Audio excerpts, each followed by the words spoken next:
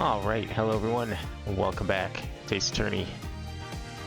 Last time, we finally got reintroduced to Maya, and as is tradition, she immediately got herself arrested, so we're definitely gonna have to save her again. Here's hoping that maybe next game we can mix it up a little and, I don't know, get Phoenix arrested or something. And Maya has to go save him instead. It's just point-and-click games without the gameplay. I mean, I don't know if you noticed, but I think there's plenty of gameplay in this one. I would agree with that if this was Dual Destiny still. That's definitely not a game with gameplay. And it's why it's probably my least favorite of all of them so far, because it doesn't have any gameplay. Now, mind you, I don't think anything will have will rival the gameplay of Professor Layton Phoenix Wright, but I think that's a little unfair, because that's technically a Professor Layton game with Phoenix Wright tacked on. Edgeworth is pretty good, though. I kind of wish that they all played like that a little more. That would have been nice. Wasn't able to find any conclusive evidence yesterday. If I can figure out Lady Kira's motive for threatening the High Priest, then maybe... Nick, today, well... Don't look so down, Maya. I'm gonna defend you with everything I've got.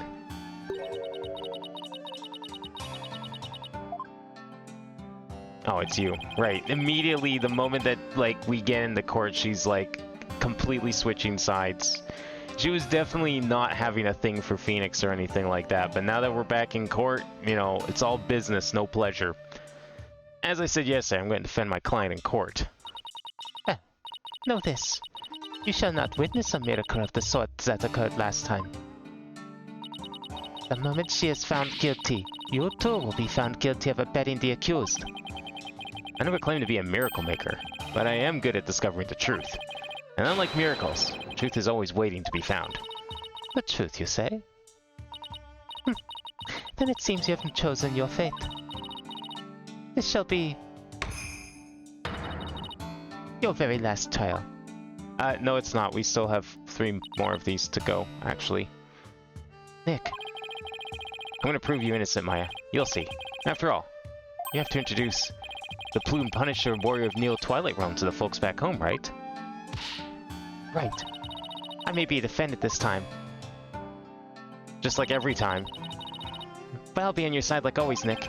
Thanks, Maya. This place is tough on lawyers. I'll need all the help I can get. Plus, it's always good to have you on the team. Well, it's time. Let's go.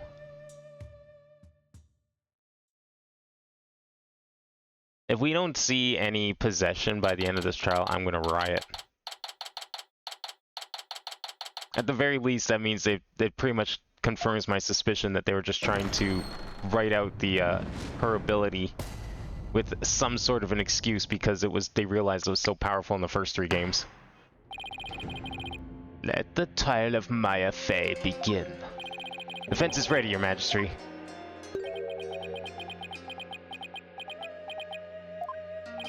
Huh? I think he's, I don't know, having a moment. He's got to prepare for the trial still. Quiet! Can't you see Prosecutor Satmati is absorbed in silent prayer? Great. The trial's barely started and the judge is already mad at me. It's very devout for a prosecutor. Why is the accused standing over there? Oh, well... Are those like incense burners in the middle of court? I guess they probably need those for the rituals. Your Majesty, in addition to being the accused, she is also my assistant. The accused is your assistant, you say? Very well, then. A criminal does indeed make a fitting partner to a lawyer with a defiled soul. That wasn't very nice. Yeah, well, bad-mouthing lawyer seems to be a custom of sorts here in Korean. I must say I'm surprised to see you still here in Korean, Mr. Wright. And even more so to find you in the Hall of Justice once more. I cannot fathom why you'd willingly risk your life in yet another trial. The answer's simple, Your Majesty. I am a lawyer, and this is what lawyers do. Although, to be frank, I'd rather be anywhere but here right now. You done praying over there? Ah, good. Such foolishness. Prosecutor Satmadi, are you ready to begin now? Yes, Your Majesty. The prosecution is ready. Let us begin without further delay. But first, I promise you both this. I will cast your wicked souls into the fires of hell. Thus shall the soul of the victim attain salvation. Ha ha ha ha! Splendid! I would expect nothing less of you, Prosecutor Satmadi.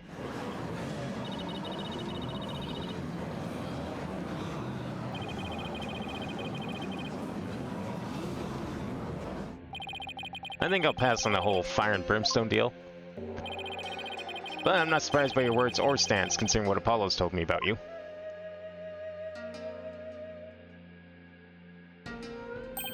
So, it was you who instilled that putrid lawyerly guile within him. Putrid what?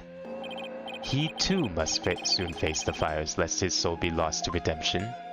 But I shall send you on ahead so that he will not be lonely when he arrives. Sorry, but I'm afraid it won't be that easy. And people say I never know when to give up. Nervous, Maya? A little. Feels like it's been ages since we stood side by side like this in court. Too bad I'm the defendant. And don't worry. We haven't lost the case together yet. You're right. Let's give this everything we got, Nick.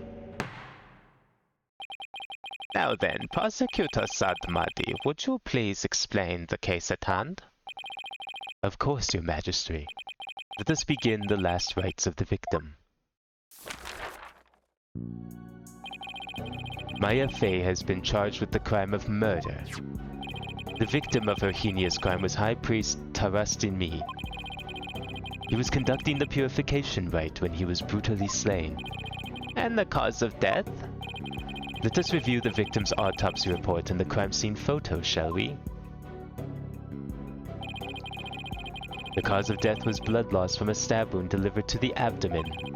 The murder weapon was likely the Warbad dagger, which was used in the rite. However, the weapon has yet to be found, though the scene was thoroughly searched. A sacred relic used as a tool of murder. The Holy Mother's wrath shall be most severe. The murder itself took place at the height of the purification rite.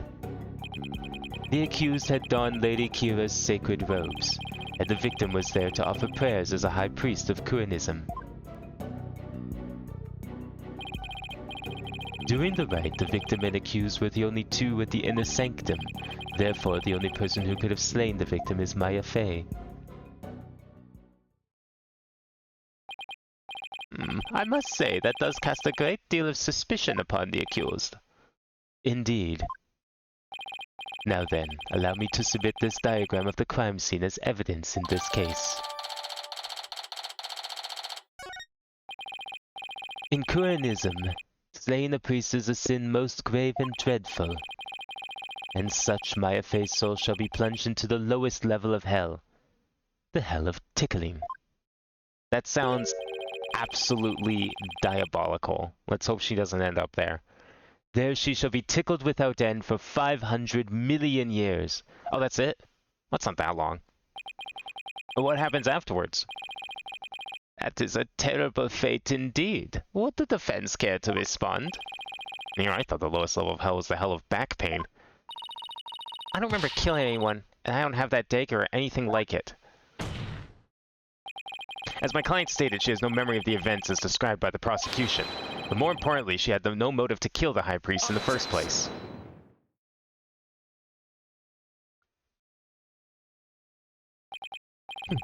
I thought you might say that. Nevertheless, the meaningless prattle of lawyers is utterly ineffectual here in the Hall of Justice. For all will be made clear by her benevolence Refa Padma Kuranin's insights. So it is, and so it shall be. The divination seance reveals the truth for all to see. Here we go again. Bailiff, please show in the royal priestess.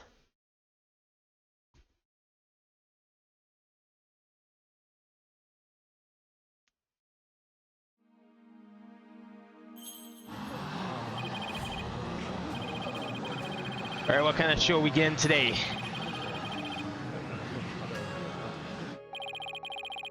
You know, what happens when it turns out that her seance fails to support the prosecution's claims twice in a row? Like, what's the audience gonna say to that? As popular as ever, as I see. Rest assured, good people of Korean, I will defeat this murderer and her better. They shall not escape on their freedom expressed today. What a joy it is to have the royal priestess back in the Hall of Justice. May the Holy Mother grant us her divine favor. Adiara Korean.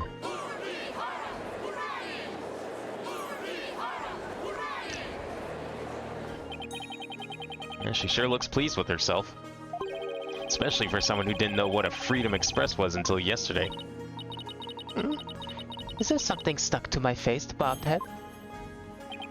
No, nothing, Your Benevolence.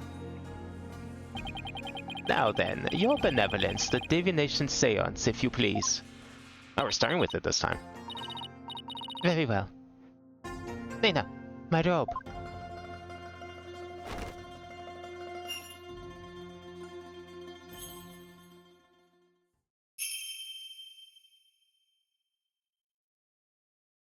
O Holy Mother, we hold this divination seance in your name. Let the eyes of everyone here be clear, and our ears be unstopped. O dance of devotion, guide the victim's soul to me, so that we may receive their final memories in the pool of souls. I'll say, hey, hold back a little bit on the voice acting there, otherwise I'm going to be out of a job.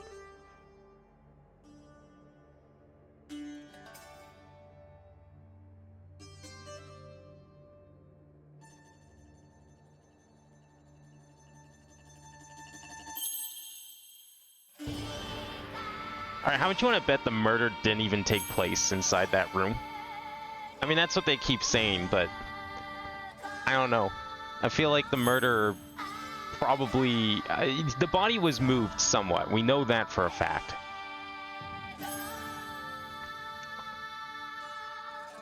And I think there's a high chance that the escapee, in this case, are definitely related.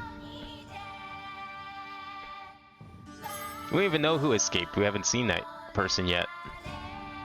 They were just in the costume the whole time.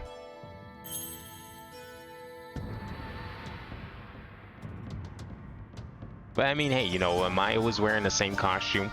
Obviously it had to be her then, right? They don't know of anyone else wearing that costume. Probably because anyone who saw the other person with that costume the other night was dead. Even if it was in the paper or not, it doesn't matter if that person was in the paper or not. It was definitely Maya. Only person who had access to the costume in the past 3 days was her. And definitely not the other person that had the costume before then.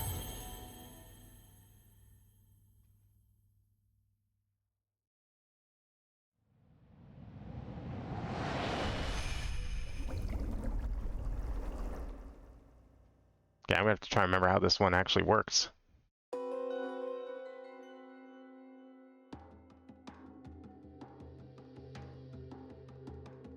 Alright, so this is from the priest's perspective.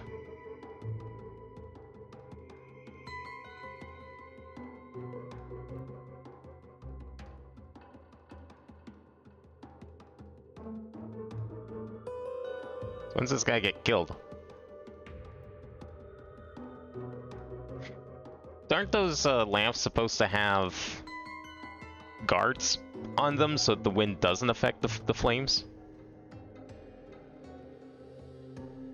Now, I'd be pretty impressed if Maya was able to get changed that fast.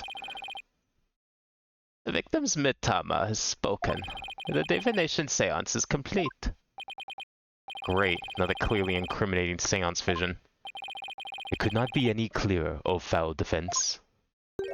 The accused donned the sacred robes of Lady Kira and then attacked the victim. Oh, how very terrible it must have been. The figure of Lady Kira lit against the dim lantern light, the scent of incense growing ever more potent as she drew near.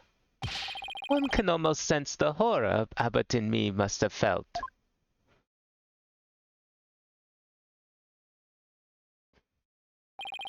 The facts presented by her benevolence are indisputable. But that wasn't me. Do something, Nick. I'm working on it. It couldn't have been any clearer. Looks like I'm in for another uphill battle. The accused committed this vile act in our ancient tradition, the purification rite. Come to think of it, the Wright's guide explains the multi-part purification rite in detail. The transformation rite.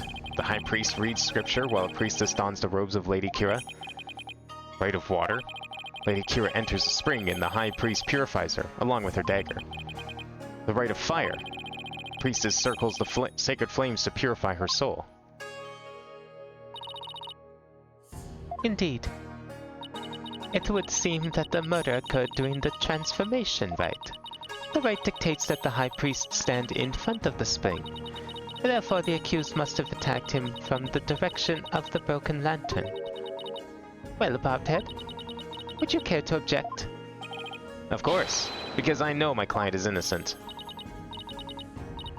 Wasn't the broken lantern the one in the far back? I mean, I guess it was hard to tell in the video, but that didn't seem like the one that was broken that was affected by the wind. So you say. You truly do not know when you are beaten, do you? I should pull it off last time with LB. I'll just have to do it again. You intend to find fault with her benevolence's insight yet again? It would seem lawyers are both creatures indeed.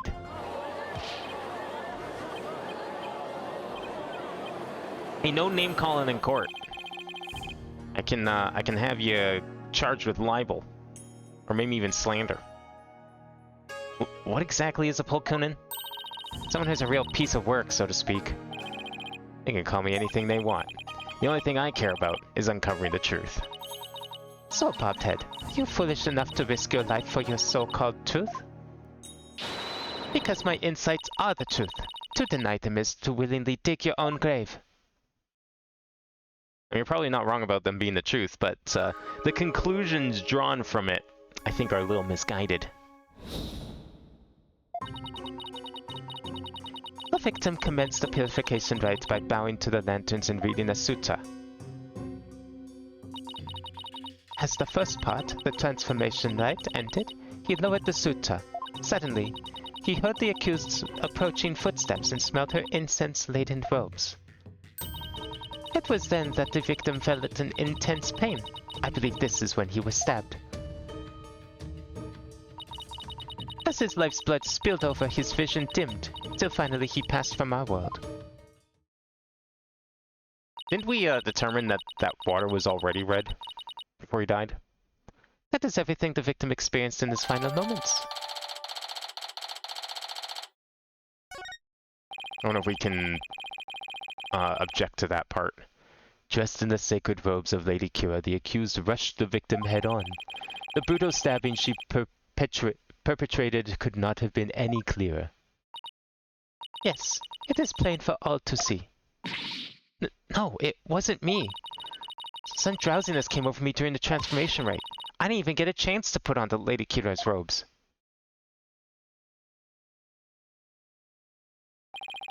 You waste our time with such meaningless statements, accused. You cannot explain away the truths revealed by the royal priestess's divine insight. Oh. How did you end up finding contradictions last time? The deceased's final memories include all 5 senses. Oh, you mean those words that appeared in the pool of souls? Looked to me like the bigger the word, the stronger the sensation was to the victim. Yeah, that's how it looked to me, too. Sensations themselves are never wrong, only their interpretations. That's why I tried to point out mistakes in Rafa's insights last time. So there could be contradictions between what Abbott in me felt and her insights, huh? You got it. And I'm gonna find them this time too. Should I check how to point out? Ah, I think I remember. We'll figure it out. Nah, I remember how it works. Still, sensations this time seem to fluctuate more than the ones from Al B's trial. In which case, I'd better keep an eye on changes in their intensity too. Okay, Time to point out the sensations that contradict the insights. Alright, victim commenced the purification rite by bowing to the lanterns and reading a sutra. Okay. Nothing weird there.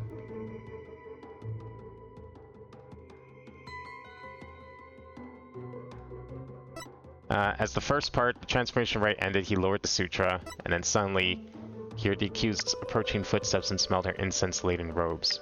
Well, there's wind. Footsteps, incense, okay. And pain, yeah. That checks out. He felt intense pain, believed this is when he was stabbed. His life's blood spilled over, his vision dimmed till finally he passed from our world. Now, I want to see something in the court record here, because I thought we determined that the water was already... I guess that's probably not going to tell us. Yeah, water in the spring was already stained red when Abbott, Inmi, and Maya arrived in the inner sanctum. I mean, this isn't really saying that he made the water red, it's just that, you know, his blood came gushing out. That was the implication, though, from her testimony, but we can't present on that specific fact, I think.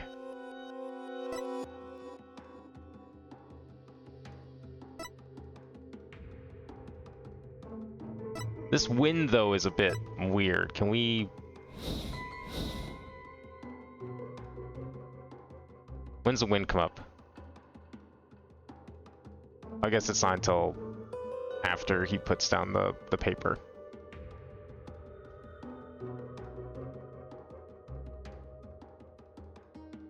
Yeah. Okay, so there's wind here. We know one of these is broken, but I thought it was a different one that was broken.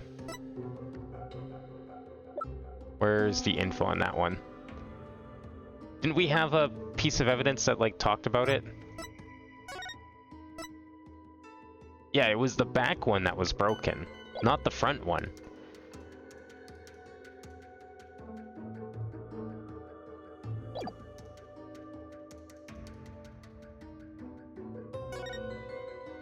Okay, so the contradictory sensation should be... Well, he probably heard the wind, but... We see that this flame is flickering in a way that it shouldn't be if the glass wasn't broken. But I'm assuming this is the one that's closest to the fountain and not the one in the far back corner where the snow was.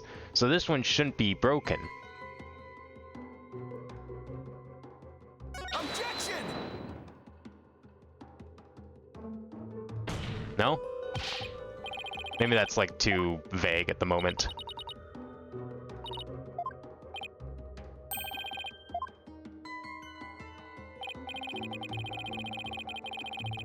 I mean, it's not really clear which one it is, so I guess that's probably not really worth trying to pinpoint at the moment.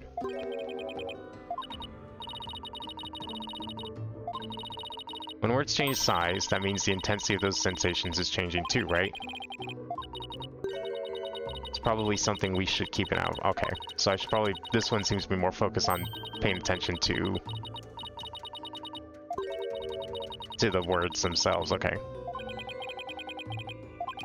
So focus on the sounds.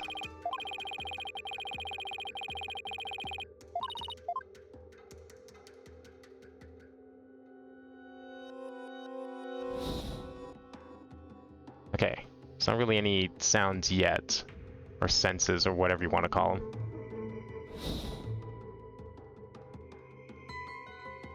So wind's fine, that doesn't really change anywhere.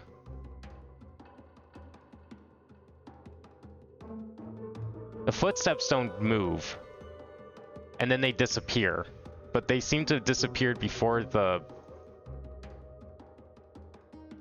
before, like, she finished moving?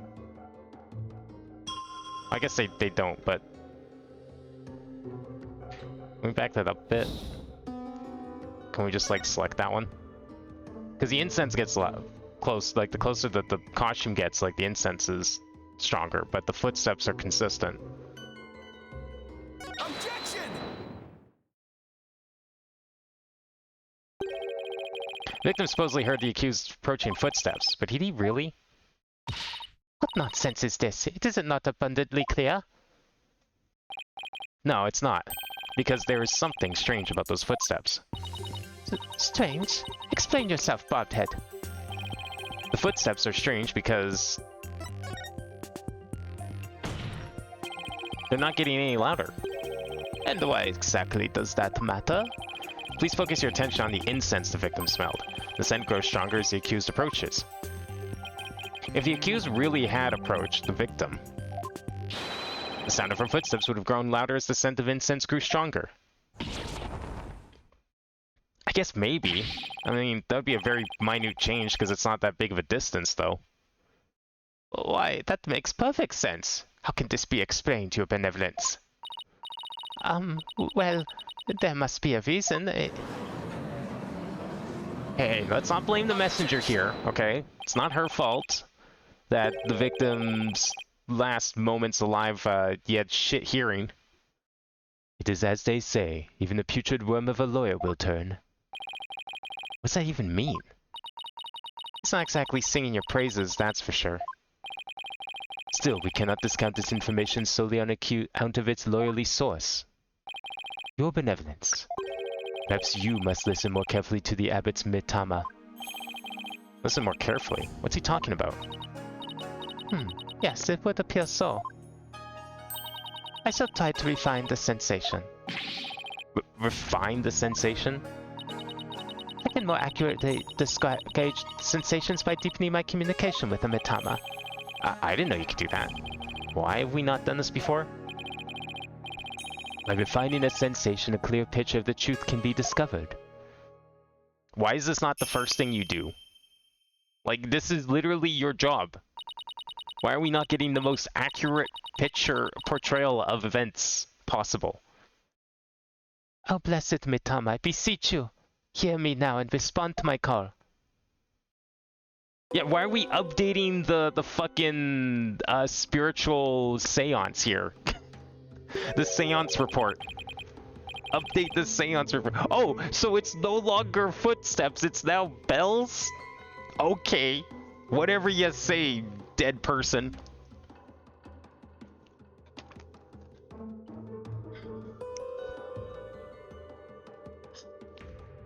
Footsteps changed into bells? What could this mean? Are there bells on the costume? I can't remember. I thought there was like something. Bells, but the only bells at the scene of the crime were... Oh, that jingling must have come from Abbott and me's bells. Wait, what? Those bells? Yeah, right, he had bells. Yeah, the costume doesn't have bells. The fuck? Why were his bells jingling? You mean those big things he had on his ankles? Well, there you have it. The sound of bells was from the High Priest's own footsteps. Right, okay, so why was the High Priest moving? So thanks, prosecution, for confirming my suspicion here that this being completely wrong. You just disproven your own series of events here. Then that means... If the footsteps belong to the victim himself, it means it was the victim who was moving, not the accused. Oh, is this gonna be a situation where the victim tried to stab Maya and then she just like... No, but... Well, okay, we've had to deal with a self-defense a couple of times, right? Like a situation where our client technically may have caused some sort of violence in the name of self-defense, but we just kind of like let it slide at the end and just considered it not guilty. Victim was the one who went running toward the broken lantern from the spring, a far cry from where her benevolence's insight would have us believe.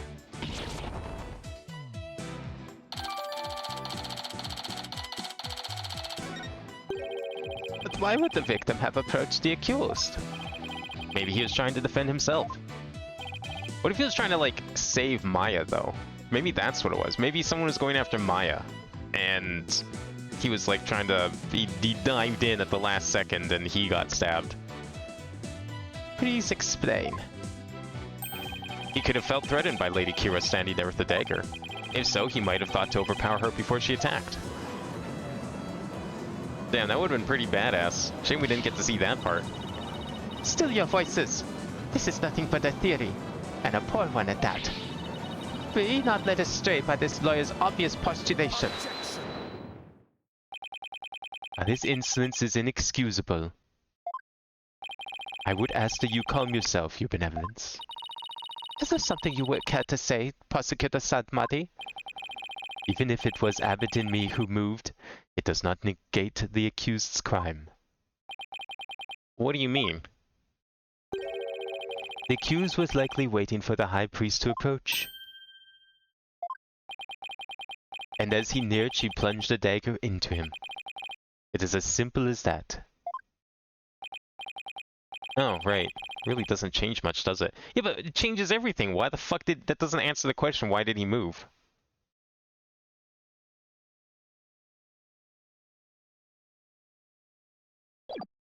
Like, what was the reason for this? That does change a lot. Yes, it is as the prosecutor said. In fact, it is as I meant to say it all along as well. Right, and that's why you were so shocked when you first heard it.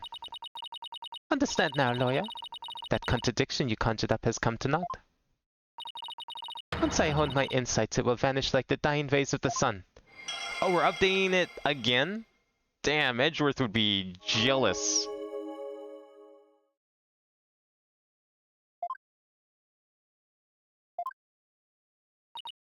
See? The fact that it was Abbott and me who moved changes nothing. Come on, Phoenix, you gotta keep your cool. That contradiction I pointed out must mean something. And one sensation changed after Princess Raifa refined her vision. Stands to reason that something else might have changed too because of the refinement. I should focus on any sensations that have changed, while searching for more contradictions between them and her insights.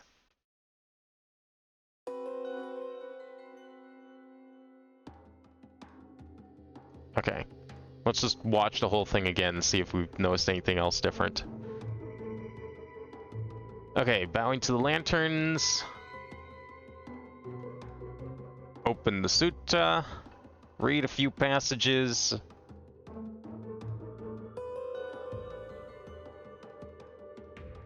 Wind. Was the wind stronger this time? I don't think that really matters. Bells.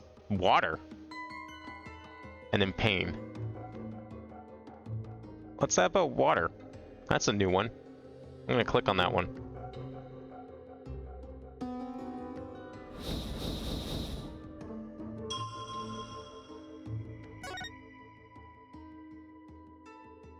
Objection!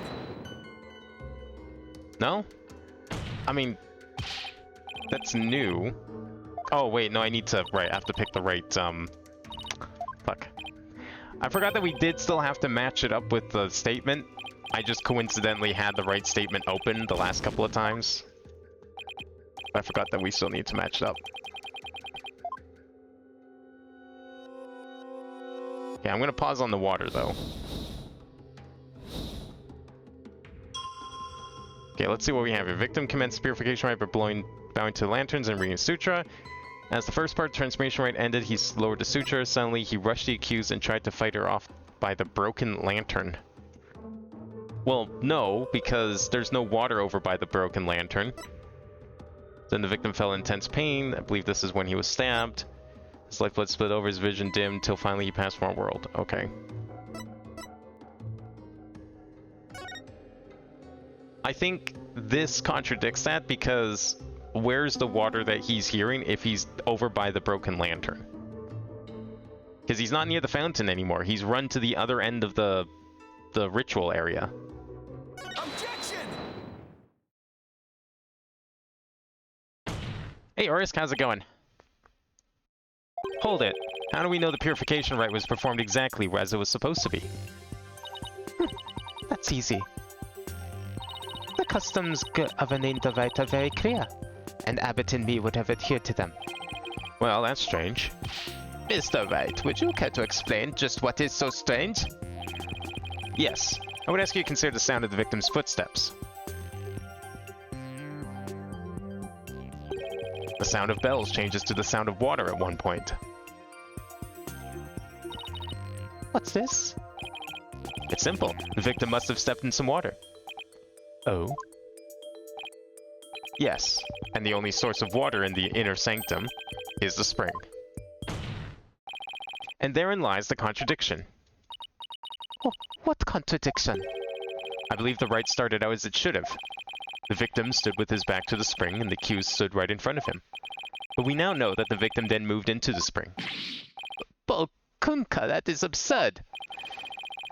This means the accused's location differs from what her benevolence's insight indicates. Then, where do you propose the accused stood once she donned Lady Kira's robes? Based on the sound of the victim's footsteps, I believe Maya was standing here. Well, she was already in the spring then, right? That's the only way you could explain the waters. There's no water anywhere else, so... kind of the only place left!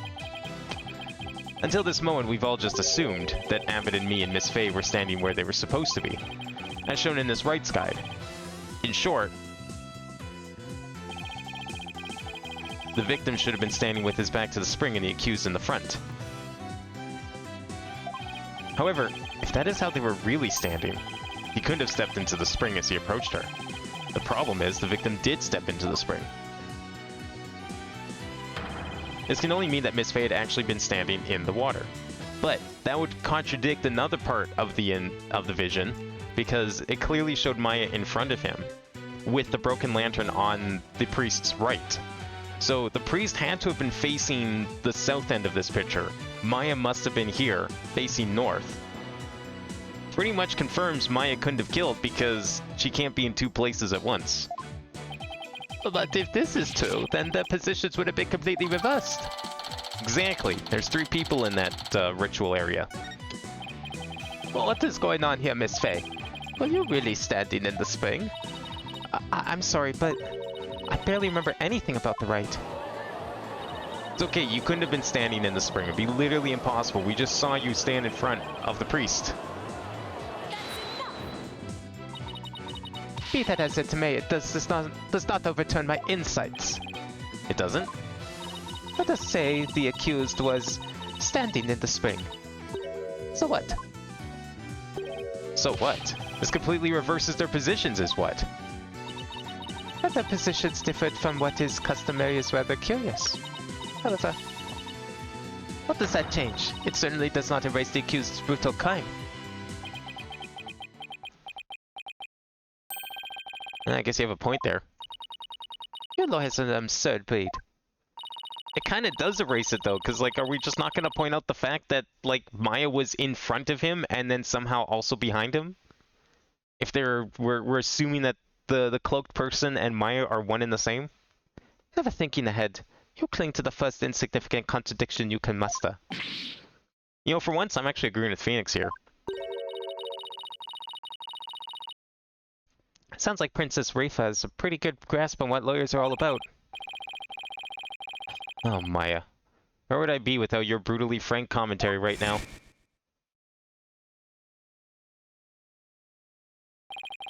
Is this contradiction really meaningless? But something really doesn't feel right. Did I take a wrong turn somewhere? No, I think we're just overlooking a very important part here.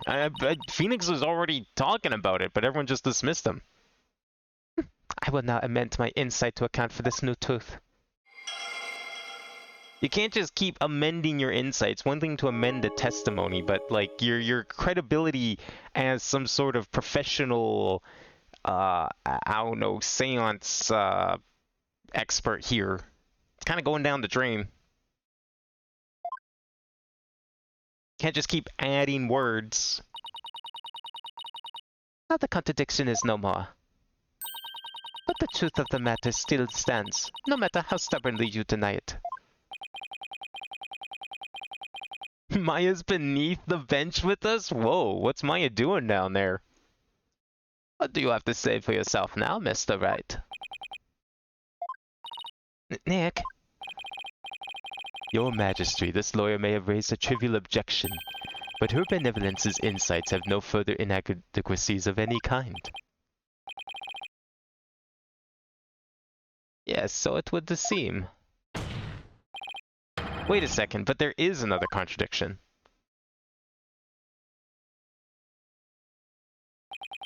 Still you flounder about, wretched beast. Though you rack that putrid brain of yours, nothing worthwhile will come of it.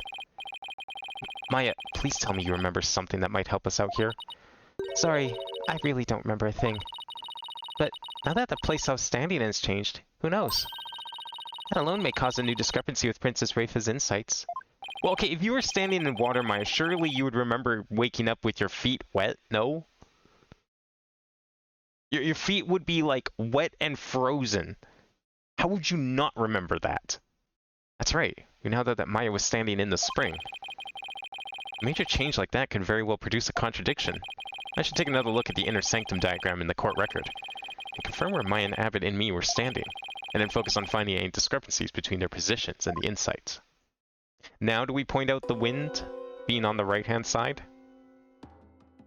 Okay, let me pause this for a second. The victim commenced the purification rite by bowing to the lanterns. He slowly lowered the sutra. He rushed to the accused and tried to fight her off by the spring side lantern. That's... okay, well, we know where we're doing this. That's too far. Where's the wind? Right there. That's... okay, apparently we don't have wind yet.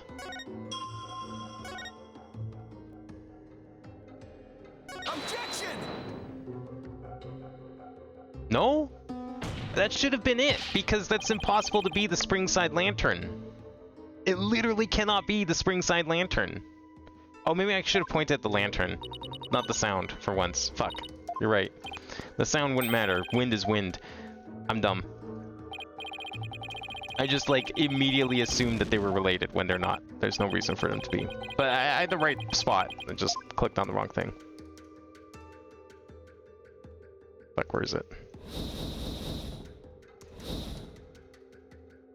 Ah, it's too far. Come on. Stop reading your suture and look at the lantern, thanks.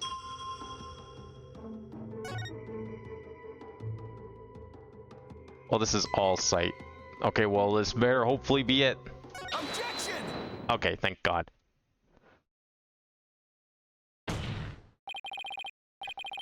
Your benevolence, I found a new contradiction. You did? No doubt about it, but it is another one of your vile attempts to slander my insights. Nope, take a good look at what the victim saw. Just might change your mind. The lantern flame behind the accused was flickering. There's nothing unusual about that, especially as the wind had stirred. No, that's where you're wrong.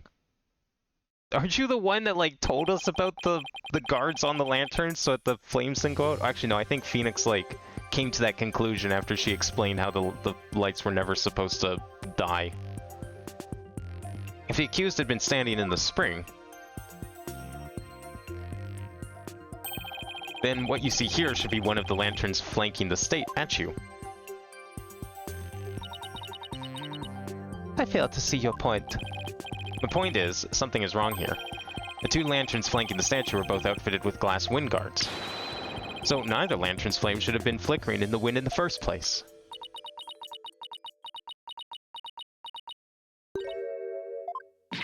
She seems pretty tickled, Nick. I don't remember saying anything funny. Yeah, she's also not in hell yet. She hasn't killed anyone yet, so, I fail to see what you wish to prove here, but very well. I shall refine the vision and reveal the truth for all to see. I'm telling you, Edgeworth would be having a field day here. Constantly pending the autopsy like this. Oh, blessed Mitama, I beseech you, fix your sight upon the lantern there. Oh, sorry, we're just doing an enhance. We're trying to find, like, the perpetrator and the reflection of the car window 3 blocks down. The lantern doesn't have a wind guard on it. And rightly so. For the wind guard was removed to reveal the sacred flame within for the rite of fire. Therefore, there is nothing odd about the flame flickering. So it's not broken, it was gone. Well, shit. That's a little different. But when we searched the crime scene, those lanterns had their wind guards on. That's because the police put them back on. Why would the police change the crime scene? The sacred flames have burned uninterrupted for hundreds of years, Defense. We could not risk them being extinguished even during an investigation. Dare I even ask how they've been burning for hundreds of years? Non-stop? That would never fly back home. Well, Bobhead, are you done quibbling? Leave it to the power of religion to, you know, overthrow all logic. If so, then it is time to bow down before this testimony of the Mitama. Nick? Don't worry, Maya. I'm just getting started. Alright, let's go over everything we know so far. Maya was wearing Lady Kira's robes and standing in the spring. The High Priest is thought to have been moving toward her, so I should look for sensations that stand in contradiction to this arrangement. So the direction of the flame cannot be used as evidence. I mean, we don't know which way the wind was blowing, and frankly, I don't really see how that matters. What this was trying to prove was in here, if you recall from last week. So see, there's a broken lantern down here. All these lanterns are supposed to have like glass wind guards, as Phoenix just stated. This one was smashed. There was like glass on the ground. It was actually cracked and everything. So it would stand to reason, you know, based on the information we had at the time of that objection, the only flame that should have logically been blowing in the wind is the broken one, because yes, it was lit, but the wind guard was broken, so obviously the wind would affect it.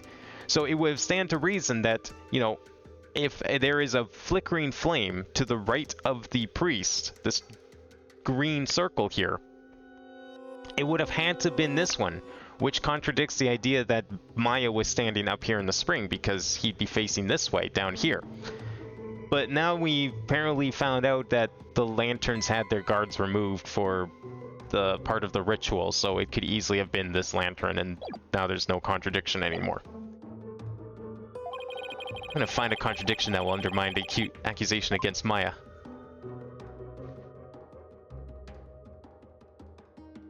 Yeah, exactly. The lantern was to his right, so if it was the broken lantern, then it would have been... Okay, no, it is the broken lantern. Hang on a second. That is 100% a broken lantern. Fuck you, Raffia.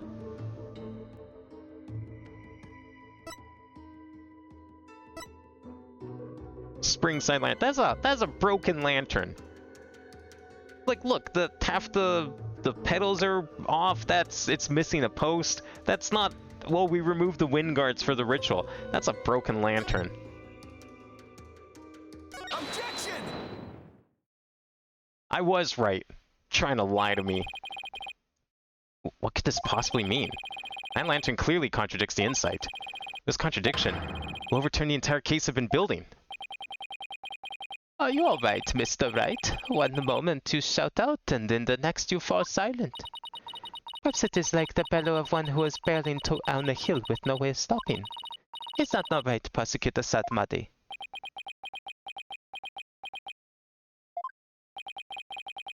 Don't get cold feet now, Phoenix. Even if this overturns the entire case you've built so far, the only way is to keep moving forward, because that's where we'll find the truth. Sorry, but I'm not barreling down a hill. In fact, I'm in full control of everything with the indisputable contradiction I've found. Is that so?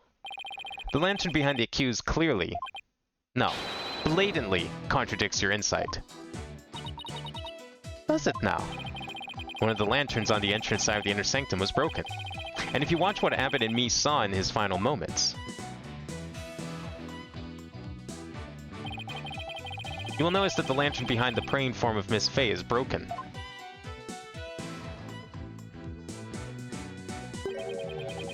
The lantern behind Lady Kira, however, is still intact. In short, we are seeing two different lanterns in this seance vision. How could this be? And even if it was so, how would that contradict my insights?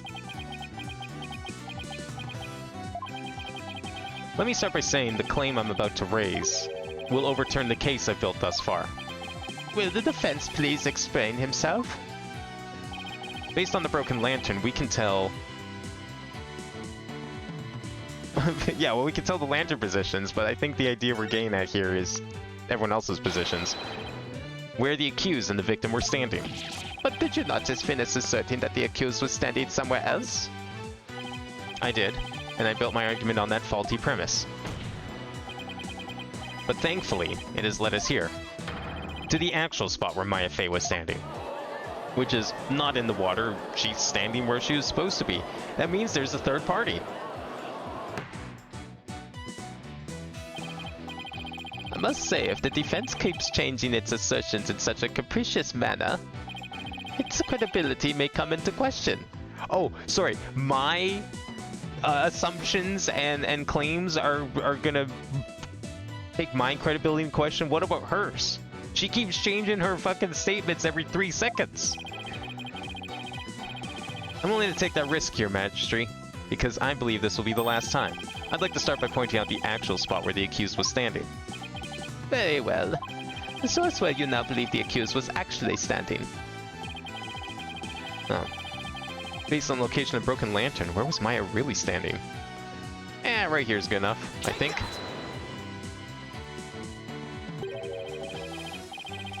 I'm on a laptop, I guess I can't type for shit in this thing then. No, you're fine, Jack. I wasn't expecting us to, like, just suddenly find out that we were staring at the Broken Lantern. I thought maybe I was wrong. Like, the game took so long to reach this point, I legitimately thought that I was incorrect, despite how obvious it was. I'm glad I wasn't, but yeah, I had me going for a bit there. Wasn't thinking straight before, but now it's all falling into place. We know the victim had stepped into the spring. That means Maya Fey had to have been standing in the water as he approached. However, his memory, which has only now become clear, reveals that Miss Fey was standing by the side of the Broken Lantern. In other words, she was standing where she was supposed to be according to custom. Does that not bring us back to the very beginning? No, this is where things take a different turn. And I mean that literally. The victim had to have been moving toward the spring. That means that while he was moving, he had his back turned toward the accused. So while he was reading the suture, he must have turned around then. What's this? Do you mean to say the victim turned around doing the right? But such an image appears nowhere in the seance vision. Actually, it does appear. It's just that no one noticed until now. No one noticed? How could no one have noticed something so big? There was a moment when the scripture the victim was holding was all we could see. Thanks to that, none of us could tell that he was in fact turning around in that moment. Objection. If it is as the defense asserts, then her benevolence's insights no longer make sense. How do you intend to explain that?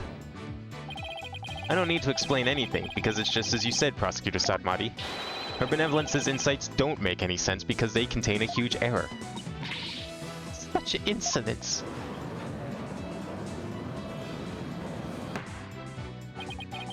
A huge error, you say? Do explain. The huge error is...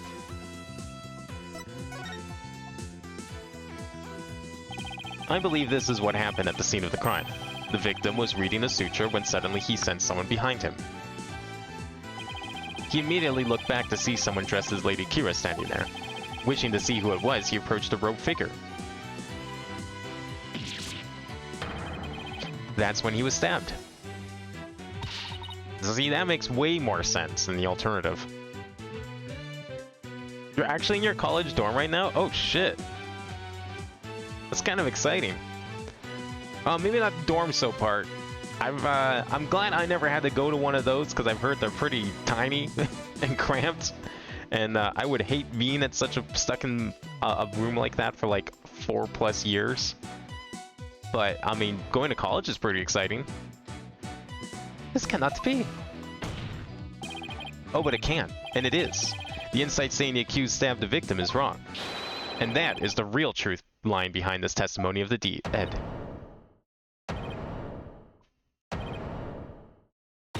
Is that like a new world record for Phoenix proving that his client was innocent?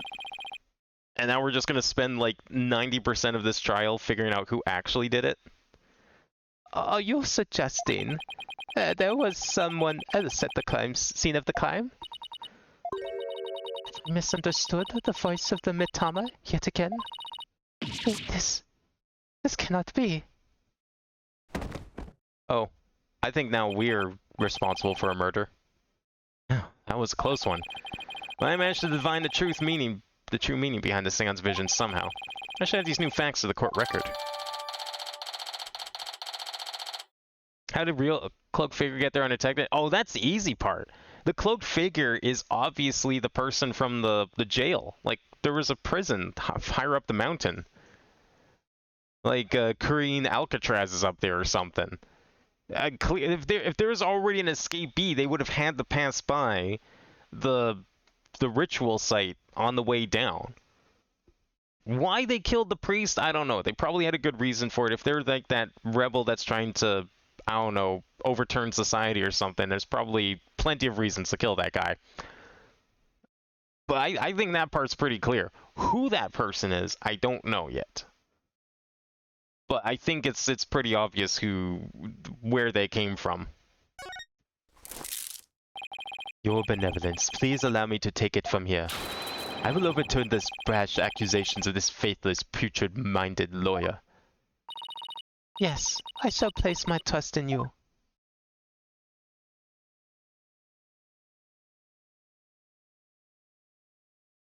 Rafa needs to get some sleep. Yeah, she's been following Phoenix around like for the past 36 hours at least. She definitely needs a break. Are you sure about this, Prosecutor Satmati? My work as an international prosecutor has taken me to courtrooms around the world. And in that time, I have learned to perform last rites for souls and trials lacking a seance. Yes, of course. Forgive my ludicrous inquiry. Moreover, I have with me a forensic investigator from overseas. I will show you all the most magnificent last rites ever seen. Because he really does think highly of Emma and her forensic expertise. I'm impressed that he's come to understand their value. But then again, he is an international prosecutor who solved tough cases around the world. Time to hunker down, huh? Now then, let us continue with today's proceedings. Could the defense please tell us who the third party dressed as Lady Kira was? Your new claim has negated the insights of the royal priestess, so I trust you have some evidence to support it, correct? Yes, of course. This third party must have really wanted to kill the High Priest. Might be able to identify who it was. I had evidence of their murderous intent. We're waiting, Mr. Wright. The evidence that can reveal the identity of the third party is this. It's the paper, right?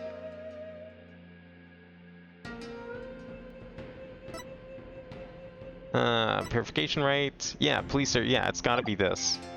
Take that! No! It's not the escapee from the prison on the mountain where the ritual took place. Oh yeah, the blackmail. No, it's probably a better one to go with for now. Okay, we'll go with that. Right, yeah, because that's more. Yeah. I'm probably not wrong, but it's not as. Yeah, it's not quite relevant yet. No, you're right.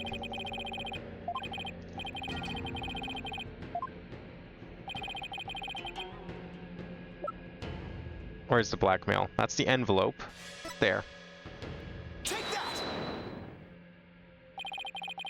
3 days before the purification rite, the victim received a warning letter from an unidentified individual. And that unidentified individual is probably the person from jail. He did? Whoever sent it clearly meant to threaten the High Priest. The letter said, "Do not perform the rite." But the rite went on as scheduled. I believe that is why the High Priest was murdered. Who do you suppose sent that letter? A person with something to hide. The rebel hunter disguised as Lady Kira herself. Who was in the newspaper, which I already presented. You know what, I'll give the game that one. That probably doesn't make much sense to present the newspaper.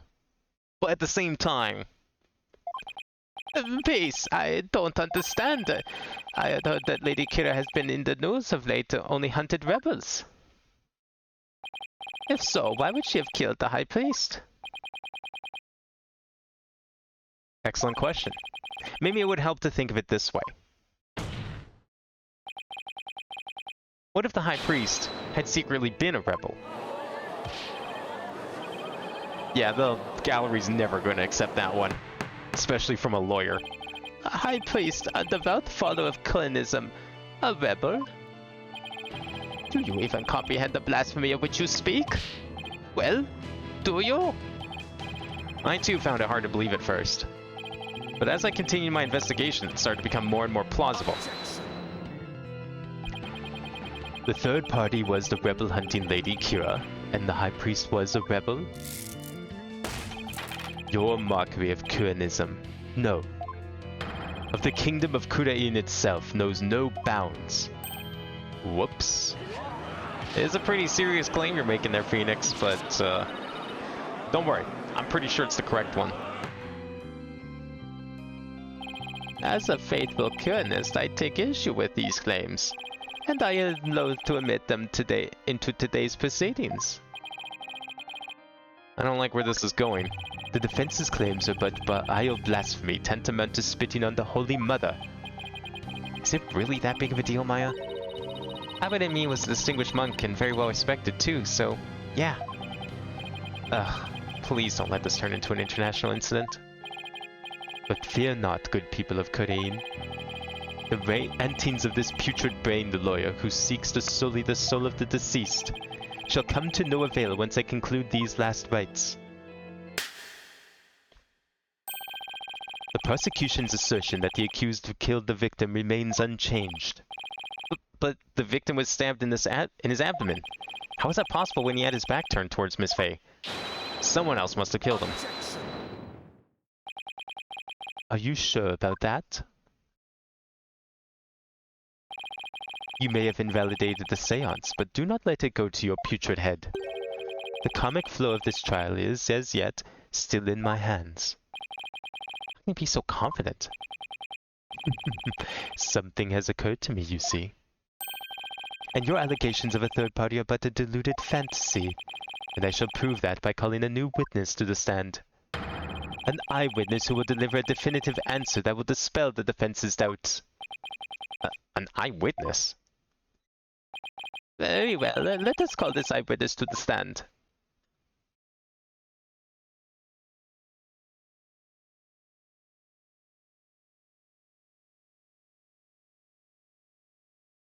This butterfly needs to be paid time and a half for its work here.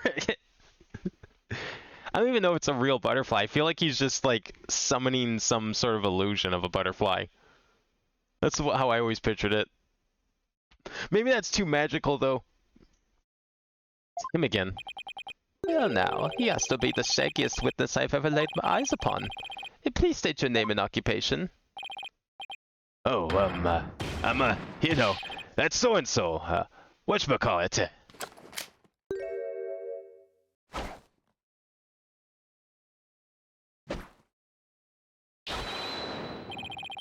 Anonymous TBD.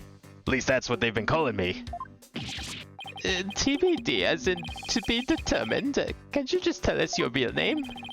The witness has suffered a blow to the head, rendering him amnesiac. Therefore, I named him Anonymous TBD in my report, but he thinks TBD is part of his name. You're letting an amnesiac testify? Have no fear, I've already questioned him at length. Yeah, remember the last time we let an amnesiac testify? Well, actually, he wasn't amnesiac, he was just playing the part. But it is true that he has utterly forgotten his name and past. His memory of what he witnessed is still very much intact. Considering the dearth of information, any knowledge may be of help. Therefore, I will permit his testimony. Now, Mr. Immus, please tell us what you saw.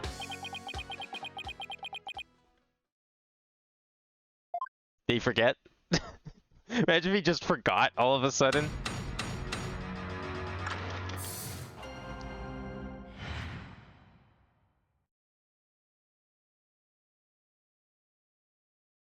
Magic doesn't exist. Yeah, you're right, Jack. I was silly to even consider the notion that magic exists in the world of Phoenix Wright. Absolutely no magic here. Last case, that wasn't even real. We never did. What do you mean case 2? Case 2 never existed. Spirit possession? Nah, there's none of that. No magic here. You're right.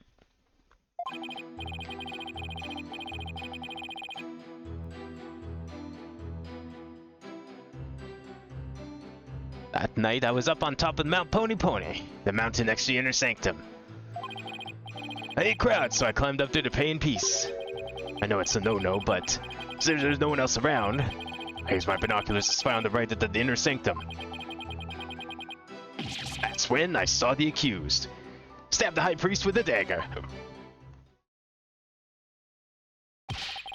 There's no way you saw Miss Faye stab the victim with a dagger. It was pitch black. How did you see anything? I swear I don't remember what he's talking about. Or I don't know what he's talking about. Or don't remember at any rate. Mount Pony Pony, the beautiful mountain that is also known as the Little Sanctum. How did you see it from down there? They must be talking about that smaller mountain from the poster. Mr. Immus, I was wondering. What can I do you for? Inner Sanctum lies at an elevation where clouds and fog can obscure the view. Are you sure you were able to see what happened from the mountaintop next to it? Good point. His Majesty raises an excellent question. Well, Mr. Immus? On the day of the Wright, wasn't a cloud in the sky. I had a perfect view. If you don't believe me, check the weather forecast in the paper that day. Nick, don't we have the newspaper for that day? Yeah, let's take a look. Around the Inner Sanctum will enjoy calm, clear skies today. The warmer temperature will make for excellent prayer weather. Be warned, however, that we'll see a cold front move in overnight. It does say calm, clear skies, doesn't it? See? Told you so. 100% this guy is not amnesiac. 100% this guy did it.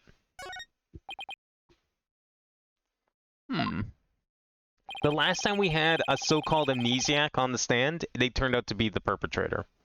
Well, it would appear the witness has offered testimony worth hearing. Mr. Immus, I too have a question for you. Can you already question the witness? Well, that's what I'm here for, right? Shoot! How was the accused holding the dagger? Was she holding it underhanded, its blade protruding from the bottom of her hand? Yep, I believe she was. It's called a reverse grip. Ah, I thought as much. Hold it! Hold it right there. What bearing does that have on this case?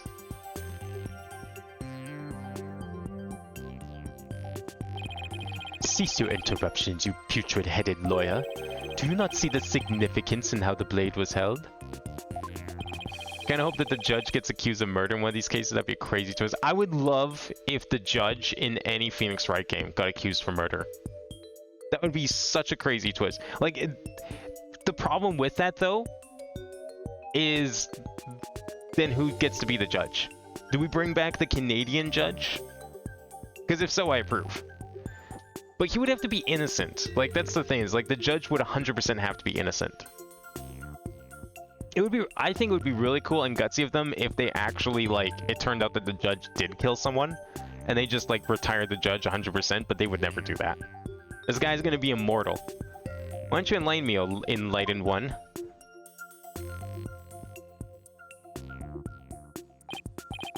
I knew you were a few all. I can already picture you in your next life. Next life? Yes, after your soul writhes for centuries in the pits of hell, you shall be reborn as a wetless sea urchin with barbs limited to your posterior. You shall live a short inconsequential life, only to be brutally devoured by a sea otter. That was a bit excessive. Simply asked what the dagger grip had to do with the case. Now pay attention. How the accused held the dagger is of vital importance. With such information we can infer exactly what actions she took. You were saying that the victim was killed while he had his back to the accused. Is that correct? Yes. As such, the accused's dagger grip tells us something very important. The accused approached the victim from behind, swung her arms around him, and plunged the dagger deep into his abdomen, using a reverse grip. So we're just gonna ignore the third party in the sanctum then? Thus, Mr. Immus's testimony clears up any doubts that might remain. And it coincides with her benevolence's insights as well. This is a disaster. I thought I'd blown these insights out of the water, but now they're back to haunt me. Now then, the defense may cross-examine the witness.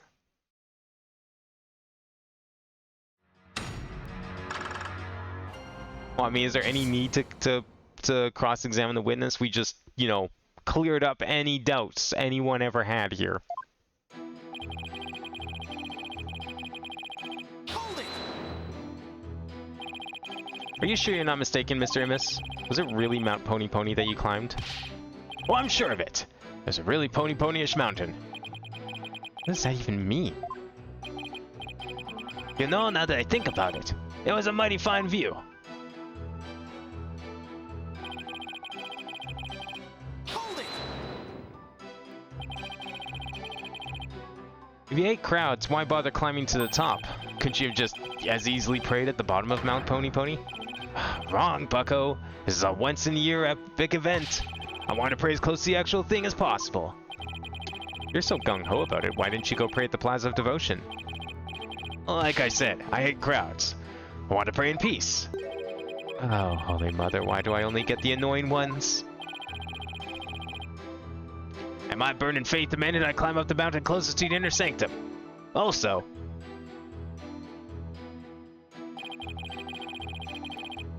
Hold it! Since nobody was around, there's nobody who can corroborate your actions either. oh, you're exactly right. In that case, Mr. Amos, let me ask you this. Was there a reason you didn't want to be seen? About that, if you get caught climbing the surrounding mountains on the day of the rite, you can get in big trouble. That's it?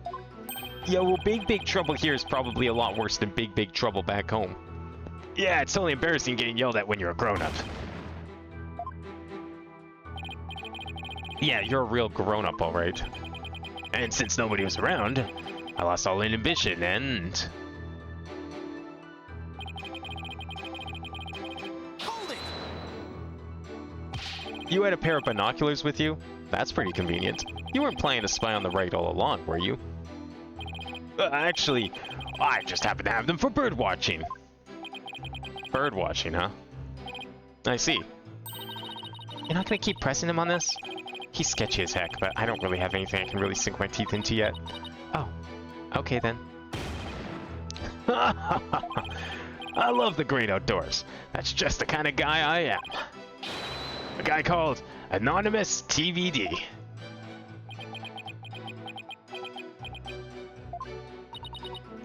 He's really starting to get on my nerves. As I looked through my binoculars, I couldn't believe what was unfolding before me. Hold it! Did you really see what you say you did? Are you saying I'm lying about this? Well, I'm not. It's etched permanently in this old noggin. But I don't do what you say I did. I didn't even get a chance to touch the dagger on the day of the rite. When I know that, all I know is what I saw. I've never even seen you before in my life. Possible reason could I have to lie. I didn't expect there to be any witnesses up there and way up there. But I don't remember doing any of all that. I know, I have a feeling the witness is lying. There has to be an inconsistency somewhere in his testimony. Alright. There's one really major thing here that's bugging me. Use my binoculars to spy at the radiator sanctum. Please tell me this is correct. Where's the image? How did you see this? I don't care if it's foggy or not. How did you see anything? Objection! No! We're just, that's not it. You're on a mountain that's way lower elevation. There's a giant wall. How did you see anything? This better come up later, I'm gonna be upset. That's a glaring omission there from the logic.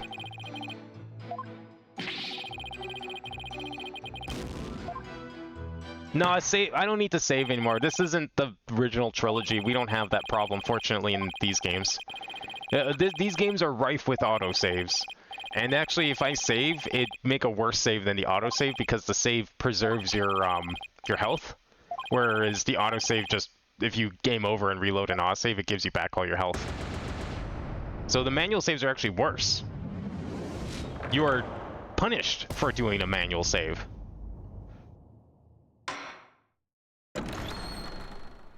The only time I might want a manual save is if I press something and it like reveals a new statement, but even then the game does a pretty good job auto-saving whenever something's added to the testimony or you get a piece of evidence mid cross-examination.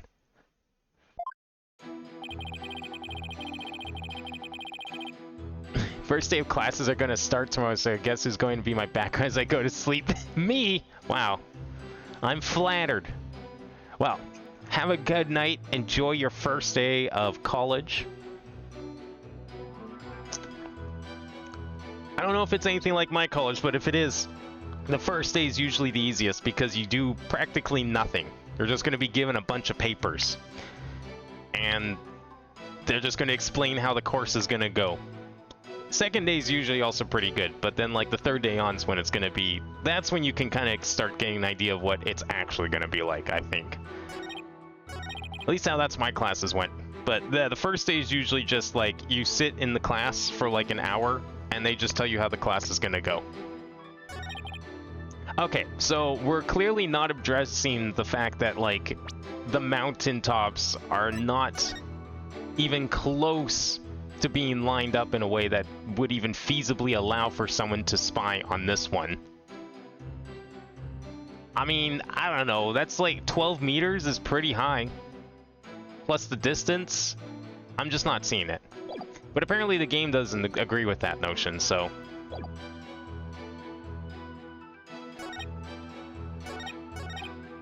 I saw the accused stab the high priest with a dagger. Now, is it possible I did have the right logic, I just used the wrong statement?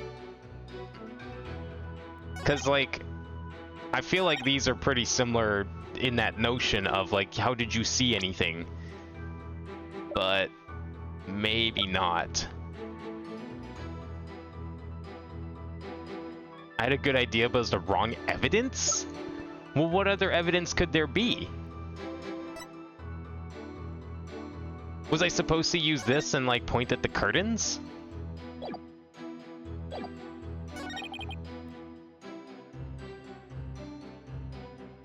What did I go to college for? Programming. So, mine was lucky. I don't know what you're going to school for, but, like, at least with the programming, I was fortunate that I was able to walk into class with literally nothing on me, and everything was provided. We didn't need books, we didn't need papers.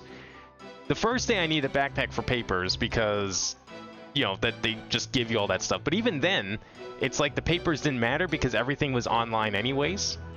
And anytime we did read excerpts from a textbook, all the professors just copied them and made PDFs of them. We never had to buy textbooks because it's programming. Textbooks would be outdated in like a week after publishing. And what little was in a textbook, they just made PDFs of anyways. Fuck copyright, you know, that sort of thing. So I 90% of the time, I just walked in with like my jacket on because it's, you know, winter. And maybe a flash drive because that's where all my files were stored. That's it. If I was feeling really rambunctious, I might bring a laptop, but most days I didn't even bring that. It's within 15K, but like, do you know how tall a meter is, Duck? like I'm almost 2 meters. I am 2 meters tall. Just about. I'm over 6 feet. 2 meters is like 2 yards and 20 centimeters. That's pretty tall.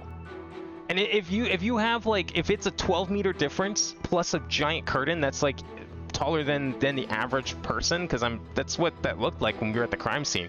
That's like, let's add another, I don't know, 3 meters to that. 15 meters. How are you looking up over a 15-meter height over the wall and onto a ritual? I'm guessing, okay, maybe if that's the hint you're going with here, I'm going to say it's going to be this. It's going to be the diagram, and we're going to point at the curtains. Objection! No? Okay.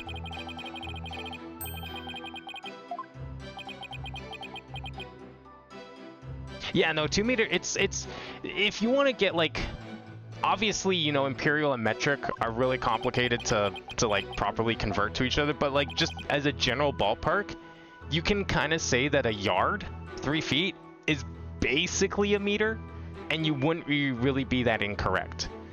In fact, here in Canada, we actually have meter sticks that also have imperial measurements on them. It'll have, like, you know, 1 to 100 centimeters, but it'll also have the 3 feet to make a yard. And when you look at it, it's like they kind of line up. It's not that there's not that much extra space. But, you know, if you're just doing general ballparks, you can say that a meter is a yard, and you're going to be mostly correct. I have better evidence for the curtain. What else do I have? This? Oh. Yeah, I literally have the curtain. Okay, but like, the height difference doesn't matter. We're just, I mean, the curtain's part of it, but I feel like the height and the curtain work together on this one here.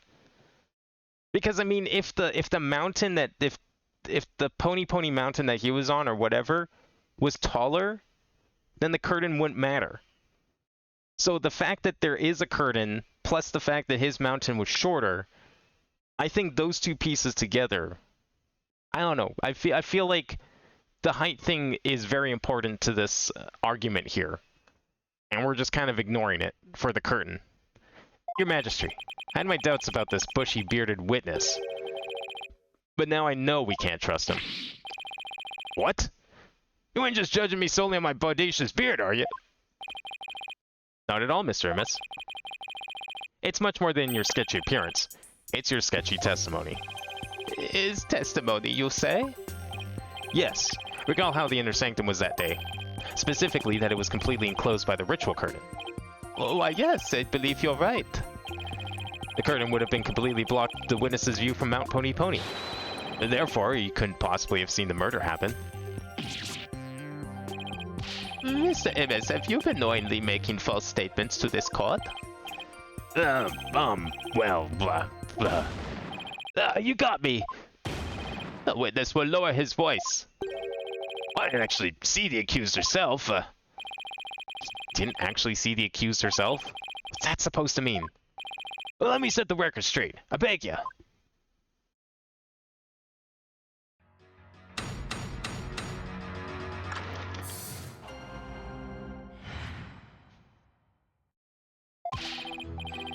I saw their shadowy silhouettes, projected against the ritual curtain. Really? How thin was the curtain? Paper? It looked like a thick fucking tarp to me. Hang on a second here. Does this look thin enough to see shadows through the curtain in the middle of the night, in the pitch black, lit by 4 tiny candles? I don't think so. That is canvas. You're not seeing shit. But figures were created by the light of the full moon on that clear and still night. Bullshit. She was just a shadow, but I could tell it was the accused reverse gripping that dagger. Shadows? That's what you saw? That's right. I could see what was going on by the shadows projected onto the ritual curtain. In the future, Mr. Imus, I would rather you offer up accurate testimony from the start. Forgive me, my main man, my Master Magistrate. Chalk it up to my fuzzy memory. Though he saw but shadows, it is still valuable testimony. You have to be kidding me. What are we gonna do now, Nick? All I can think of is let's look for inconsistencies between the actual Wright and what Mr. Imus says he saw. Now then, the defense may cross-examine the witness once more. The moon is not going to be casting shadows like that.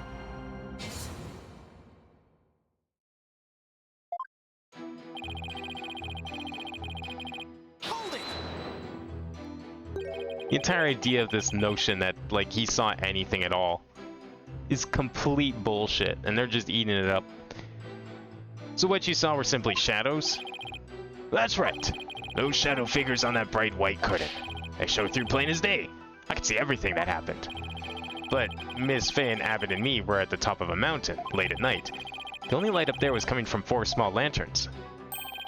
How could the shadows have been projected that clearly onto the curtain? No wonder people harp on you lawyers. You're always so dang skeptical. Lanterns weren't the only source of light, you know.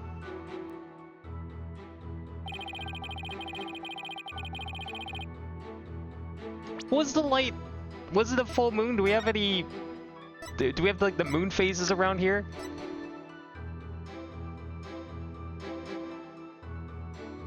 Oh, we got a cold front overnight. Or potential effects on prayer weather. Okay. Is there anything moon related in here? Nothing I'm really seeing.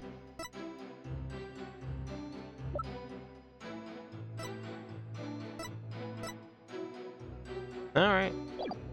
I guess we can't really say it wasn't a full moon.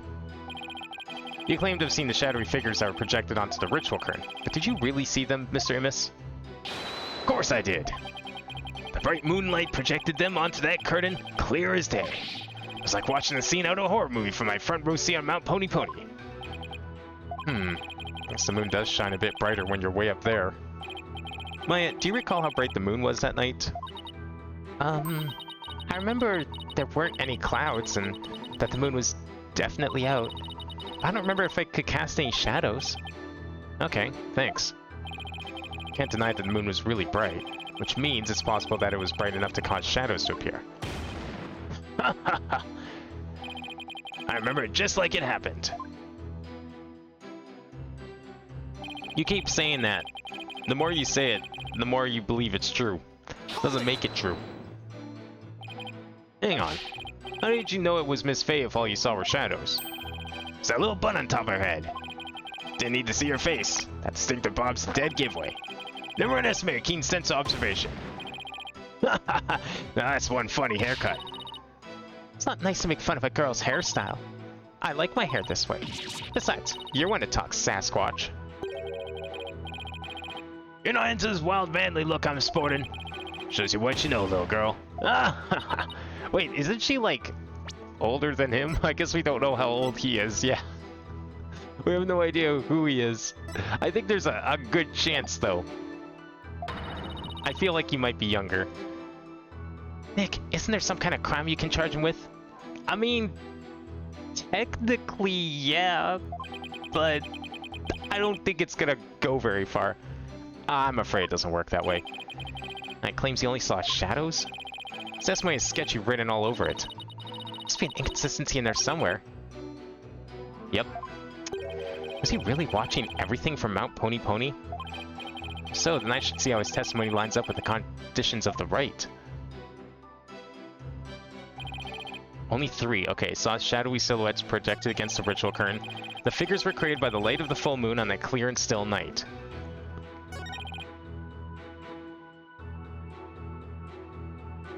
Just a shadow, but I could tell it was the accused reverse gripping that dagger. Well, okay. Hang on. Because in here... Okay, begins with the transformation, right? The high priest reads the scripture while the priestess stones the robes of Lady Kira, which have been purified with incense. Priestess enters a spring dress as Lady Kira, and the high priest purifies both Lady Kira and her dagger. Ceremony ends with the rite of fire, in which the priestess circles the sacred flames to purify her soul. The two then devote themselves to prayer until the rite comes to a close 2 days later at noontime. So she shouldn't have the knife yet, because then this seems to be implying, maybe this is not too vague, but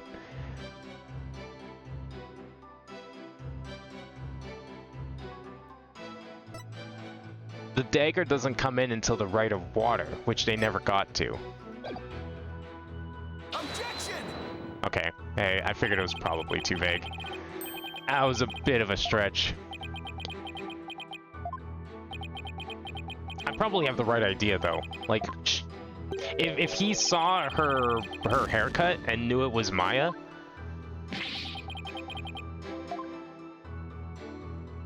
then she wouldn't have had the costume on.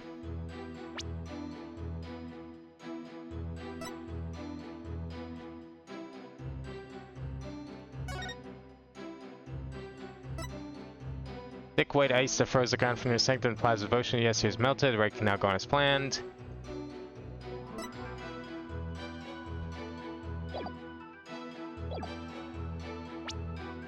No, I think it's gonna be this one because it's the only one that has...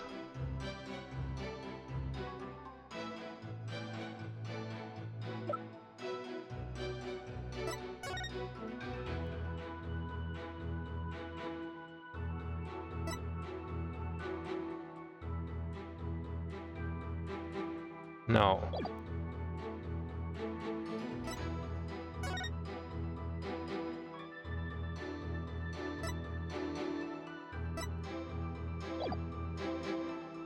What would stop him from seeing this correctly? Yeah, we can't disprove the moon. Can't disprove that he saw shadows.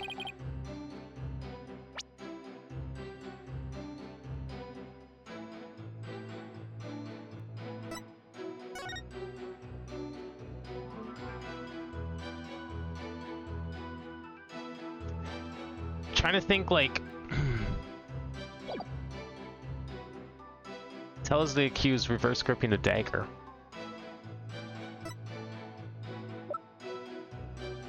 Is it this? Well...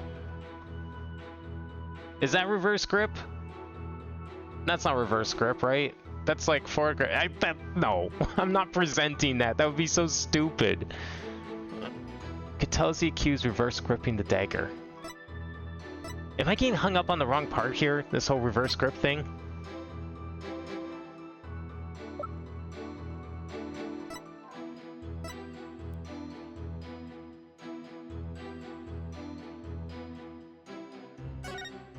These are just in a snow pile. Those don't have any relevance at the moment.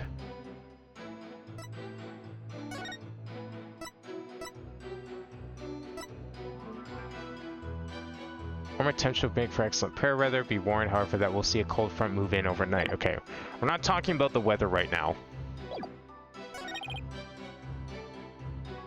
A clear and still night. Are we talking about the weather? It is a cold... I mean, a cold front would imply wind. Objection! No, okay.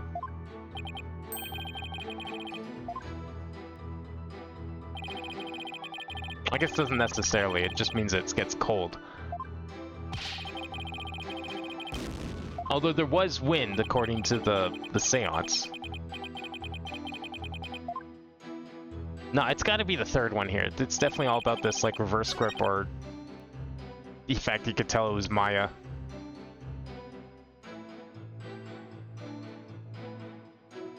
Hold it!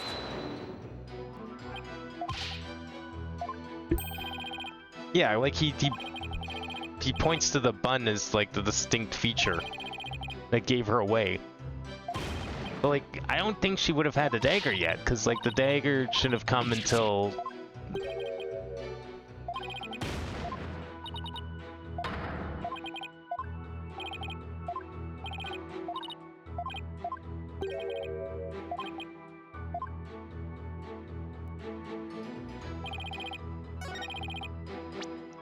Is he really watching everything from Mount Pony Pony? So I should see how his testimony lines up with the conditions for the right.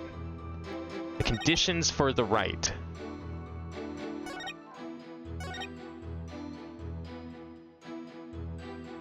So the weather is important here, but it was clear. Right? This says it was clear.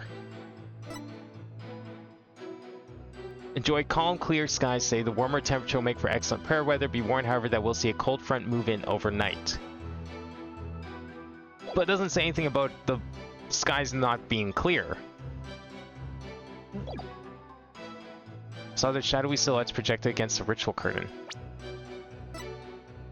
I mean, I don't know what else it'd be, but like, that doesn't... It doesn't say it's cloudy.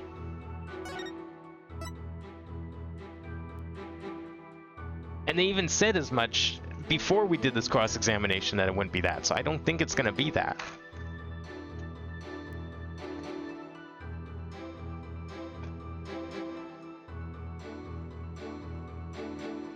Okay, what else can we try here? I'm not gonna dismiss it entirely, but I'm very reluctant to pick it at the moment. Okay, it can't be the curtain. It's not gonna be that. This is just the autopsy.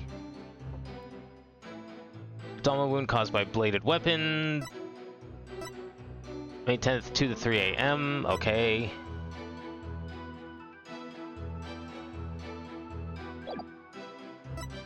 There's the banner here. We don't know why it's shredded, but don't think that's really important right now.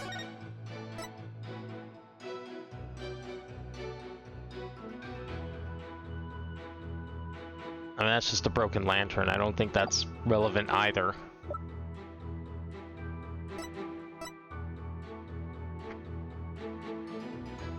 Now do we do this? No. Do we? Well, if all he saw was shadows, then he definitely would have seen those from below, so that's not important.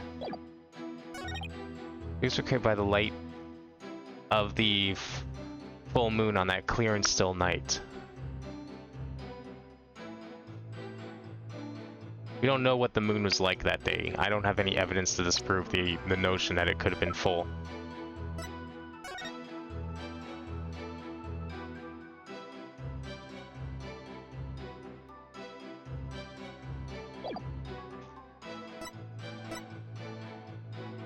I swear to God, if it was this, I don't think it's gonna be. That's then the music even changes.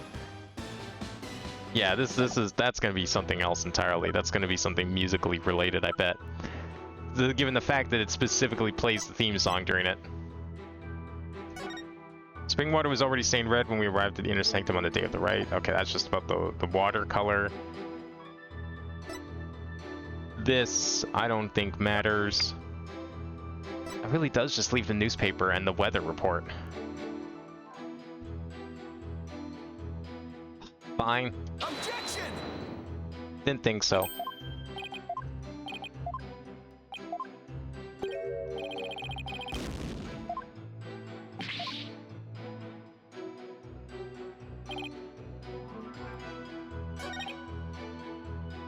Saw their shadowy silhouettes projected against a ritual curtain. Just a shadow, but I could tell it was the accused reverse gripping that dagger. I already tried presenting this though, and it doesn't say anything about how you hold the dagger. This is a spring dressed as Lady Kira, and the High Priest purifies both Lady Kira and her dagger.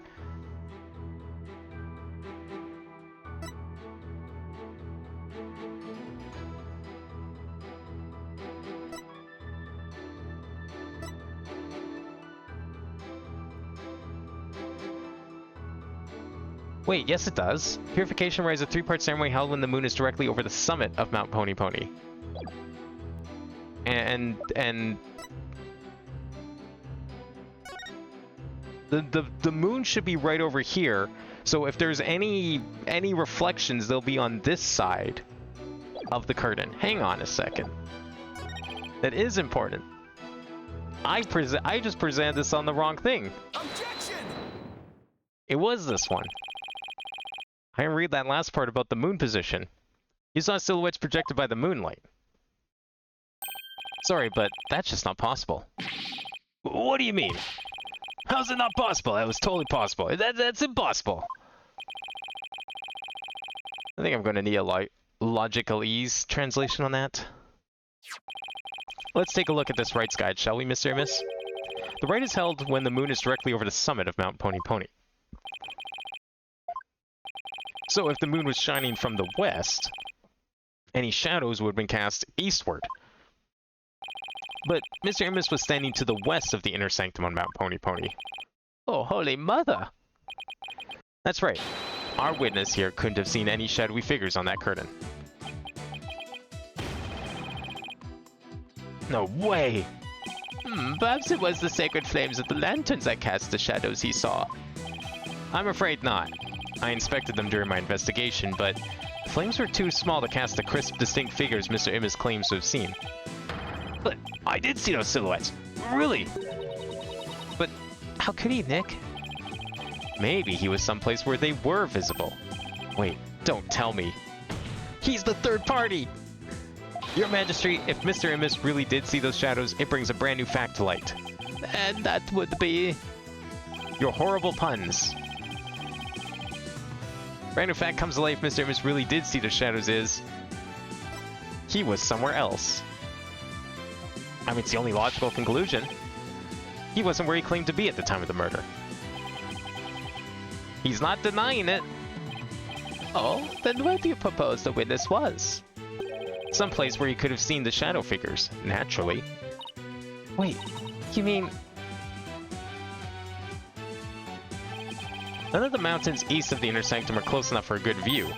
That leaves only one place he could have clearly seen the shadows from. And where might that be? This is where Mr. Immis was at the time of the murder. The Inner Sanctum. Mr. Immis was at the Inner Sanctum, just outside the curtain on the east side. That's the only place from which he could have seen the shadowy figures. Really? Wow, I didn't even think of that.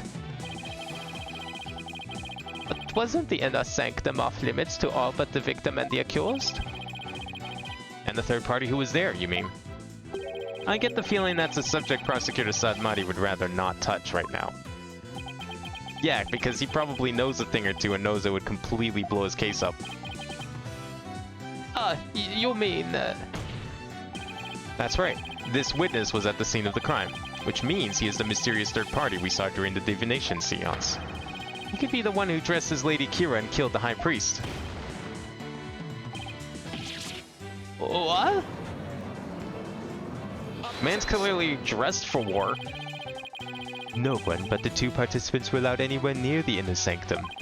And the only way up there are the stairs that start down at the Plaza of Devotion. So tell me, how do you propose the witness entered that sacred space? He climbed the mountain, obviously. Oh, he must have, I haven't thought that far ahead. The sanctum has sheer cliffs on 3 sides and a steep towered rock face on the other. No one could have made it there by climbing the faces of those cliffs. His Majesty speaks true. To say Mr. Immis was at such an inaccessible location is but a bit to tarnish his credibility. Is that not right? Yeah, his credibility, though, has been already heavily tarnished with his statements, so don't think we care about that right now. Right. I was at the Inner Sanctum, and no, sir, no how. At least I'm pretty sure it wasn't. Then what about those silhouettes you've claimed to have seen? I'm starting to think I've been imagining things. What? This is insane.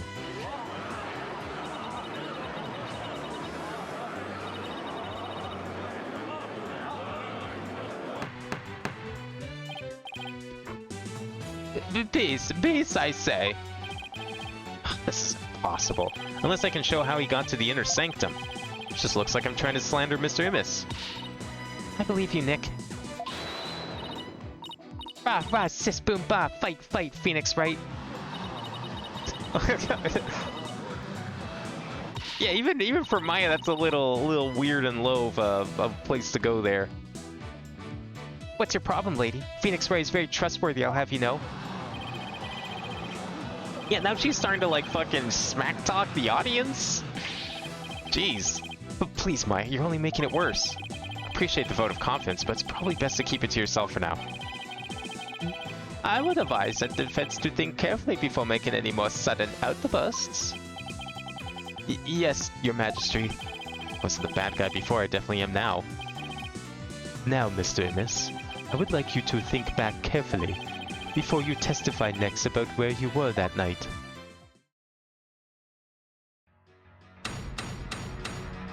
Yeah, please tell us where else you might have been that night. The court is dying to know. Well, I was never at the Inner Sanctum, I tell ya. That much I'm sure of, even with the fuzzy memory. Besides, would have been impossible to get there in the first place. Boy, you lawyers sure are scary. Objection, I have evidence disproving that last statement. I guess it might have been impossible for him to get to the Inner Sanctum like he claims, but... Now you will insist in trying to frame this innocent witness? No. I mean, this man's clearly dressed for mountain climbing. I think he just climbed up the mountain. Mr. Wright, is it not time to end these cross-examinations?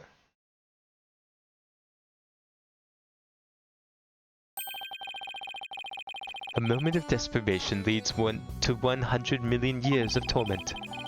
It means that for each moment a sinner spends struggling to deny their sins, 100 million years of torment are added to their time in hell. Puritism is the strictest religion ever. And just so you know, you've already accrued 200 million extra years.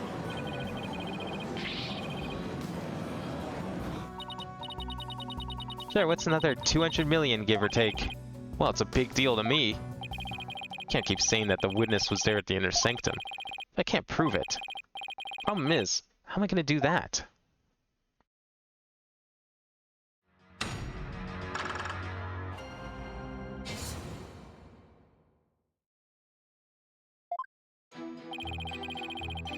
Hold it! Are you sure you weren't there? All I'm sure is that you're deeply skeptical. Hey, Mr. Prosecutor, are all lawyers like this? Most certainly. They always try to pin crimes on innocent witnesses without any proof whatsoever. They are no better than bacteria or viruses. Yikes. You mean he's contagious? He's gonna give me lawyeritis. Okay, this is getting ridiculous. Ew, that was a close one. You almost put me there at the scene of the crime when I wasn't even there. Hold it! You just said your memory was fuzzy. I sure did. What's the big deal? I'll tell you what, your testimony isn't very credible if your memory of the events is fuzzy. Oh, no worries there. My memory may be fuzzy, but I'm very clear on one thing. Here we go again. If you ask me whether or not I remember what I did that night, I'd say I do. So is your memory fuzzy or not? In short, you are confident that your testimony is true. Is that correct, Mr. Immis? Exactly. Guess you don't get to be a judge for nothing. So in closing, I can clearly say that I was totally not there. Then why are we even listening to you if you weren't even there? As some witness you were. Hold it! This Joker is the guy who escaped from jail. This man's in like full military getup. He fits the description of the escapee to a T. Says he doesn't remember anything. Bullshit. Wonder if it really was impossible for you to get to the inner sanctum. You have something to say, just say it. Couldn't there have been another way to get there? A way that wouldn't attract attention? Yeah, maybe because he already had attention attracted by the fact that he was escaping jail. No, there isn't. Which means there is. Perhaps the defense would share its theory with us. I don't even have a wild guess, let alone a theory, though. Time to reach in my bag of bluffs. To reach the inner sanctum without attracting any attention. He fell from the sky. Maybe you fell from the sky. I was kind of hoping this was gonna go in a less jokey way, because I was actually being serious. Lawyer thinks he's a comedian now. I was wondering what crazy theory you would propose next. Well, defense, let's hear it. Mr. Immis could have, parachuted down. Actually, couldn't have he? Wait, like, actually? Where is it?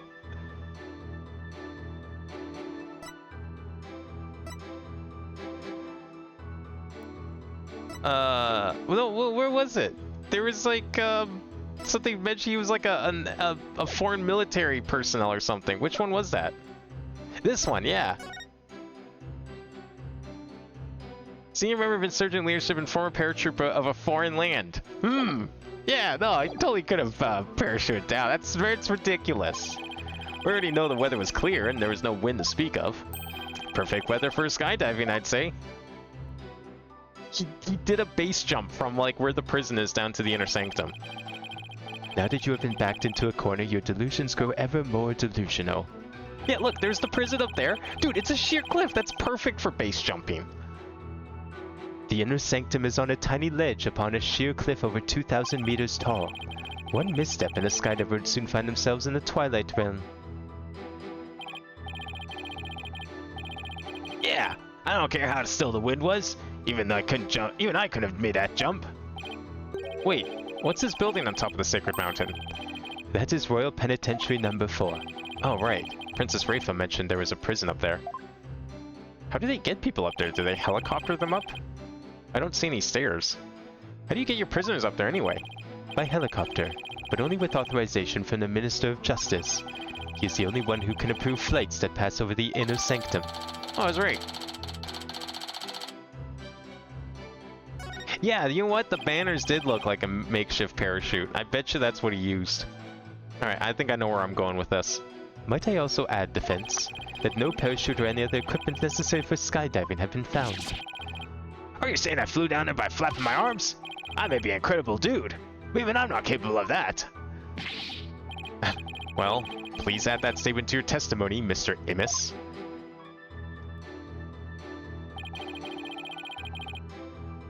Hold it! We're probably gonna present those banners. You wouldn't need to flap your arms if you had some gear. As I have already stated, nothing of the sort was found in or around the scene of the crime.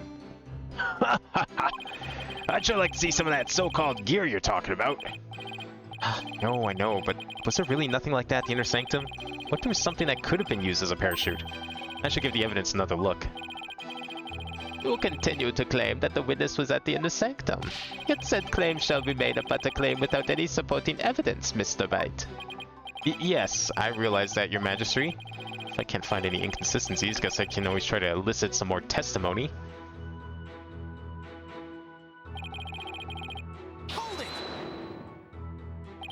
Now hold on, lawyers aren't scary. But you're saying I was at the Inner Sanctum when I wasn't. Anyway, to try to frame an innocent man like that is scary in my book.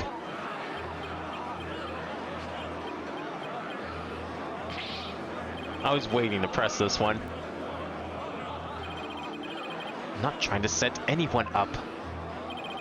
I'm going to provide evidence and explain exactly how it was done. The gallery speaks true. They know the depth of a lawyer's sin and the poverty of his virtue. Maybe some bad apples, but we're not all like that, you know. Don't worry, Nick. I'll still root for you, no matter how morally bankrupt you become. Thanks a bunch, Maya. Mr. Immis wasn't at the Inner Sanctum, or more precisely, couldn't get there? I don't see a way out of this. Yeah, these kinds of debates only get worse if you argue them the wrong way. I'll have to pry some conclusive testimony out of him, and then present some evidence. Like when you're trying to catch frogs from a pond. Once you get a grip on one, you better hold on tight. Right, something like that.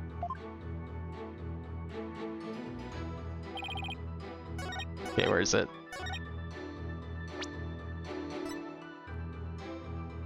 Someone getting a big banner. This has to be it. Objection! Mr. Immis is right. He couldn't have skydived down there without any gear. Well now, finally come around, have ya? Now you see that I couldn't have possibly been there at the Inner Sanctum. Right. If you didn't have any gear, that is. What on earth are you talking about? That overreaction is a dead giveaway that I'm on the right track. Take a look at this piece of evidence. Those are prayer flags, are they not? Yes, but they have been sewn together to create one big banner. A banner that could also function like a parachute. Kunka. People of Kurain are so used to seeing prayer flags that the police didn't even think twice about these flags during their investigation. No, this cannot be. The witness landed at the Inner Sanctum by using these prayer flags as a parachute. Is that not right, Mr. Immis? There's no way out. I'm surrounded. Mr. Immis? Well, this chalk's jogged my memory. I guess I was there at the Inner Sanctum after all. And why were you there at the Inner Sanctum, where you weren't supposed to be? As I suspected, there were 3 people there that night. Hey, out of curiosity, just... Okay. Just making sure of something there. For later. You did it, Nick. You weren't wrong after all. Thanks? Mr. Imus, you were the one disguised as Lady Kira that night, weren't you? What? No way. No how. It's like this. Oh yeah. I was only there at the Inner Sanctum by accident. By accident. Exactly. That thing's not a parachute, it's a homemade paraglider. A paraglider? Are you telling me you could fly using that patchwork mess of material? Well, it may not look like much, but it's as sturdy as can be. I rode the wind like an eagle, going higher and higher from my earthly launching point. Then something happened that forced me to land at the Inner Sanctum. You landed a full paraglider at the Inner Sanctum. May I see it? So you just happened to land there. You expect me to believe that? Now, please calm yourself, Mr. Wright. However, the fact that the witnesses at the Inner Sanctum is crucial testimony indeed, and it certainly warrants further explication. Therefore, let's continue with more testimony.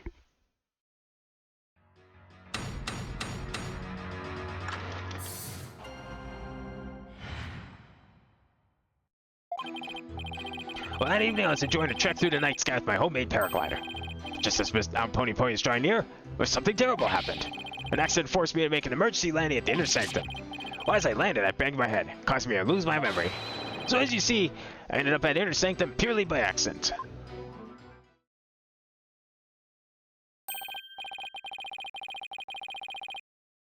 Mr. Amos, you failed to mention any of this during your pre-trial questioning. Oh, it can't be helped. I mean, I'm just remembering now. Continue with such slipshod testimony, you will be cast into the hell of hangnails, where you shall have hangnails grown and ripped out for 800 million years. That sounds way worse than tickling. Why do murderers go to the tickle hell, and this guy who only committed perjury goes to fucking hangnail hell? Looks like that caught Prosecutor Sadmati off guard. This is my chance to rip his case to shreds. What if you commit both perjury and murder? Do they, like, tickle you while ripping off your hangnails? Hold it!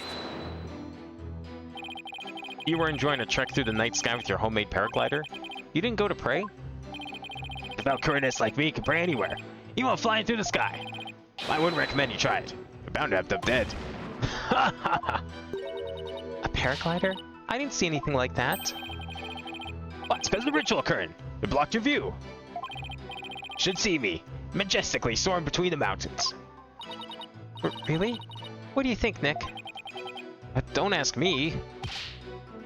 I was really enjoying that flight. Well, at first, anyway.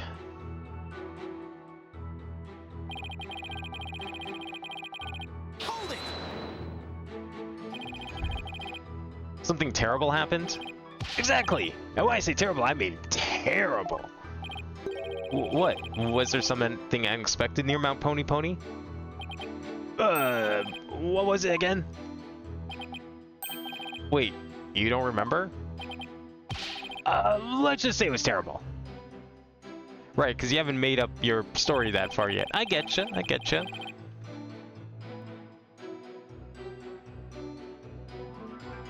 Hold it! What exactly is this accent you had? Good question. Oh, now what was it again? Wind? Oh yeah, it was the wind. And not just any wind, but a sudden gale force wind. Made me lose control. The wind was strong enough to make you lose control. You got that right. Okay then, please add that to your testimony.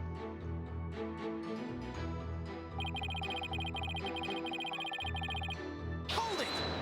I'm not sure I can really believe this one. Had the wind been blowing the whole time around the mountains? Yep, just the right amount of wind for paragliding. So that sudden gale force wind is a real shocker. I see. So a decent wind had been blowing until then. Right. A paraglider's not much use without a decent wind. Yeah, right. Hold it! Where at the Inner Sanctum did you land? Well, it's easy. Where the paraglider ended up. I guess that does make sense. So outside the ritual curtain on the side where the moonlight shadows were cast. Right as I landed, I hit my head on a rock. Lost both my consciousness and my memory. Ha ha ha. Something's seriously wrong with this guy. Yeah, most people wouldn't be laughing every time they mention they lost their memory. Hold it! You're lucky to be alive after an accident like that. Yeah, I'm just a lucky kind of guy. It's times like these that separate the men from the boys. Wow, I'd say you're incredibly lucky.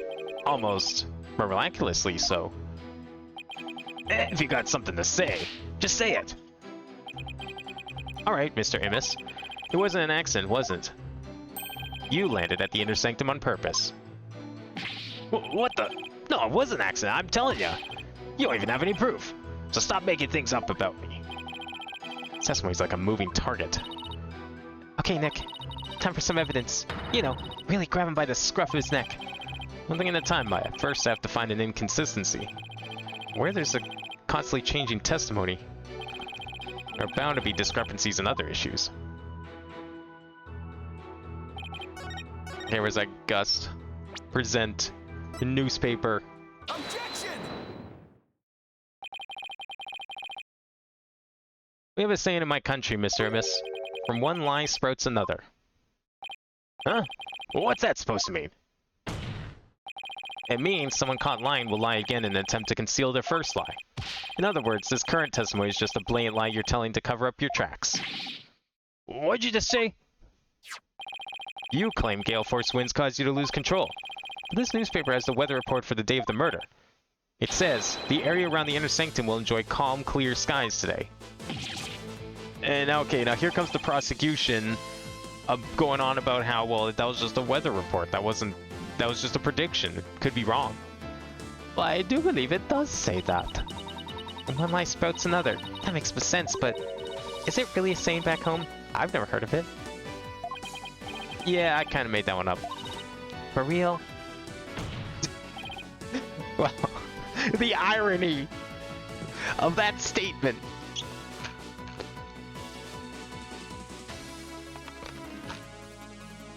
Your Majesty, the witness's testimony contains another flaw. One that's even more fatal to his cause. More fatal, you say? The defense will explain himself at once. Mr. Immis claims he was flying up around the inner sanctum with his paraglider, but it would have been impossible to get all the way up there without any wind. Why, yes, I believe you're right.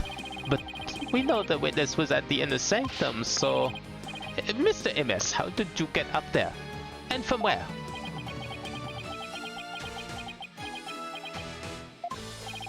Does he have the right to remain silent in Kurin, especially on the stand? Plead the fifth? Without any wind, he couldn't have flown up there from the bottom of the mountain. A process of elimination, the only starting point that makes any sense is... Your Majesty, I believe I have the answer to your question. To reach the inner sanctum, Mr. Immis must have launched himself from here. Take that! What? Are you insane? That's where he came from? If he couldn't have come from below, the only other option is from above. So you see, Anonymous came down from Royal Penitentiary number 4. From there, he could have easily reached the inner sanctum by parachute. And that means he might have also killed the High Priest. What? Mr. Immis, were you the third party at the inner sanctum, and the one behind the warning to halt the right that the victim received? Was it you who we saw in his final memory? Are you the rebel hunter, Lady Kira? I told you! The rebel hunter was gonna be a guy because the obvious assumption was that it was a girl. Because the character is a girl. Hey, Mr. Prosecutor, sir. Help me out here. You did it! You finally left him speechless! Aw, come on, Mr. Prosecutor, man! Quiet, you fool. You should use this time to prepare yourself for what is to come. For fate far worse than hangnail hell awaits you now. Yeah, you're going to tickle hell. For murder. Well done, defense. I must concede this point to you.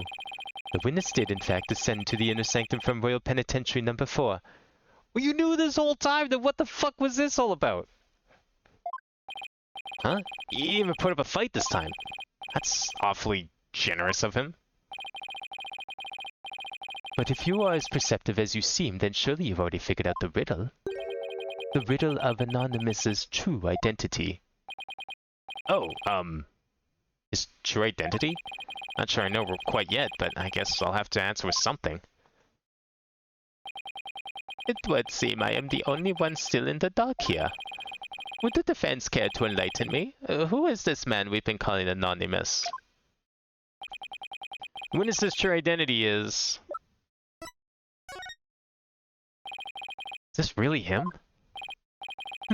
Only now do you realize the truth? Well, please do share with us your belated insight. What's wrong, Nick? Why are you holding back? Because this isn't going to be very helpful to our case. Really? Are you sure? Fortunately, I've got no other choice. How is this not helpful? There's an escaped convict who ran around as Lady Kira, who left jail. This man shows up, parachutes directly into the inner sanctum, possibly killing a man. How does this not help our case? This is perfect for our case. That scruffy beard and shaggy mane completely threw me off.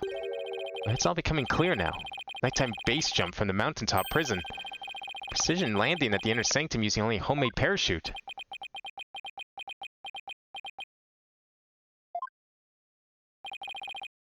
Only a paratrooper, or more precisely, a former paratrooper, could have pulled this off. This witness is That's our ball. That's our ball. That's our ball? That's our ball. That's our...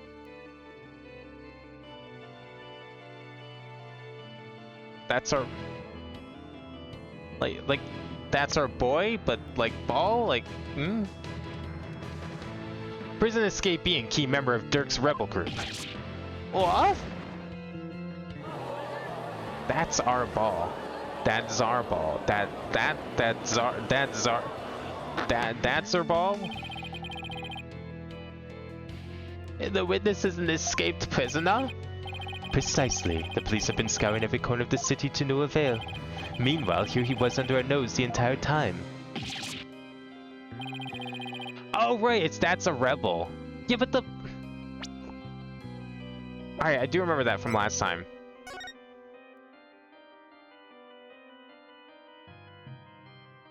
Like, okay, but the...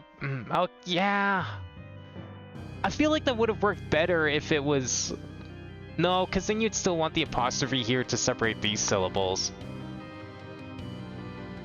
Alright, bow. I'm just trying to think of like how that was supposed to be, like how you read this as like, pun aside. How you would have like tried to read this in a natural way. I guess like I'm the problem here by treating this as like two syllables when you would still like, I guess, separate this as to re, bow. Yeah, okay, I can kind of see it.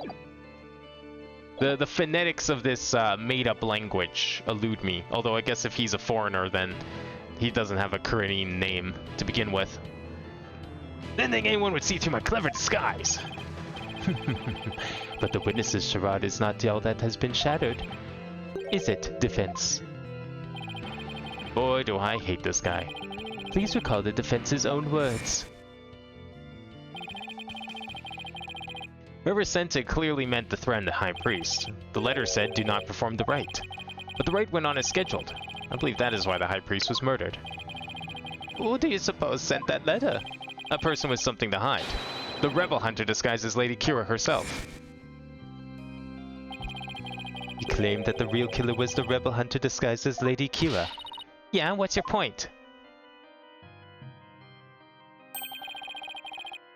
What of the witness's true identity?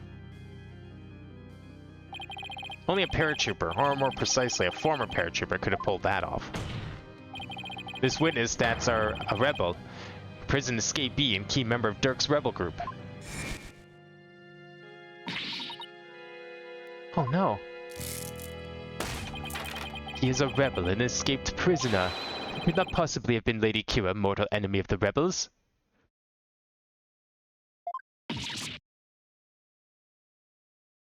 I mean, could he though?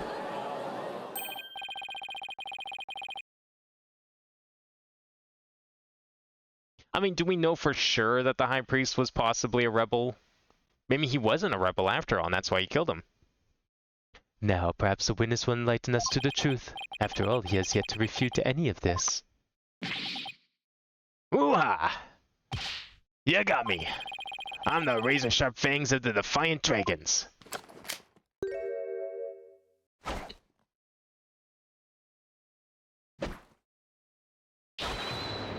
That's Arebal. Is he gonna transform? When did you get your memory back? He never lost it. Well, around the time you guys were talking about there being no wind. But you gotta give me credit for making up all that testimony off the top of my head. Are you prepared to tell us the truth now? Well, it's true I parachuted down to the inner sanctum. But I banged my head on impact and ended up unconscious outside the ritual curtain. In short, all my eyewitness testimony was a big fat lie. Big fat lie? Well, of course it was a lie. He parachuted down. He didn't paraglide or hang glide in. Right? That's what you just said. Yeah. Oh, and by the way, long time no see, Yudi. Wait, they know each other? Oh shit. Yowie is back? Your Majesty. This filthy rebel belongs in a jail cell. Oh, yes, of course. Bailiff, seize him at once. Seems you really have forgotten the will of the dragon, huh, Yudi? Ooh. Something you want to tell us, Mr. Prosecutor? But I haven't. And no dogs of the Grand regime are going to lay a finger on me. Alley-oop! I think he just ran. Deploy all available resources. I want all units placed on high alert.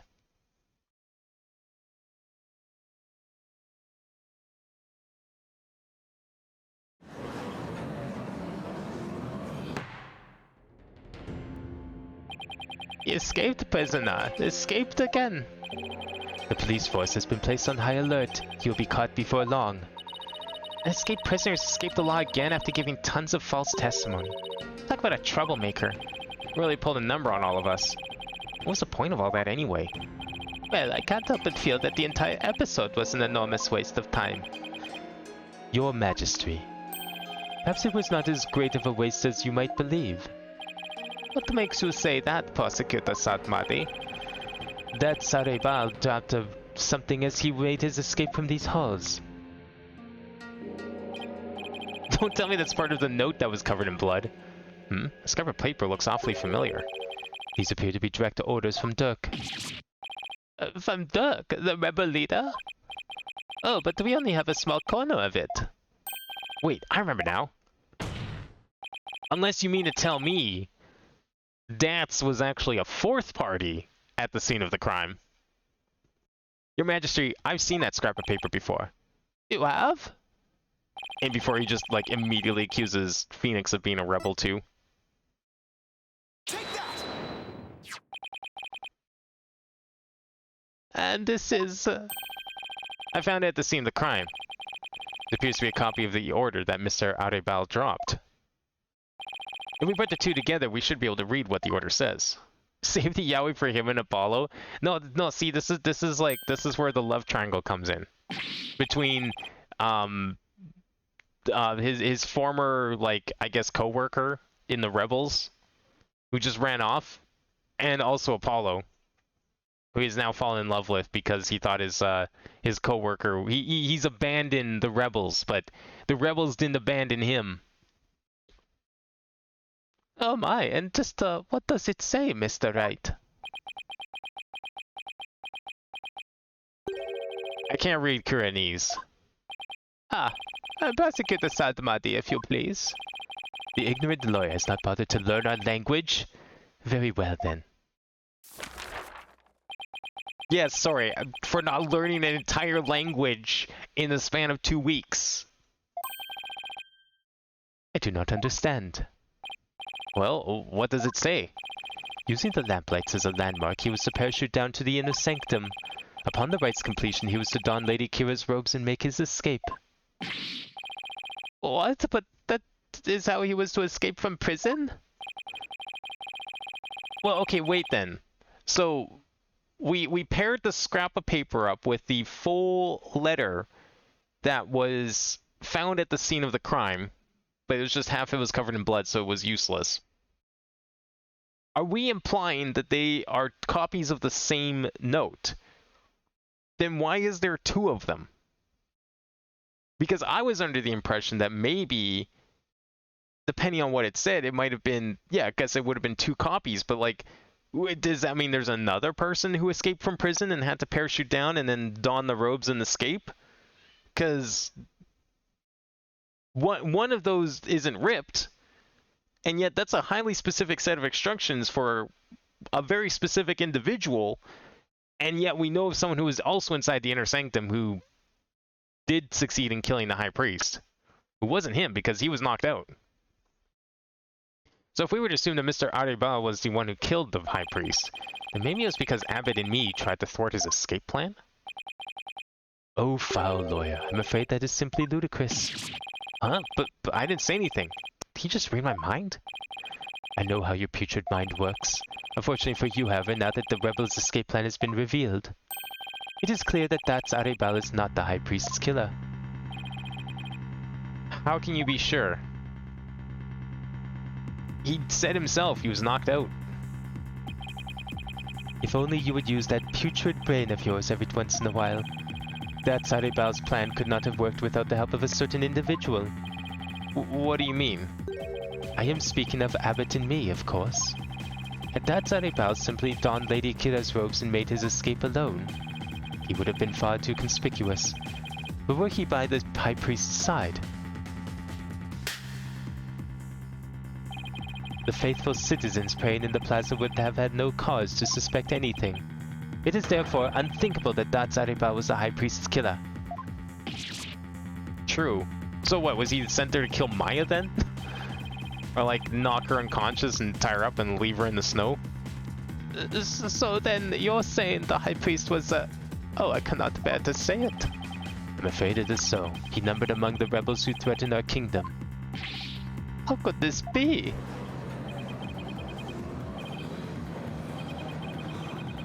So this is why you're still gonna accuse Maya then, because...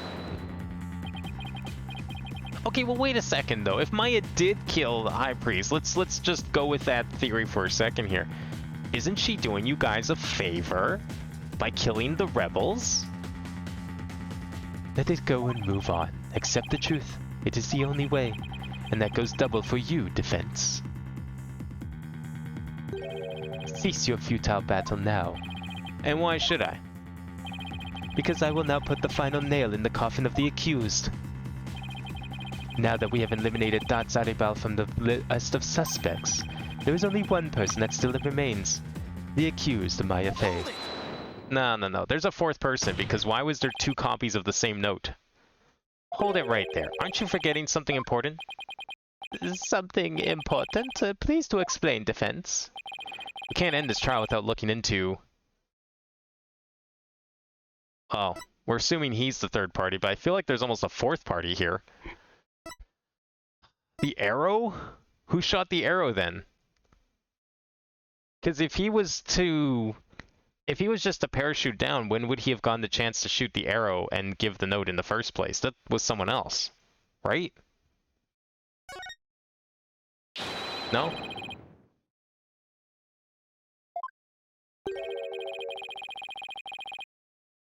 But like, who would have fired it?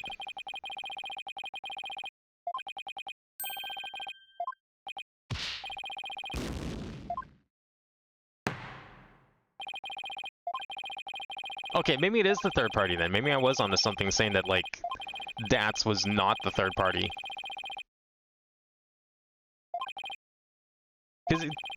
Are we just, like, conveniently forgetting the fact that he kept saying he knocked himself unconscious? Or is that just, like, a complete lie and he never knocked himself unconscious? I'm guessing that was probably a lie, but I couldn't tell if that part was truthful or not.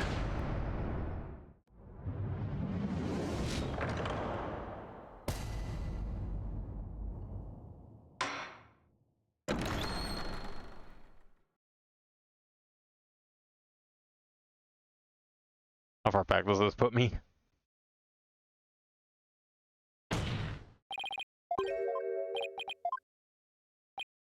Okay, the murder weapon was the dagger, which would have been at the scene, so he would have just picked it up. But yeah, if we're postulating the idea that he was to just take the costume and leave, maybe. What are we gonna look into for the third party? Because like that's what we were saying this whole time. It's probably this. No, it was the third party. Okay. So I was right with the idea that there was another person still, and it wasn't the third party was not Dats, and he was technically a fourth party.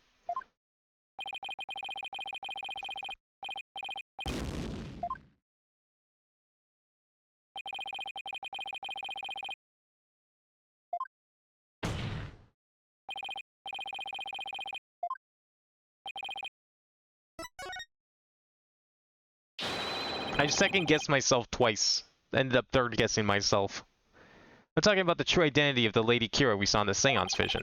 That wasn't Dan Saturday Bao. Who was it? Objection.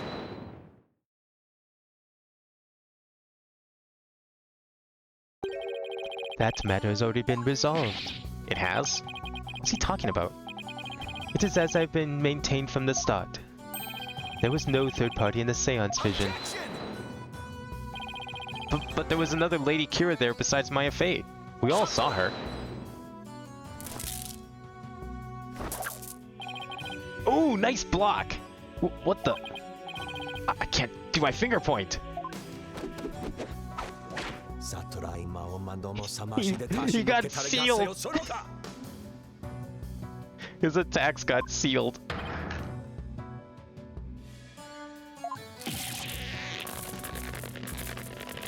Was he gonna break his arm? His one weakness. If Phoenix breaks his arm, he can't object, and therefore he'll never be able to win in court. It is time to let go and move on. Your fate has already been sealed, much like your arm. This hardly seems fair. Wait, what if Phoenix brought out a secret weapon right now, though, and used his other arm? It is quite simple once you consider where the victim and the accused were at the time. If the victim was near the spring with his back to the accused, what would he see ahead? Besides the water itself, there is nothing but the Warbird statue. Precisely. The Lady Kira we saw in the seance is the Warbird statue draped in her sacred robes.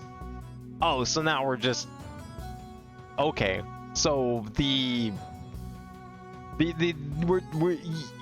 do know that you're further throwing that girl under the bus, right?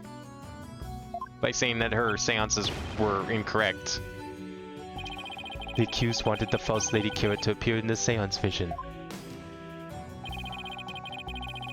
Before she came from behind and stabbed the victim with a dagger in a reverse grip. So why did he turn around in the first place then if it was just a statue? But why would the accused want to do something like create a false Lady Kira? To show it to the victim as he was being slain. And what reason would the accused have to fool the victim she was about to kill? It was not the victim she was trying to fool. It was this very court itself. Wow, that's like some fucking 5D chess right there. Come again? Suspicion would not fall on the accused if it looked as if another Lady Kira was there. And the defense was foolish enough to fall for it and claim it was a third party in disguise. Are you saying? I am. It was all a cleverly wicked scheme perpetrated by the accused. A scheme in which she sought to use the seance vision to mislead us.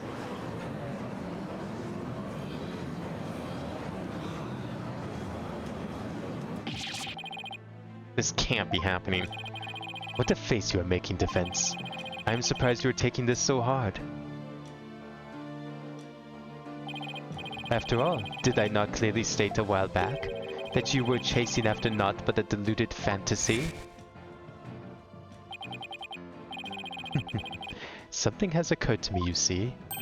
And your allegations of a third party are but a deluded fantasy. You're telling me he knew this is how it would turn out all the way back then? And that he was just waiting for the most effective moment to spring it on me? Do you understand now? I have had you dancing in the palm of my hand this entire time. It can't be. This is an outrage. You took our royal priestess's sacred divination seance and used it to commit this most foul and despicable murder? No, I did nothing of the sort. Maya, Nick, it's not true. I didn't. Objection. Cease this ugly display. Your fate is sealed now that the facts have been exposed. Your Majesty, the time has come to convict this criminal who only seeks to taint this sacred hall.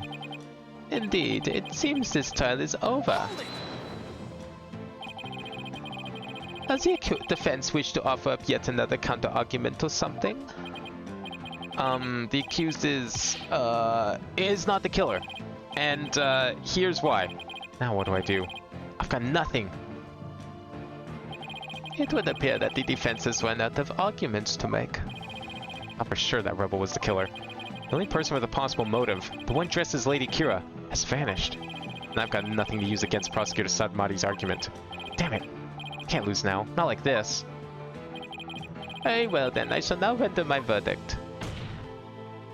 Well, wait. Please wait. I'm begging you. It's time to let it go and move on. This trial need not be drawn out any longer. The defense has failed to counter the charge filed by the prosecution. In accordance with the law, I invoke the Defense Culpability Act against the defense. Now then, this court finds the accused Maya Fey and the defense Phoenix Wright. Oh, fuck.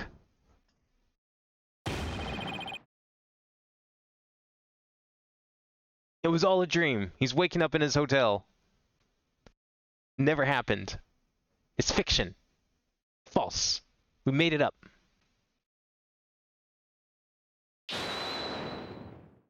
Your Majesty, please forgive the interruption, but...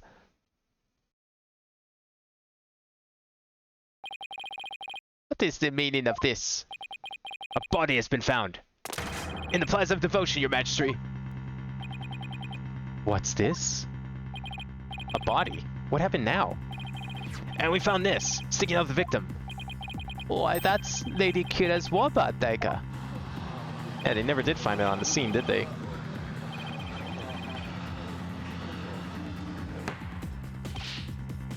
This. Well, it would seem the dagger that was once lost has been now found. I have one more thing to report, Prosecutor Sadmati. Yes? This dagger... It bears the fingerprints of Maya Fey on it. I mean, I guess if she held it during the ritual, that would make perfect sense. But... Why would Maya's prints be on it?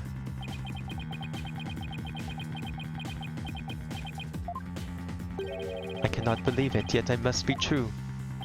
Is something the matter, Prosecutor Sadmati?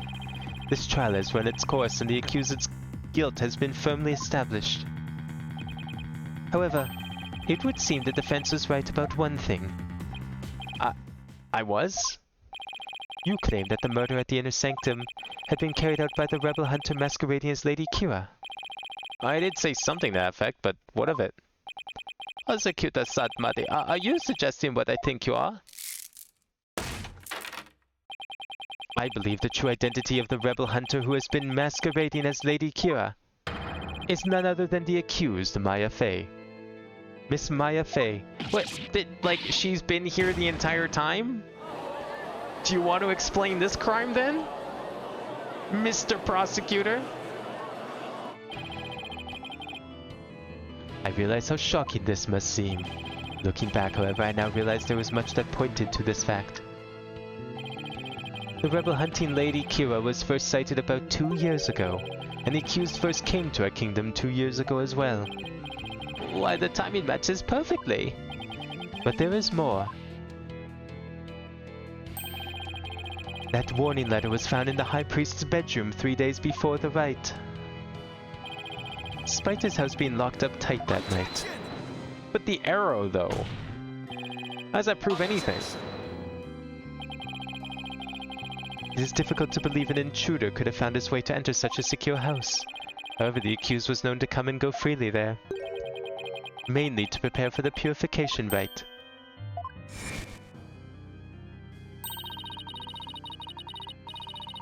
Abbot and me was an important figure with a ton of duties, including training acolytes.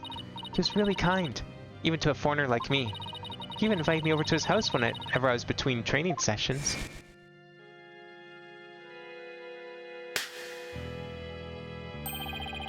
The accused could have easily left the house unlocked for herself without anyone noticing.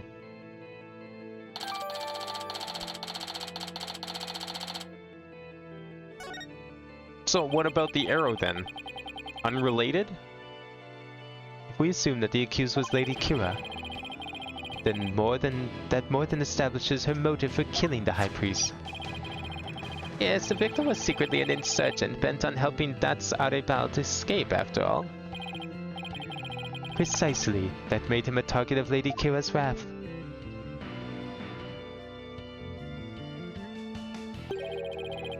And after killing the High Priest, she then unleashed her divine justice on another rebel.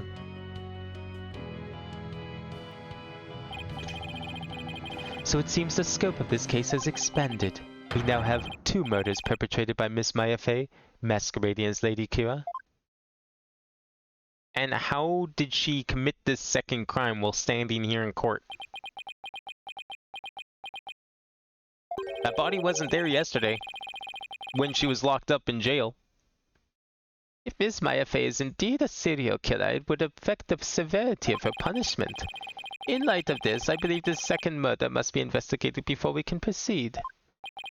How would it affect her severity of her punishment? You're already gonna, like, send her to the execution chamber for a single murder. How does it get any worse? As you wish, Your Majesty. Maya Fey, I hereby charge you with this second murder. May your defiled soul feel the weight of your sins. New murder charge on top of a guilty verdict? It seems the defense will live to see one more day. Talk about hanging on by a thread. Come tomorrow, far more terrible punishment awaits you. I hereby suspend these proceedings so that the second murder may be investigated.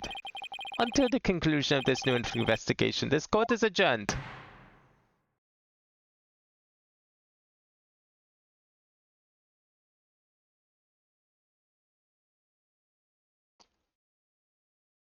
Okay, we can continue a little bit here. I don't know if we'll be able to make it through the entire investigation portion of today, but let's see how far we can get.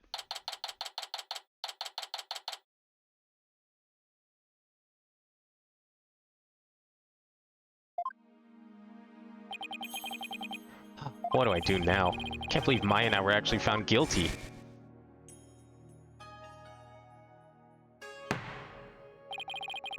This trial need not be drawn out any longer. The defense has failed to counter the charge filed by the prosecution. In accordance with the law, I invoke the Defense Culpability Act against the defense. Now then, this court finds the accused, Maya Fey, and the defense, Phoenix Wright.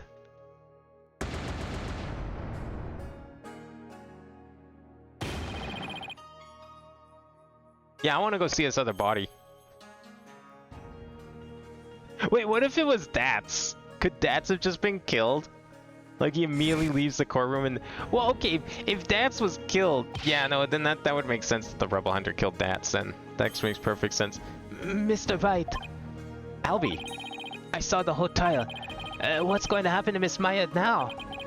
I'm worried about that, too. But right now...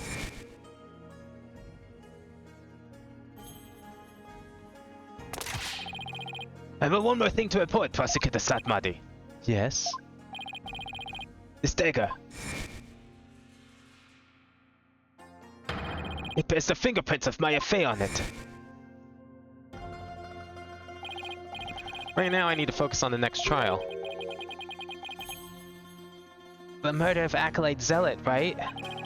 At least the jury is still out on that one, so to speak. The two murders are most likely connected. If I can get to the bottom of Acolyte Zealot's murder, it might give me the ammunition I need to overturn Maya's guilty verdict.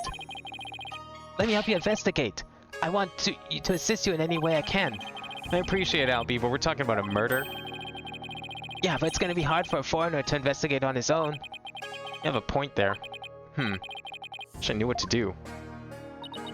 Wait. How did Phoenix know who the body was? We didn't even look at the body yet. They didn't say who was killed. Zealot's not the original guy. Zealot's the... Yeah, Teresa's the one that we were in court for just now. How do we know it was Zealot who got killed? The fuck? Where did that come from? We even see it. Told off cam. What the fuck? Why were we... Okay. I mean, I guess it doesn't really matter, but just it's weird that we were just told off cam. Your benevolence.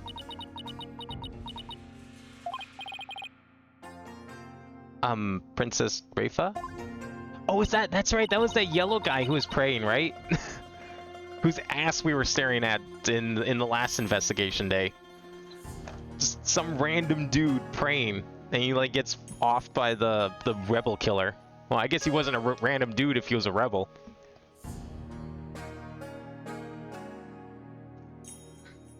Oh, it is you again. The dead lawyer Watkins, guilty of abetting a murderer under the Defense Culpability Act.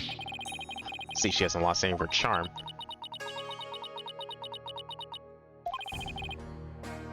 Why the long face? Thought you'd be glad I was found guilty under the DC Act. I am in no mood to take joy in your suffering. For I was unable to defeat you. I had to leave the job to others. I failed in my sacred duty as the royal priestess. I guess that answers my question.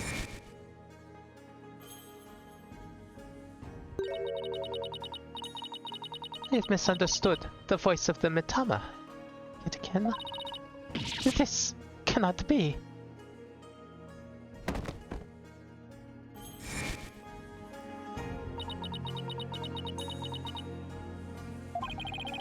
All I did was defend my client. Can't bear to see her looking so sad like this, though. Your benevolence. Your benevolence. Huh? Oh, Bobhead. I thought you might have already begun your journey to the Twilight Realm. I'm not dead yet. Still have an investigation to do. For tomorrow's trial. What's this? Do you mean to say you've not given up yet? That's right. I'm gonna prove my innocent tomorrow. And somehow, I guess, overturn a guilty verdict as well. But why? Why do you refuse to give up? I cannot fathom such obstinacy. Investigate all you want. I cannot. You really don't mind? But aren't you worried that a lawyer backed into a corner by the DC Act might do something desperate, like forge evidence? What's this? If left unsupervised, I'd be free to do whatever I wanted, you know?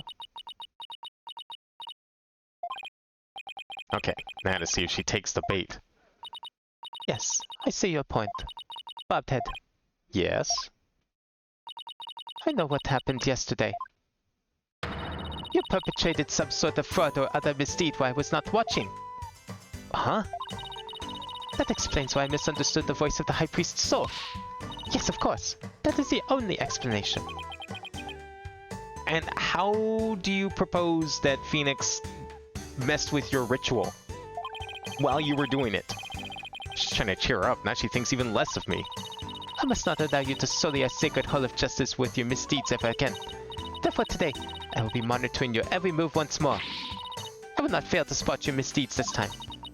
The moment I see anything out of the ordinary, I will send you straight to prison. And you, boy, do not throw your lot in with this foreign devil. But your benevolence. It's okay, Albie. You don't need to worry about me. I'll be back before you know it. First, I should probably lay in my load a bit. Albie, would you mind holding on to some evidence for me? Of course not. I'm always glad to help. Yeah, you hold on to my literal trash, why don't you? May the Holy Mother's blessings be upon you. Now then, the scene of the crime is the logical place to start. If I recall correctly, the body was found at the Plaza of Devotion.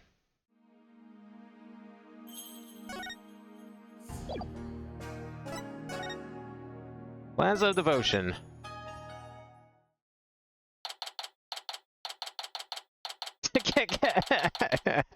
I love his, like, chalk outline. It was still him hunched over in prayer. He died doing what he loved. Looks like the police already finished their investigation. I think someone would be killed here. A place devoted to prayer.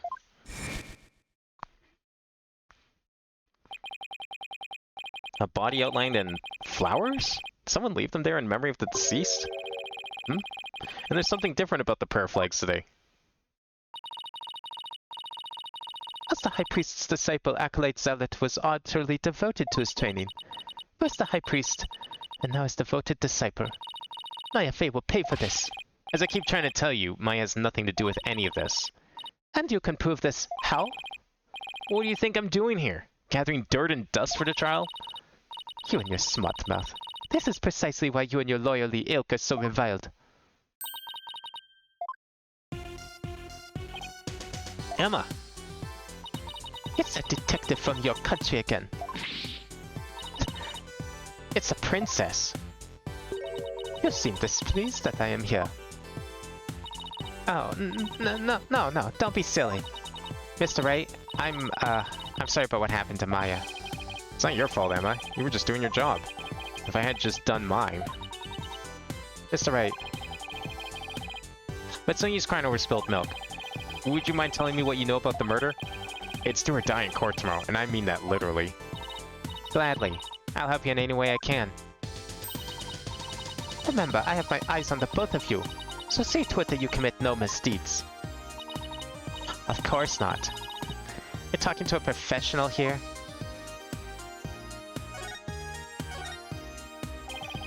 Let's see, how about we starting with an overview of what happened? Sure. The victim is Puree Zealot. He was the High Priest's disciple. His body was discovered around noon today, right after the rite wrapped up. So during the High Priest's murder trial? That's right. Apparently he had been here praying since the day before the rite even started. Talk about serious devotion. Yeah, I barely lasted a few minutes. This is a picture of Mr. Zealot's body. Nice tattoo. A dagger in his upper back looks like it would have been particularly painful. Is that tattoo on the back of his neck?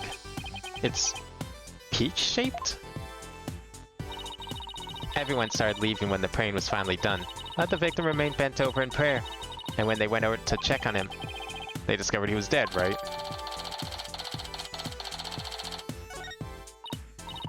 Yeah, the estimated time of death is May 9th, somewhere between the start of the rite and the discovery of the High Priest's body.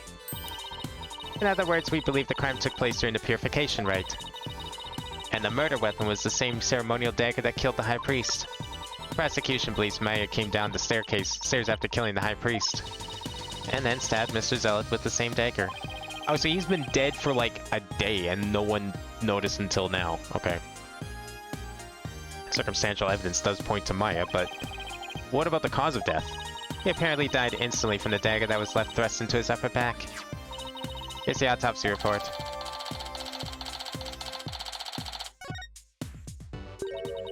Estimated time of death, you say? How can you know such a thing? I want to know. Well, Bobhead, out with it. Oh, so the Princess of the Spirit Medium Kingdom is interested in forensic science? I have no interest in science, forensic or otherwise. Nevertheless, I will someday be queen. As such, it would be wise to know what silly things the common folk believe in. There's nothing silly about it. I'll have you know, even Prosecutor Sadmati holds forensics in high regard. Does he? Perhaps I should not underestimate the power of science. Still, I suppose it is nothing much compared to the divination seance. Yeah, well, as we proved in court, your divination seances kind of suck. She really doesn't have an adorable bone in her body. Emma, I think she's actually interested. Would you mind explaining it to her? I guess I have to now. Okay, there are many ways to estimate the time of death, but the most well-known method uses a change in body temperature. Interesting. Body temperature drops at a steady rate from the moment a person dies. That means we can tell how long someone's been dead by measuring their temperature. I see. That was quite enlightening. Bobhead, visit your forehead now. What? Why? You feel just a little over 95 degrees.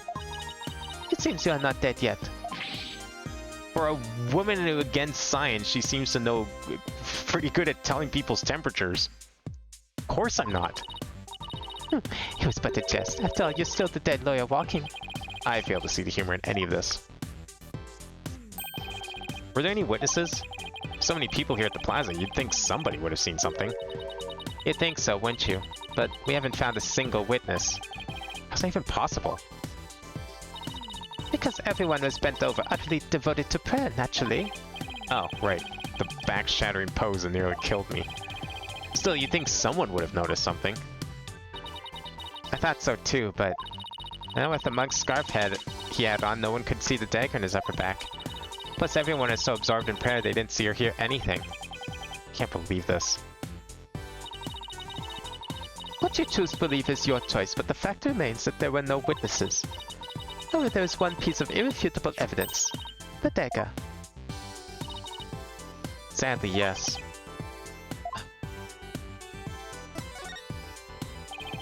Could you tell me about the murder weapon? The killer used a war-bad dagger, the legendary weapon of Lady Kira. It was discovered impaled in the victim's upper back. The accused's fingerprints were found on the dagger, were they not? Yes, they were.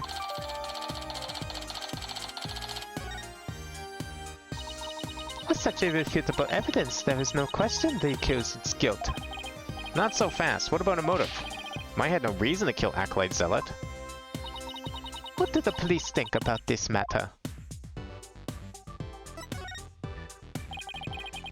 I had no reason to kill Acolyte Zealot. So you say, but let us now hear what the police think about the matter. The police believe Maya is the Lady Kira, the figure who's been battling the rebels. And since Mr. Zealot was the disciple of the High Priest, who turned out to be a rebel, he too was likely a rebel, and therefore met the same untimely demise as his teacher. Yes, that is how the police currently view this crime. There's no way Maya is that Lady Kira vigilante. I agree on a personal level, but the police are just going with what today's trial concluded. Really blew it in court today. Alright, well, let's examine the corpse. Was this different too? This prayer flag looks much newer than the rest. Your benevolence, what does it say here? The dearest wishes of our subjects are written upon these prayer flags. Reading the prayer flags of others is considered rude, but if you must know. It says, at the usual spot, bring grub. The key, too. That is one of the more direct and practical prayers I've ever seen. I wonder if it's even a prayer.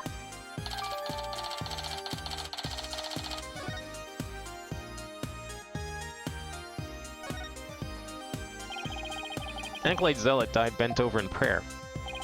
There's no trace of blood on the ground, though. The fact that there's so little bleeding could mean it was a single stab to a vital point. Not that that would have been very difficult, considering the position he was in. It's like he was asking for it.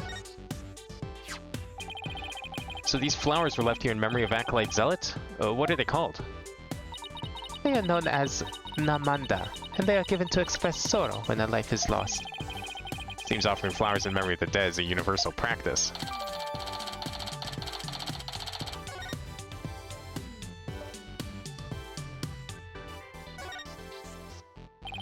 Acolyte Zealot was killed in a prayer pose. With his head bent over like that, last thing he saw must have been this rug. It is a prayer rug woven by devout monks. May the Holy Mother's blessing be upon his departed soul. Strange that there are no bloodstains, though. Perhaps it was so cold his blood froze. Or perhaps it was absorbed by his vestment. It is pretty cold. Maybe the body really did just freeze inside his body. Okay, That message on the prayer flag seems a little weird, but I think I've seen everything there is to see here. You have not found or heard anything of particular worth. Are you ready to give up? No, I'm not calling it quits yet. Does it look like you have any hope of winning, Mr. Wright? Emma, I can't really say at this point. All I know is I have to keep investigating. What are you two sneaks up to? I would advise you to get back to work if you're done here, Detective. Otherwise, I will report you to Prosecutor Sadmati for dereliction of duty. I'm going. Well, see you later, Mr. Wright, and good luck. I should really pay a visit to everyone in every place connected with this case. And she's gonna tag along through all of them, so let's get moving. You asked for this, after all. Oh, we start at the top and work our way down. Does that work? No, I guess not. I guess we're not going everywhere. Some places.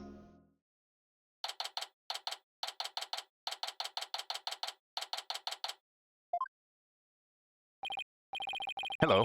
I'm sorry to bother you again, but... maybe she's the third party. Oh, it's you. Stop it. You're not contemplating casting suspicion upon Lady Believe, are you? She lost her beloved husband and now an acolyte zealot, who is like a son to her. Of course I'm not. But since she was close to both victims, I wanted to hear what she has to say. Very well. And then there's the fact that Lady Kira didn't attack Mrs. and me. That probably means she isn't a rebel. Or it's because she is the rebel killer. I mean, how else did a letter get inside the High Priest's house to not perform the ritual? You're blaming Maya, but there's one other person in the house. Is this about poor Pure? Well, I'm sorry, but I don't think I can talk about that right now. But what about Maya? She's innocent. Maya? I heard she was found guilty. First my dear husband and now Pure. Mrs. and me, you don't really believe that Maya's a killer, do you? I don't know. But that was the verdict, so what else can I believe? What am I to do? Come clean and admit that you're the killer. The verdict was already reached in your husband's case, but the truth of the matter is yet to be found. How can you be so sure? So I believe that Maya is innocent. That's all I have right now. My faith in her. So please, help me understand what happened. So you're defending her based solely on faith? Even though you'll be punished for abetting the accused? That's right. All right then. Your faith has moved me. I will tell you what I can. Are you sure about this, Lady Believe? My lovely wife is also a devout follower of Koranism. As such, she is not one to make light of another's faith. But if I find that you have lied about your faith in Maya Fey's innocence, I shall curse your entire family and all your disciples for the next 8 generations. Hey, leave Athena and Apollo alone, buddy.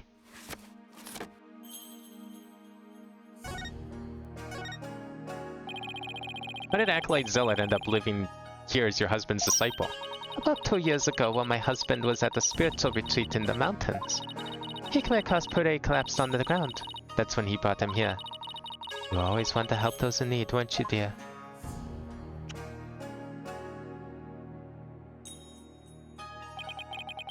And he'd be living here ever since? About 2 years ago. That's around the same time Maya arrived in Kurain. Yes, he was born in a poor village and had nowhere to call home. My husband felt pity for the boy, so he took him in as his disciple. But not only as his disciple, he was like a member of our family too. I see. This is where Acolyte Zealot lived. There might be something I could learn about him lying around here. Okay. What did he own around here? Did he own the nail chair? What is this scary looking spiky thing? It is a floor cushion for hiding the practitioner's mental focus. Your ignorance astounds me. There is not a soul in Korean who would not recognize this. A floor cushion? You mean you're supposed to sit on this? How else would you suggest it be used? Looks like a torch device to me.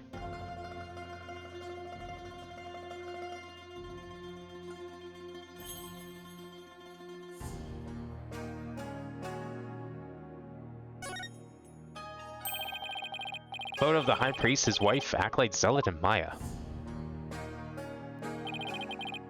Since Maya's in it, must have been taken the day before the rite.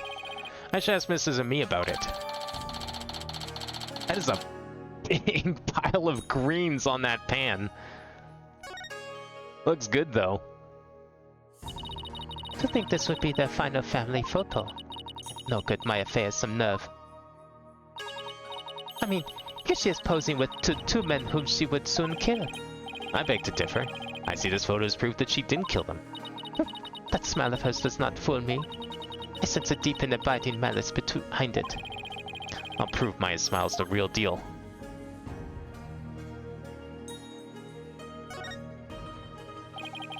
This game looks kind of like checkers or chess.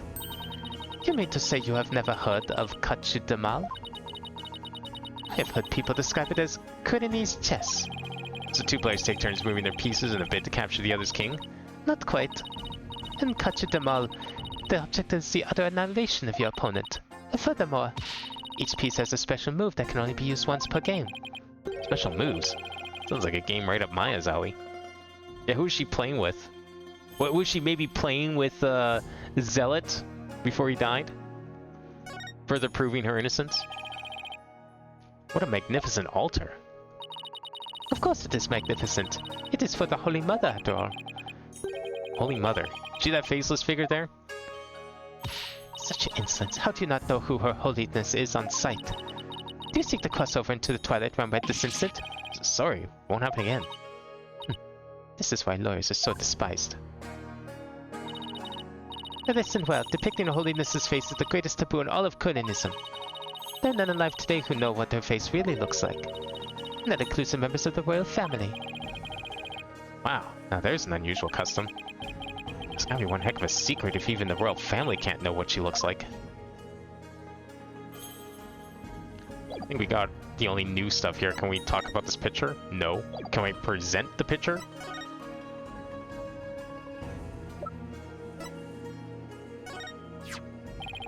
Can I ask you about this photo? It was taken during the Feast of Blessings, the day before the rite was held. The Feast of Blessings? Would you mind telling me a little more about it? This photo was taken during the Feast of Blessings. Feast of Blessings? Yes, it is forbidden to eat during the days of the rite. So the day before it's performed, we enjoy dishes full of gingil, an herb known to strengthen the body and mind. You loved the gingil-based dishes I made, didn't you, dear?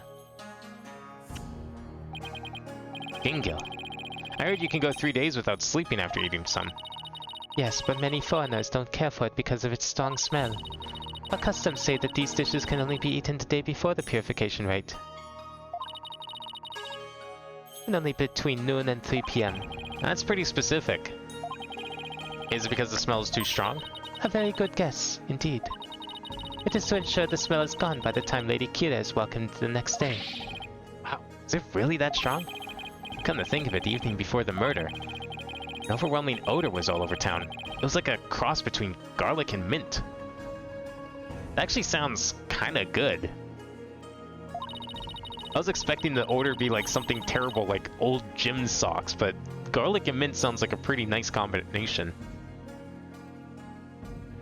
After the Feast of Blessings, Pei went over to the plaza to begin his... What was that last word? His supplication, oh. I never thought it would be the last time I would see him. What was Maya doing that time? Shortly after Pei left, she went to the temple to prepare for the rite. I don't know what she did after that. So Acolyte Zealot went out to pray the afternoon before the rite? According to the newspaper. On the day before the rite, the plaza was so cold the whole place had iced over. Pei always prayed a lot, far more than anyone I have ever known. He was a devout young man whose faith was twice as strong as others. I don't know why, but that's kinda intimidating to me. I thought I'd made some progress now, but I haven't come across any particularly insightful information. Even here. You seem disappointed. Mrs. Amy, is there anything else you could tell me? Forgive me, but if I keep thinking about those days any longer... Bobhead, Yes, I understand. Thank you for your help. Sorry to have troubled you. we've paid a visit to all of the people and places connected with this case. I think it is about time you prepared yourself for the inevitable, don't you?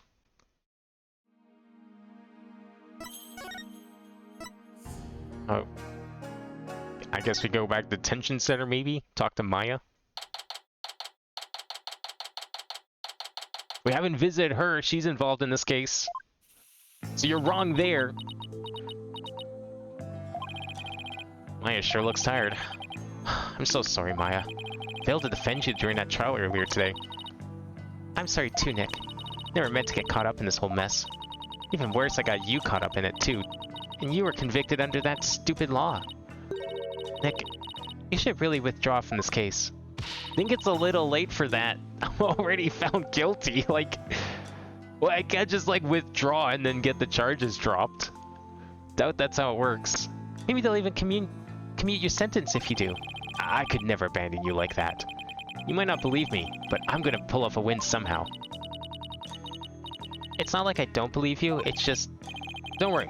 Maybe this extra day in court's a blessing from the Holy Mother. Let's use it to our advantage. We'll turn this trial inside out and upside down. You'll see. Okay. It'll be less severe if you don't defend her again. I'm already gonna get, like, killed.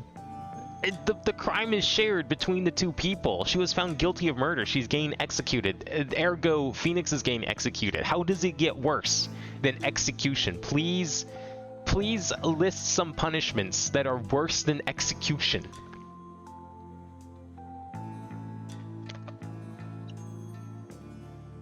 Because I can't think of any. You're awfully quiet, Your Benevolence. It is only a matter of time until your executions are carried out. See? I simply thought that I would allow you to a good talk before you depart from this world. Sorry, but we're not giving up yet, and we won't until the bitter end. There is no need to put on a brave face. Your fates were sealed with today's verdict. Worry not of my Fae. The Twilight Realm will cleanse the taint from that neophyte practitioner's soul. Then perhaps the Holy Mother may finally forgive her. Wait... Was that her attempt at comforting me? Bobhead, further resistance shall come to naught. Stop your desperate struggle. Accept the judgment that has been passed upon you. She obviously doesn't know me very well. Then perhaps your sentence will be commuted, and... Hold it right there, Your Benevolence. Why do you always have to be like that? Maya, what are you... What is the matter? I was simply showing some mercy upon your souls. Nick here's risking his life to defend me. And that is why I told you it will come to... No, it won't. Nick is just doing what lawyers are supposed to. He's defending his client no matter what. Enough! There's no place for lawyers in the Hall of Justice. For we have the divination seance. But your insights were wrong. Oh boy, that's gotta hurt. Don't you get it? Errors are bound to happen if your insights are accepted without questions. So I ask you, Royal Priestess, what is your true duty? Do the victims' souls or the Holy Mother herself wish you to judge people in error? Oh, you dare bring Her Holiness's name into this? You know nothing, you phony baloney! Please, you two, enough already. Sorry, Nick, I got a little carried away. That's not really like me, huh? No, I should be thanking you, Maya. It's good to have you in my corner. How dare you mock me so? You will not get away with this. I was a fool to show you compassion, and to think I could convince you to accept your fate. So struggle all you want in the Hall of Justice tomorrow. You will receive your just deserts, as the scorn of our kingdom is heaped upon you. I can see straight through that contorted smile on your face, you know. She may say these terrible things, but it's just the way she was raised, I guess.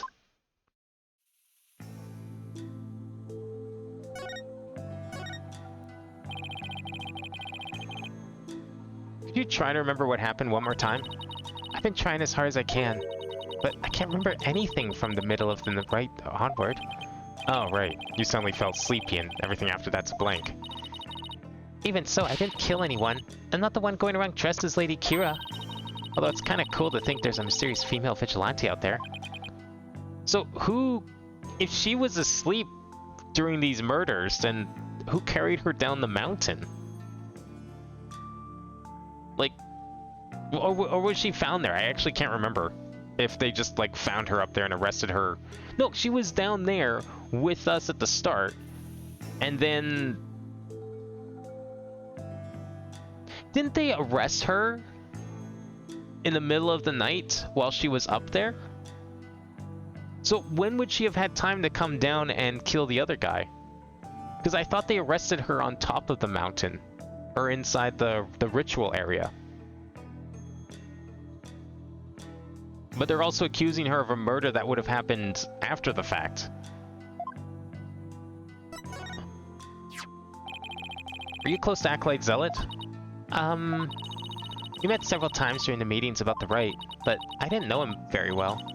He seemed pretty quiet. Didn't you eat together the day before the Wright? Yeah, we ate this one super stinky dish, but it was actually really good.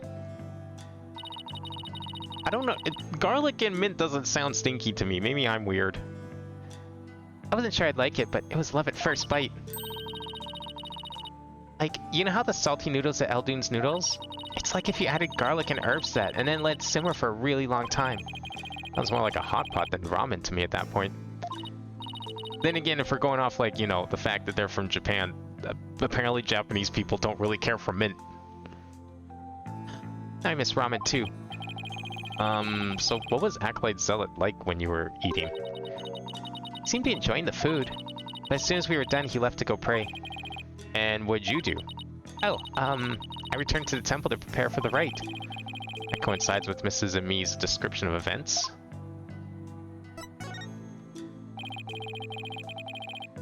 Any idea who might be pretending to be Lady Kira? When the rite started, it was just me and Abbott and me. But the seance vision showed a third figure who looked like Lady Kira. I know. Lady Kira. Wish I could have seen her in the flesh. Yeah. Let's stay focused on the case, shall we? It was supposed to have been impossible for a third party to enter the inner sanctum. But what if she came from the sky? Yeah, you know, like that bushy-bearded paratrooper. The mountain would have been no match for Lady Kira's wings. That's from the Plumed Punisher TV show, right? How did you know? Because the real Lady Kira doesn't have wings. I've got it this time. There must be a secret room with a secret door at the inner sanctum. Did you know that there are 88 secret Plumed Punisher bases here in Kirin? Can we please stop talking about the Plumed Punisher show for a sec, Maya? I guess so.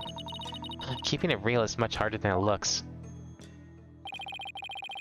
Well, I should get going now. Sorry I wasn't any help. Don't worry, I've got this. We'll beat the charges tomorrow and be on the first plane back home before you know it. Then we'll go grab dinner at Eldune's. Or your favorite burger joint. You pick. Sounds good. Did they add that last bit to the English thing? Because, like, in Japanese, her favorite food is ramen, so... Would that mean Phoenix was implying that Eldune's noodles suck compared to any other place?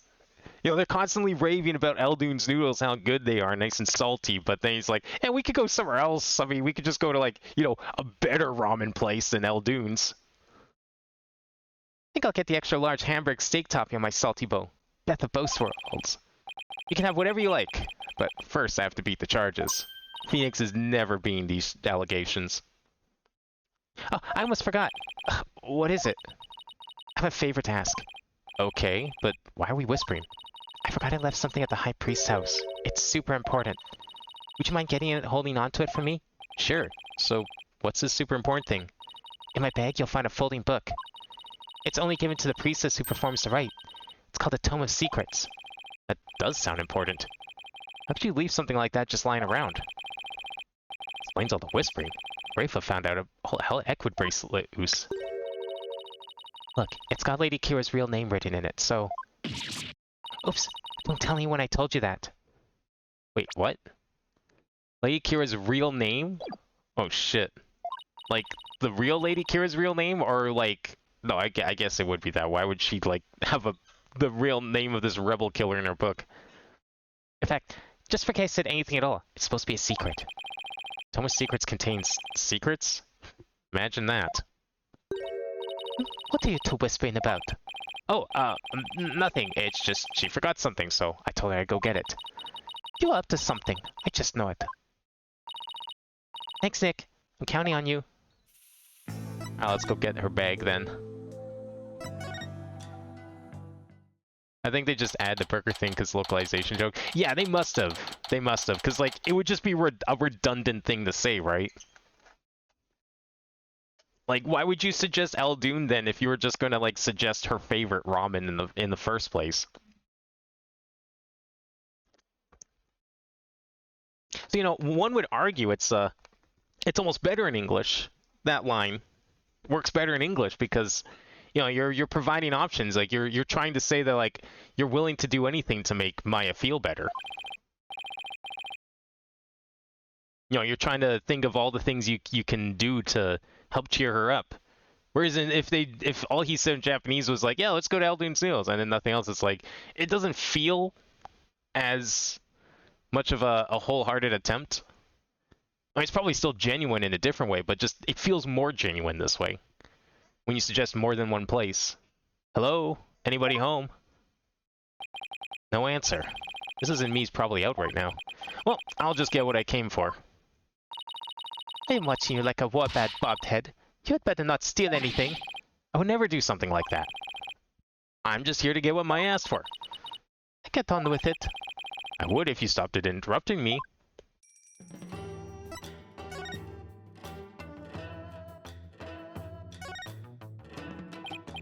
Ah, here's Maya's bag. What is that strange patch on her bag? It's the Steel Samurai. He's the hero of an action hero show back in my country. It's actually Maya's favorite show. She's got all sorts of merchandise related to it. I see.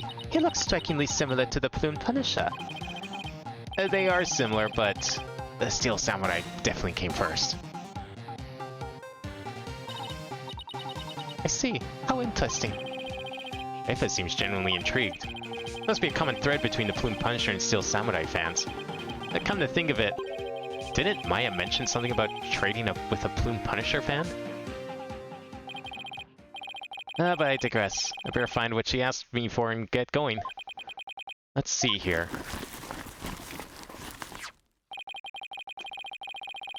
This must be that Tome of Secrets that Maya was talking about.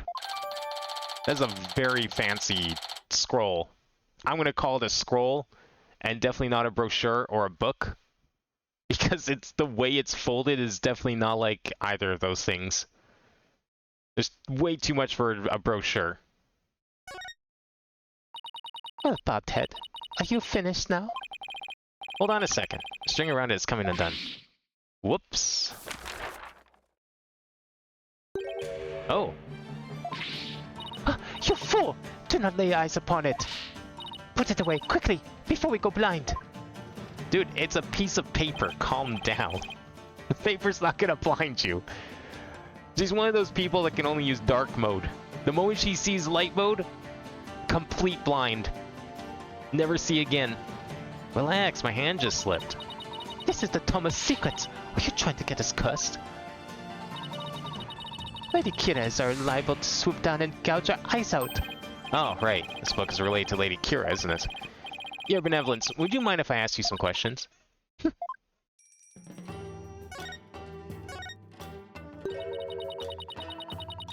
This is not something I would normally speak about to an outsider such as you. Well, can't you make an exception? If you insist. Lena!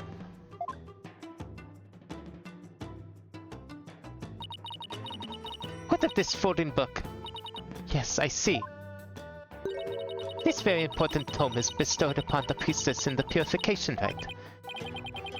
Very important? What's written inside? Yes, I see. Hey, Is it alright to reveal that? Your benevolence? Patience, patience. The book contains Lady Kira's true name. Her true name? Is a name really that important of a secret? To a Kurenist priestess, a person's name is one of the most important things to know. What's so important about a name? Without a name, a priestess's voice will fail to reach a person's mitama. It is much like trying to send a letter without the recipient's address. A spirit can only be identified once you know the deceased's face and name. Oh, I get it. It's like when you see someone in a crowd you recognize, but you don't know their name. Makes it impossible to get their attention. Indeed, you must know a spirit's face and true name before you can commune with it. It is the same for Kurenism's most secret art, one that my mother alone may use.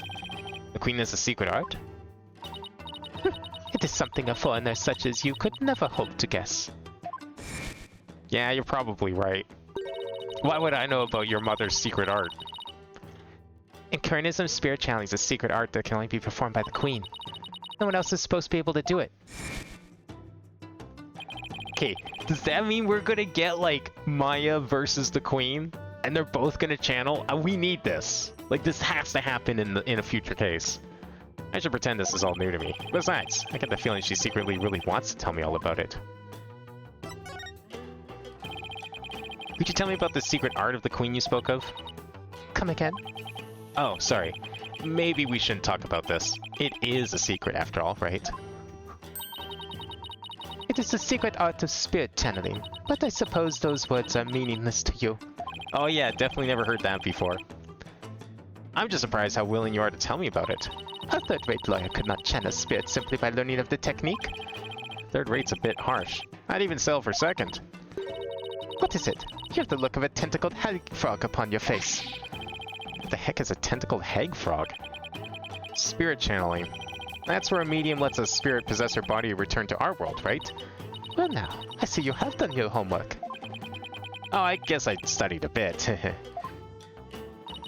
With the power of spirit channeling, one can bring back even the most ancient of spirits. It is quite a magnificent power, is it not? Never even seen her eyes light up like this before. Ooh, is someone gonna get like... Okay, what if like in Toro's case, Maya does it and channels the actual spirit of the actual Lady Kira from like hundreds of years ago? Because if we're going to start getting like evidence and shit that belongs and relates to her actual name, and we're talking about how you need that to do a spirit channeling, I think we're going to be getting something real special in court. Imagine they're pretty shocked when they come back from ancient times. Indeed. A spirit's memory is cut off at the moment of death. So even a spirit that is brought back after centuries doesn't sense any gap in time between the moment of its death and the moment it is channeled? Yes, and yet, it clearly recalls all of the memories it had in life. Thus even heroes and scholars of antiquity can be channeled and directly learned from. Our queens have also used this power to help the rulers of neighboring lands seek counsel. That is why we have never been invaded and how we have maintained our unique culture. The spirit channeling is a really effective tool for international politics. It is indeed. And that is why only those with the power to channel spirits may rule our kingdom.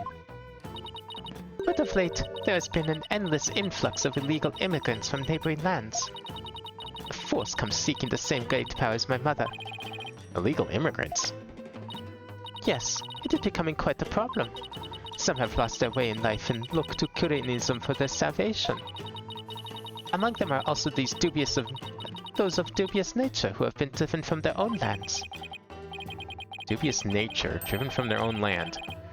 Gaspin Payne definitely fit that bill. But they sure weren't treating him like an illegal alien.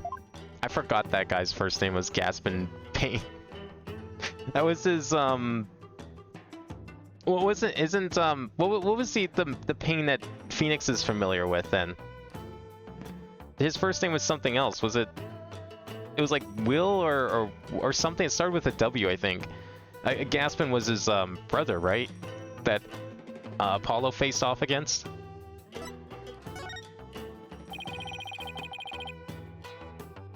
Can you channel spirits, your benevolence? I am but the royal priestess. There is still much that I must learn. Winston, yeah, it was Winston Payne was the other guy. So winced in pain and gasped in pain. Took me a while to... It wasn't until I heard that name. I was finally put two and two together on their puns. As of now, the divination seance takes me to the very limit of my ability. So her spiritual power doesn't measure up to Maya's. Oh, I can't wait till Maya does her thing. Rafa's gonna be pissed. You were just mocking me in your mind, weren't you? Don't be ridiculous. It is written all over your face, you impudent nincompoop. Divination seance was one of the important roles fulfilled by the queen. That is what my mother taught me when I was little. So the queen can perform the dance of devotion? That'd be a sight to see. Someday I will be a powerful priestess and queen, just like my mother. And the divination seance is a vital part of my training to prepare me for that day. Forgive my ignorance, your benevolence. You shall see. It will not be long before I too master the secret art of spirit channeling. I will be a magnificent queen, who unites her people for the greater good of Korean. Now I see. Spirit channeling is something she really aspires to. I'm gonna ace that test and become the next master. After all, I can't let my clan and the other villagers down. Looks like she actually has something in common with Maya. Are you quite through now? There are more important things to do than stand here and talk about spirit channeling. That's true. Doesn't have anything to do with this case, as far as I can tell. Yet. Or does it? If the queen is a spirit medium... Are you about to suggest that my mother was channeling Lady Kira? Guess she saw that one coming. Lawyers are indeed a witless breed. On the day of the rite, my mother was engaged in other duties at the palace. Of course. Yeah, I don't think we're quite at the case where we're gonna accuse royalty of a crime yet. I feel like that's coming, but that's gonna be something they're gonna save for case 4 or 5. My mother is a very busy woman, and the idea itself is preposterous. Do you truly believe the Queen of Korean would personally battle the insurgents? This is precisely what makes you third rate. Another dead end. This is bad. Anyway, I need to continue looking for leads, so... Oh? What is that on that record?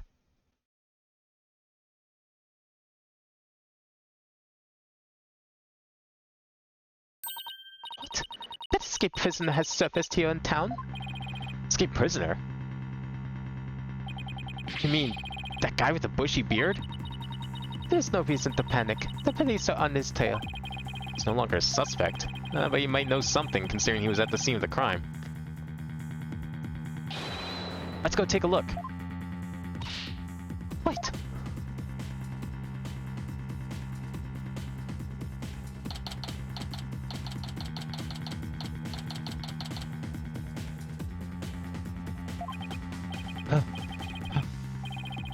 My aching back. Forgot how badly I injured it. All he did was bend down. Oh my god. I need to do something stretchy and exercise more when I get back home.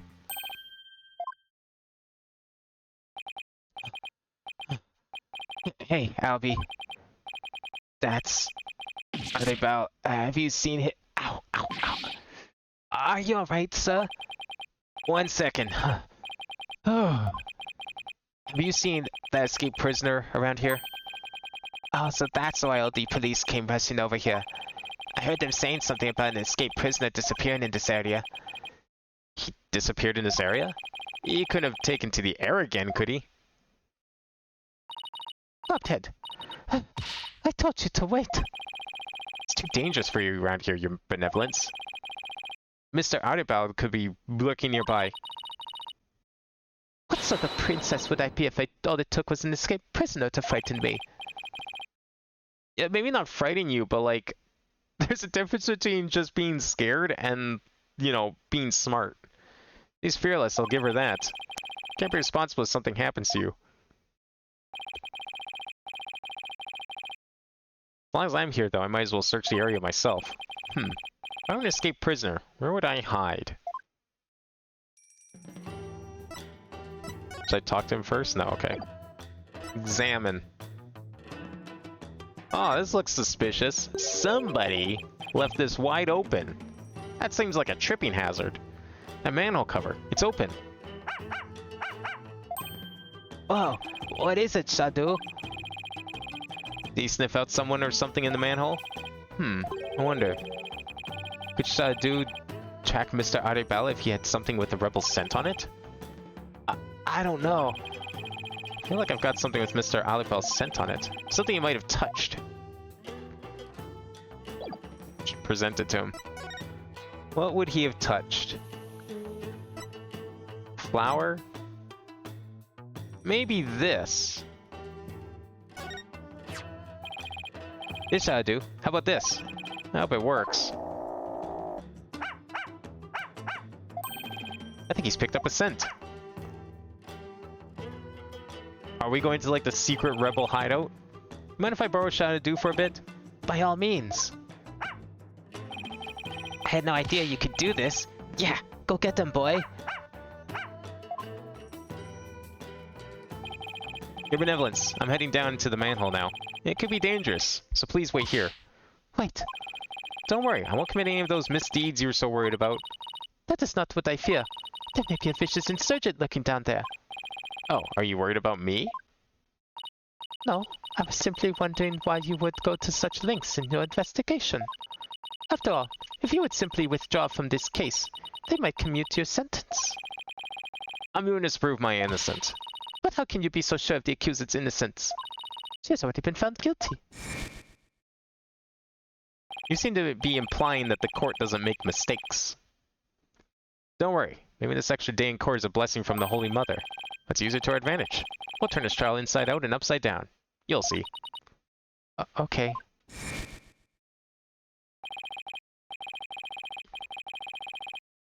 I believe in her. She says she's innocent, and that means she's innocent. Lawyers must trust their clients to the bitter end. That's just what we do. You lame brain. Do what you will. Well, I'm going in. Let's go, Shahadu. Be careful.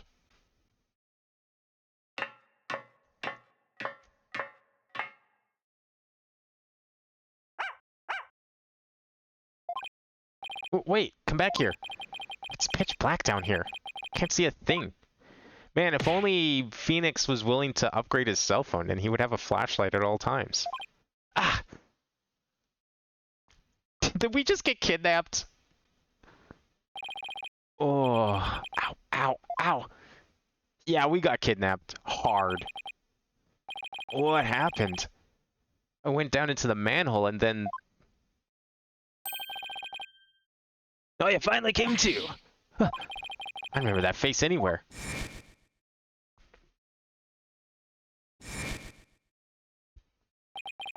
And that dragon symbol on his armband. That's the mark of the rebels. Be no mistake, it's him. That's Arebal. Yikes! Oh. How many times did they pull that gag in the series? Like, the detective from Edgeworth who, like, went to pull out a gun, but it was just a lollipop, and now this guy's, like, pulling out a knife, but he's just using it to peel an apple. There's a couple other weapons or like, false weapon pulls we've had. So I got a little rough with you back there. Thought you were the cops. Why are you making that face? Hey, want an apple? Damn, I thought he was gonna kill me. I'll pass on the apple, but thanks. Don't mind a good apple, but not right now. What is this place? This is the office of my brother-in-arms, Dirk. Yeah, but right now we're using it as a rebel safe house. Wait, back up a second. What kind of office is this exactly? A law office. What else? Really? Dirk used to be a lawyer? Yep, just like you. Haines' public enemy #1 is an ex-lawyer? Well, I didn't see that coming. Well, I don't suppose I'll be coming around here anymore.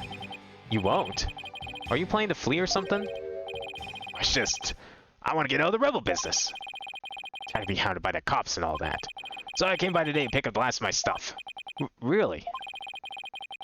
I'm gonna sell Dirk's info to the Minister of Justice, then slip out of Kurin. Wait a second. You're a key person of interest in this case. You can't go running off like that. Relax, will ya? I'll tell you whatever you need to know. Oh, and sorry about punching the lights out back there. My bad. So, Mr. Lawyer Man, what do you want to know? Tell me about the murders of the High Priest Terrustin Me and his acolyte Pere Zealot. Sure, I'll tell you whatever I can. Don't know if it'll be much help, though. I mean, I'm not a rebel anymore, so... Yeah, but that doesn't mean you didn't kill him. Wonder how true that really is. Not really sure that's how it works exactly, but, sure. There's a knife driven deep into a photo of the Queen. I guess the rebels really hate her. I better remember to stay on their good side. Incense and white flowers. Flowers are still fresh. Must have been put here maybe today or yesterday. Did you put these flowers here, Mr. Adebal? Something wrong with flowers? Oh, no. It's just a traditional thing here in Kurin. Pay it no mind. The dried lizards. This looks like a photo of Dirk and his compatriots. Here's one that looks really old. Wow, this was taken about 20 years ago. Those are Dirk's sons. Really? So this is the rebel Dirk in the center? He doesn't look so evil. And both of his sons look kind of familiar.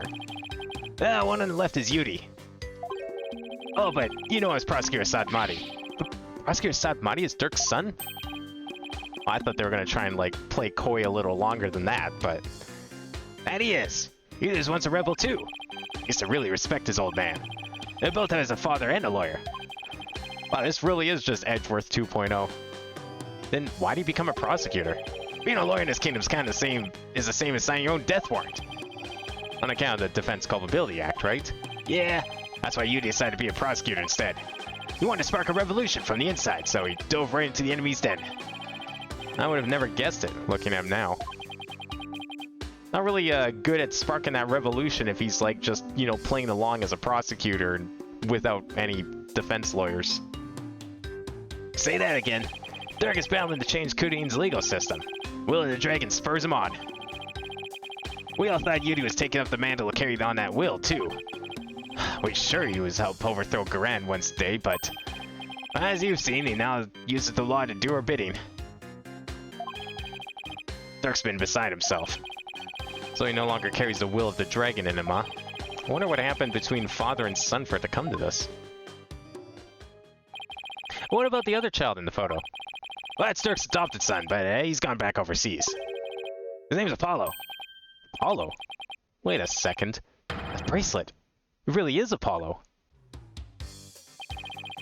He was a rascal, that one. And his voice could shake the entire room. I imagine he's out there raising high health somewhere. Yes, I'm sure he's doing just fine. Seeing how far he's come, Mr. Hardybal's description really doesn't do Apollo justice.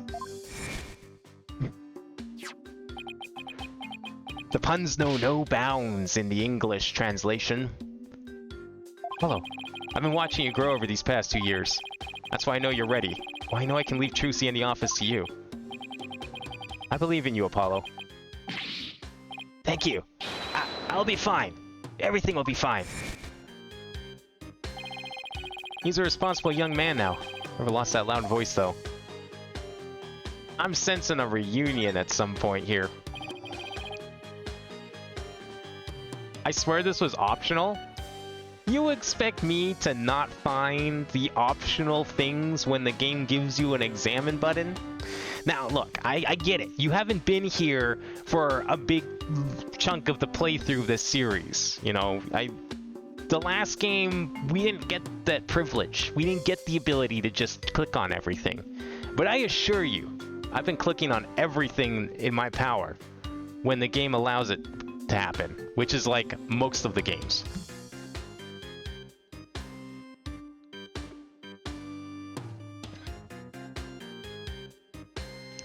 You guys get electricity? Yeah, but the power goes out occasionally. That's pretty inconvenient. You're telling me. Well, sometimes it goes out for an entire day. What about the stuff in the refrigerator? Why don't you see for yourself? Forget I asked. I'm afraid of what I might find. How does this place get electricity? Who's paying the bills? And under what name? Wait, you can just not click on this.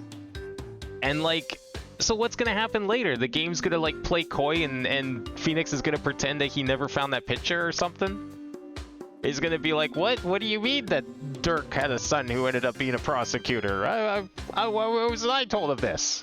Despite, you know, having clicked on this picture.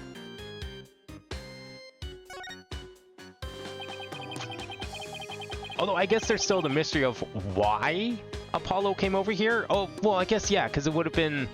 Right, because his parents died. And so he... But then why was he separated from Trucy?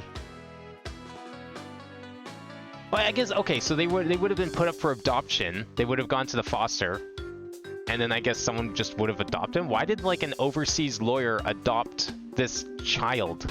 And only the son, and not his sister? That's a little weird. Because, yeah, I mean, sure, maybe Apollo didn't know that Trucy was his sister, but, like, the adoption agency sure as hell would have known. What's this thing with the dragon on it? Some kind of a sign? Oh, the reveal would have been done to Apollo Athena. Oh, okay, yeah, I see. It's on their end, then that makes sense. Then you don't have to worry about the possibility that Phoenix found out or not. Trucy's only a half-sibling. Yeah, but still, a half-sibling's a half-sibling. Like, they would have... The adoption agency would have known these things. That's not just something you can hide from fucking authorities like that. Child Services would have told this guy who's adopting Apollo. Especially if this guy's from overseas. Like, what the fuck? That's usually not a thing that can happen. Yep. That was his business time back when this was Dirk's office. He used to be a lawyer, right? That he was. It's a really long time ago. This place has seen better days, that's for sure. Well, I hope he can put his sign back up someday. I wouldn't hold my breath.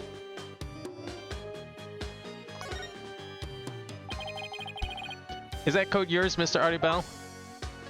Nah, it belongs to the rebel leader, Dirk. It's pretty impressive. I like the color, too. Want to try it on? Really? You sure it's okay? Of course. Better look great on ya.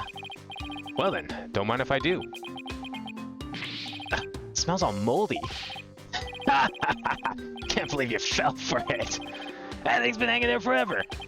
Note to self, don't trust this guy ever again. Yo, I want to click on the spider. Come back down here. Where's the spider? It's gone. I doubt we can click on it, but I still want to click on it anyways. It's literally not coming back. Okay. There's a ladder leading underground. Must have brought me in through there. There's no reason for me to leave yet. Oh, now the spider appears. I'm just impatient. I should see what else Mr. Audibal has to say. Oh, you can't click on the spider. Damn. Well, someone's been eating well. I didn't know the rebels paid so well. And bowls and platters of food here. They're still warm, as if this was all recently prepared. You must have a pretty big appetite, Mr. Audibal. Ha ha ha! Guys that's being as strong as me got even bigger appetites, you know.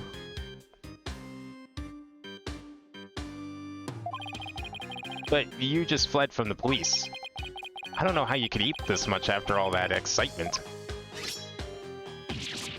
Yeah, like, I know that they were adopted by different people, but like, why? Did Dirk just not want a daughter or something? Because, you know, I mean, I don't know what happened at the time, but realistically speaking, they would have gone into foster as a pair. The agency would have known that they were related, half or otherwise. This is something that they would have told anyone interested in adopting either of them, which means that Dirk knowingly only adopted Apollo, knowing that that Trucy it was his half-sister, and just abandoned her. kind of a dick move. Juicy would still be take right. Was she? Okay, I guess my timeline of events are a little mixed up then. I couldn't remember exactly how it went down back in that game when they explained it. So, okay, fair enough then. Yeah, you're right, okay. Okay, then I forget then. What was the reason why Apollo wasn't there then? Why Apollo didn't stay with Juicy? If they were like, if she was still being taken care of, but then he like, just went up for adoption.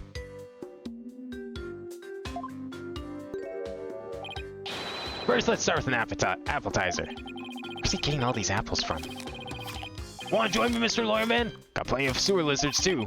Thanks, but I already ate. Kinda want to eat all that instead. That looks way better. Nick Carter essentially... Oh, yeah, I remember that. Because, like, his dad died and he's like, Phoenix, take care of my daughter. Or something like that. Yeah, different dads, but the same mom. Like, it just, I guess, yeah. Since the one shared family member died, it's like, yeah, whatever. Not gonna live with my stepdad, I guess. Maybe he hated him or something. Just, it seems a little strange to me that, like, you know, blood relative or not, why didn't you just go live with your stepdad? why would Apollo go up for adoption and not go live with his stepdad? That's the part that I'm trying to figure out here, and I can't remember if they actually explained that. I doubt they did.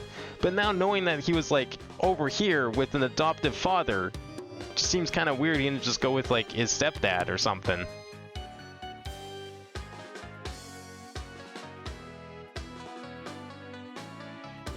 But I mean, whatever, you know, probably it's not that important.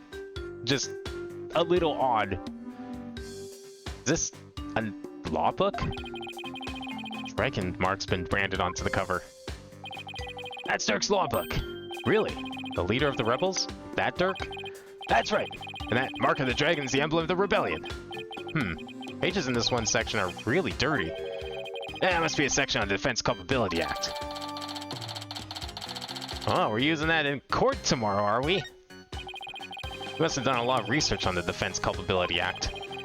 Practically wore out the entire section. Is that it? Methinks. Oh no, one more. What are these hanging here? Lizards? If so, they're pretty big. Those are sewer lizards. We'll call them that because they live in the sewer. They grow bigger than your average lizard, which makes them fine eating. Wait, you eat these? What do you think he's been eating the entire time? You not seeing him snacking on lizards? Like yesterday and the day before? What else would you do with them? Here, try one. Pass. I'll definitely pass. Missing out on a fine treat, my man. Somehow, I think I'll live without it.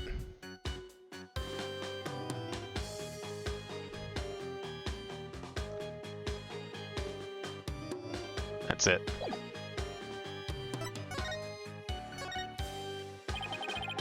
Actually is important, don't know how important, but it is. Yeah, I don't know, I don't know. I'm thinking of it from like a logical perspective. You know, you have a half-sister, your one shared blood parent dies. What would drive someone to, like... This implies that his stepdad did not want Apollo. And I can't remember if that was stated anywhere in Apollo Justice, or I guess Dual Destinies for that matter. But it just seems like it kind of makes Trucy's dad look like a dick because he didn't want his, like, half-son, Apollo. And it's just like, nah, you're going up for adoption. Fuck you. Goodbye. Just got rid of him like that instead of taking him on too. Lamar isn't dead. Oh yeah, that's right. No, Lamar is. You're right. Lamar is alive. But even so, okay, so then I don't remember what was going on in that game then. Clearly, because it's weird that like, okay, so Lamar's the dick for putting Apollo up for adoption, but then giving Trucy off to her dad. Versus is the dad a dick for not like taking on Apollo? if Lamar didn't want him anymore. Yeah, she went missing or something, right? But like, why didn't, you know, the dad take on Apollo and keep them together? I can't remember if that was told or not. There probably was a good reason. I can't remember what it was. You're right, though. I do remember that now, because you literally play as her, the mom, in like the last 5 seconds of the game. But it's like, it's weird that, like, yeah, he did get it. I'm realizing it now and looking at it, it's like, wait a second, yeah, he was put up for adoption. That's a little strange, considering that none of his parents are dead. That just means they didn't want him. One of them possibly got kidnapped or went missing somehow. Some unknown reason. I'm not going to assume it was her own doing. But the other parent, who was definitely not dead at the time, was like, nah, fuck you. I don't want you. Tell me everything you know about the High Priest's murder. Well, as you know, I don't remember much about that. I banged my head under the rock as soon as I parachuted into the inner sanctum. So when I told you I had nothing to do with his murder, I meant it. Okay, then, where were you when you came to after banging your head? By the time I came to, it was already dawn. I must have been out cold the whole time. So you didn't see the crime happen at all? You got that right. Then why did you say you did when you testified? Oh, about that, since I don't remember a thing. I was afraid I'd seem suspicious, so I came up with that whole story. Does he even realize how much more trouble his big fat lies caused me? Sorry for the trouble. It was definitely my bad. He doesn't seem very sorry to me. So the bottom line is you were at the scene of the crime, but you weren't involved in it. Got it. I think Apollo lived with birth dad, accident happened, he stayed with Dirk, then Lamar had another kid. Oh, was that it then? No, I think you're right. Okay, never mind, that makes more sense. Lamar was the one that went on and remarried. Okay, yeah, so no, that makes sense. So Apollo happened first. Lamar went missing. Apollo's dad dies. So yeah, he wouldn't have had any relation to Trucy then. No, that makes sense then. You're right. Okay. That's actually way more logical. I didn't think of that possibility, and I think that does sound vaguely familiar from events explained in either of those last 2 games. So that would make it perfectly reasonable why he ended up over here then. The weirdest part of the whole thing is like someone from another country just coming and randomly adopting this kid. Like, did he have an ulterior motive for him? Maybe he somehow knew about his power and wanted to, like, use it for his advantage or something in law, maybe? Just, the only part left and then he's explaining now is why did some random dude from Korea come and adopt this random kid that was, like, an orphan in a foreign country? So Dirk used to be a lawyer. Yep, he was a force to be reckoned with back when he was still practicing. He was a juggernaut of the law and as mighty as a dragon. He could strike terror into a prosecutor's heart just by glaring at him. People call it his dragon's glare. He even got criminals to confess and pass out with a well-placed glare. You've got to be kidding me. Most important of all, he would never surrender. He'd fight for the accused no matter how the odds were stacked against him. Is that what you mean by the will of the dragon? Yep, that would be it. Actually, your work in court yesterday was mighty impressive too. You didn't give up, no matter how hard of a beating you took. Unlike Dirk, I might add. Oh, thanks. Even if a big part of that beating I took was because of you. Well, I gotta start packing. Who knows when they might catch up with me if I don't scram soon. Please, wait. I still need to ask you something. Go ahead, shoot. What are you rebels trying to do? And why were you at the Inner Sanctum in the first place?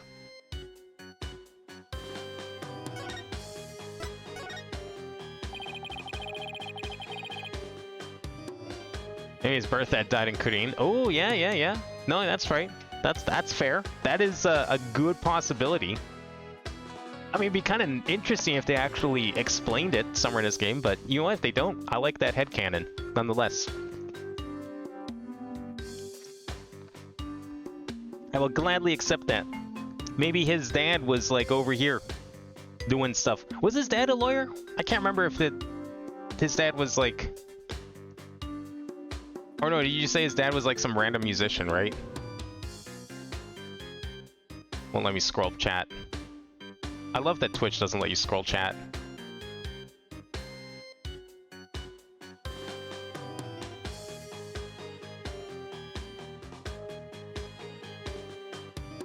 Or that was a musician. Okay, yeah, never mind. He was probably just over here for whatever, dies, and then gets adopted by the other guy. Maybe it was like Trucy. Maybe he was also friends with Dirk, and he was involved in the case somehow, and it was like, you take care of him. Same way that like Trucy got passed on to Phoenix because of law circumstances. Or more precisely, what were you trying to do there? I was trying to escape from prison, that's all. That high priest was a fool for getting taken in by Dirk. He should have tried hightailing it out of Kurtain like I'm doing. Ah. Guess that's not true. Wow, 4. Ah, psych locks. Mr. Adebaus is hiding something. I won't know exactly what until I can undo the locks. What exactly are you trying to hide, Mr. Adebaus? Huh? Well, I'm not hiding anything. No way, no how. I'll just have to use my Tom on him. Take that!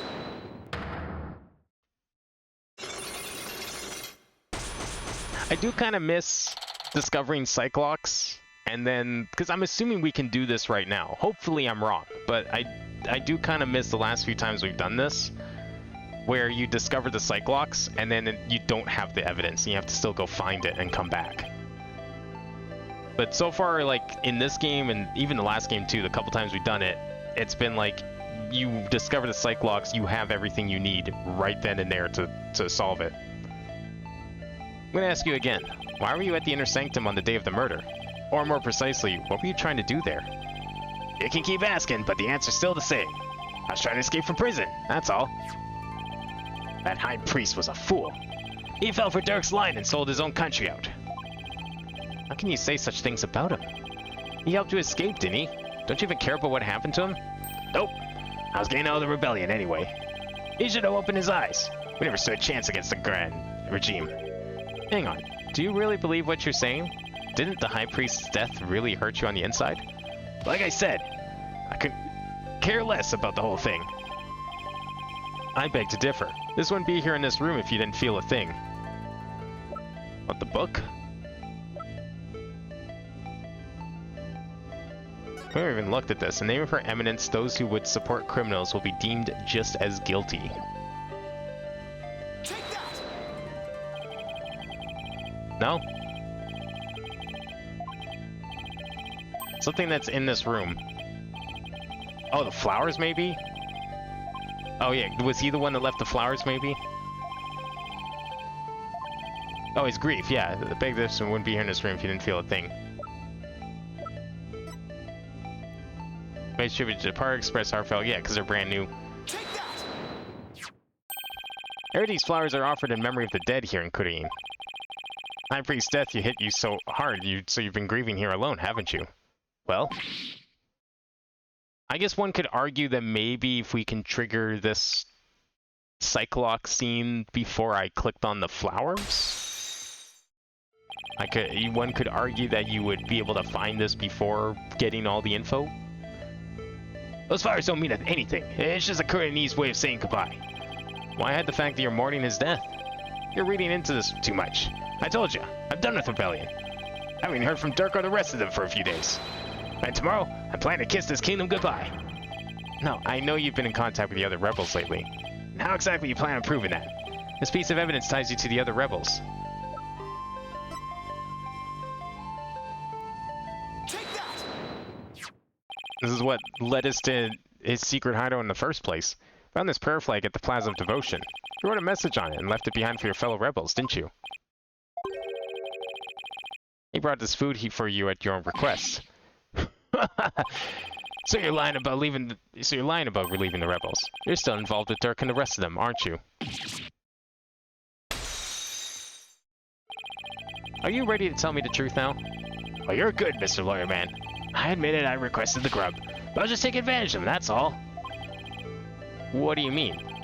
With my face plastered all over the place, I couldn't stay out in the open anymore.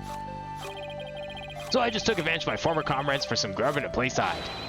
I was gonna kiss this kingdom goodbye tomorrow. I'm not buying it. You're obviously lying. I can tell just by looking at you. The white-hot flames of revolution definitely still burn inside of you. What? That's ridiculous. Those flames burned out a long time ago. This proves that the flames of revolution still burn on inside of you. Flames of Revolution. Is now the time for the book? Probably. Take that! Dirk's law book? Well, I'm no lawyer, so what's that got to do with me? Look at the mark branded onto the cover. It's a mark that stands for an unwavering commitment to the revolution. It's Dirk's way of representing the will of the dragon. Yeah, so what of it? You have that same mark on the scarf tied around your left arm. But you wouldn't be wearing that if you were no longer a rebel. I forgot to take it off, that's all. No, as a wanted man, that should have been the first thing you took off. The fact you haven't hidden that mark yet proves you're still a rebel. If you're not a rebel anymore, take it off right now. I dare ya. Think what you want, but you don't know nothing about me. No, you're wrong. You wear your heart and your beliefs right on your sleeve, just like me. And this is what I believe in. Take that!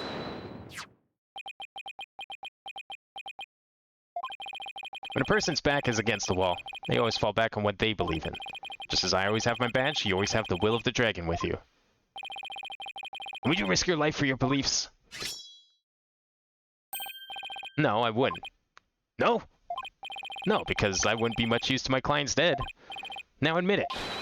You've never once thought about leaving the Defiant Dragons, have you? I look in your eyes. It's just like Dirk's. Looks like you've got the will of the dragon inside of you, too.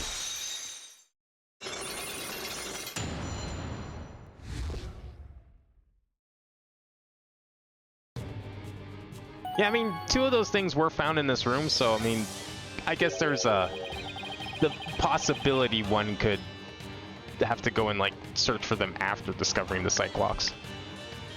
But it's not that far. It's not like you have to go elsewhere and find them. I plan to take you out if you turned out to be on the side of the Royals.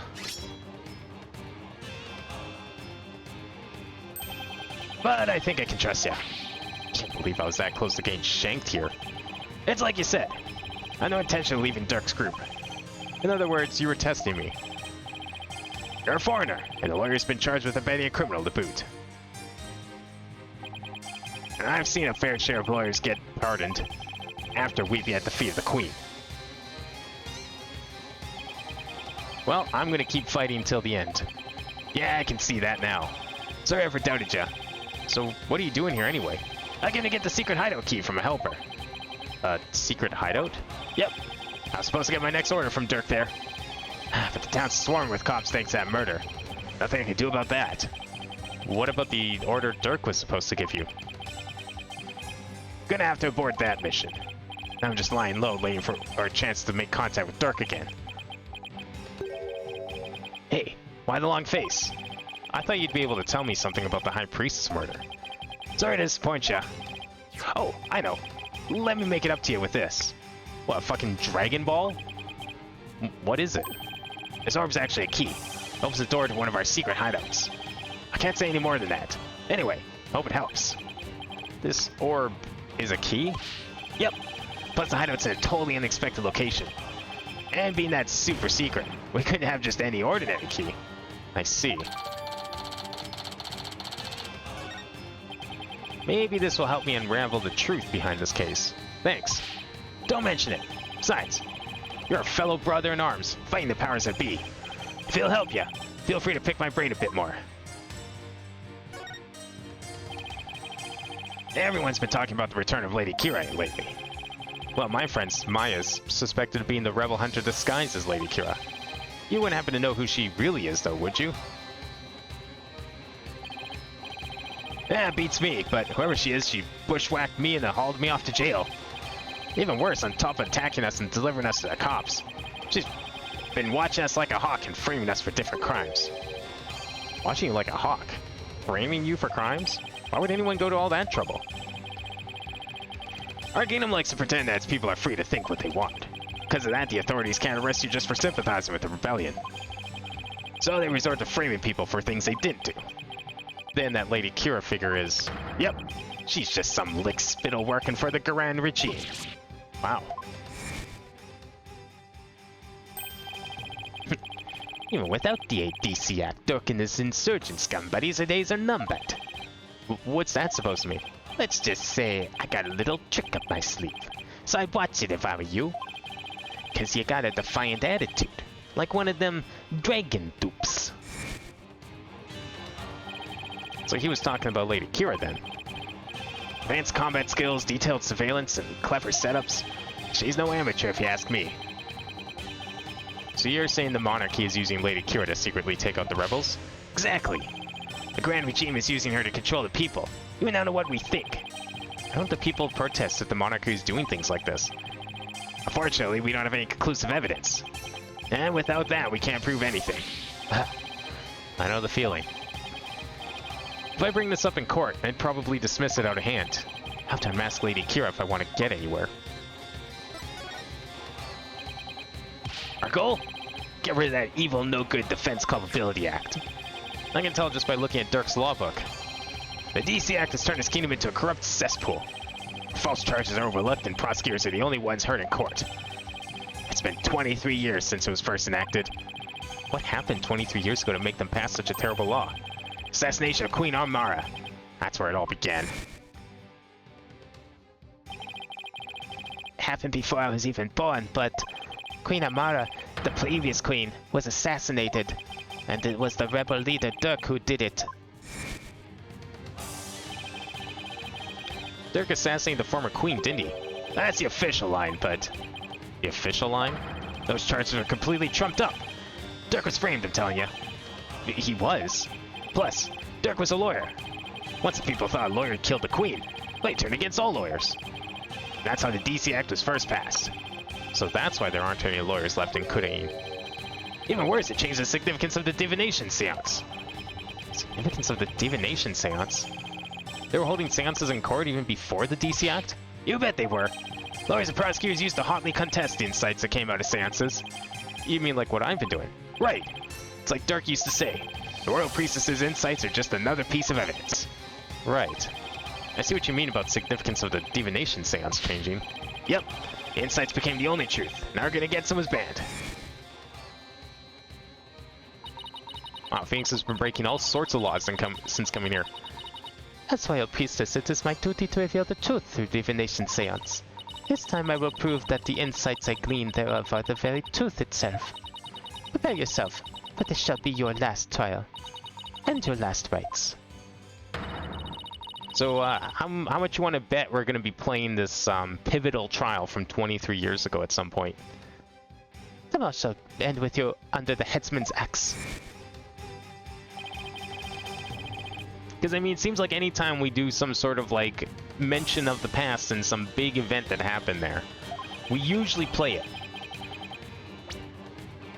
I'm seeing Rafa would agree with that. This kingdom's a shadow of its former self. Become a dictatorship where the royals use the fear of trumped-up charges to rule. And that's what Dirk's been rebelling against. Yep. All he wanted is to live in a kingdom with a fair and impartial legal system. And there's only one way to make that come true. Overthrow the current regime. So that's the truth behind the rebels. Well, PW, my friend, it's about time for me to get going. After all, I am the fangs of the Defiant Dragons. Well, not even Nick. I just mean like the game itself will make us like I'm thinking we're gonna be playing as Dirk at some point here, 23 years ago, and we're gonna get to see that pivotal moment where supposedly he gets the queen killed. He probably doesn't, but That's a rebel. you're not gonna do that alley-oop thing again, are you? I was just getting to that. See you when I see ya.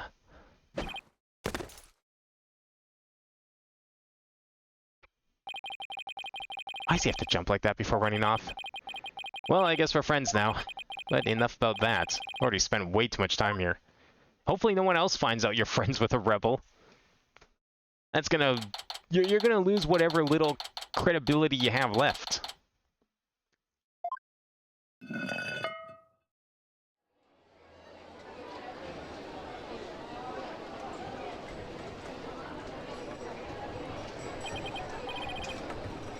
Phew, finally got out of there.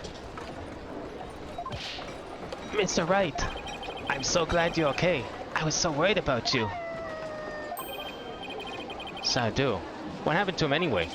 He came out of the manhole about 5 minutes after you went in. Sorry it wasn't much help. Well, did you find anything of worth? Oh, I tripped and fell down there. I must have been out cold for a while. I better keep things to myself for now. I figured as much.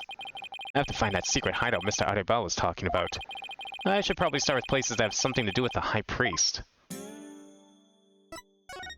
Something to do with the High Priest, eh? You know what? I have an idea.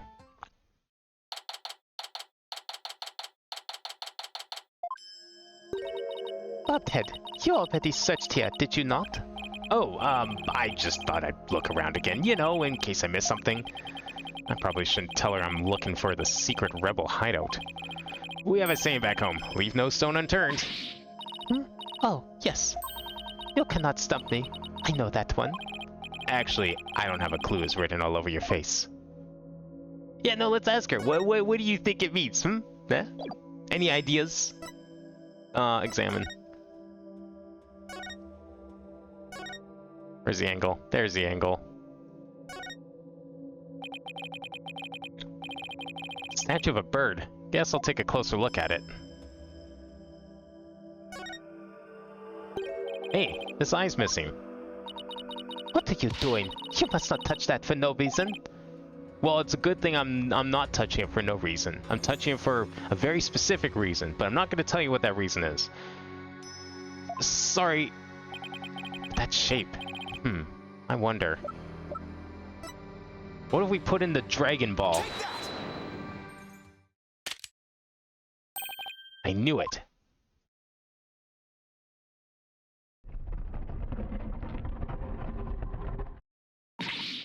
What? She must be at a loss for words, and that doesn't happen too often.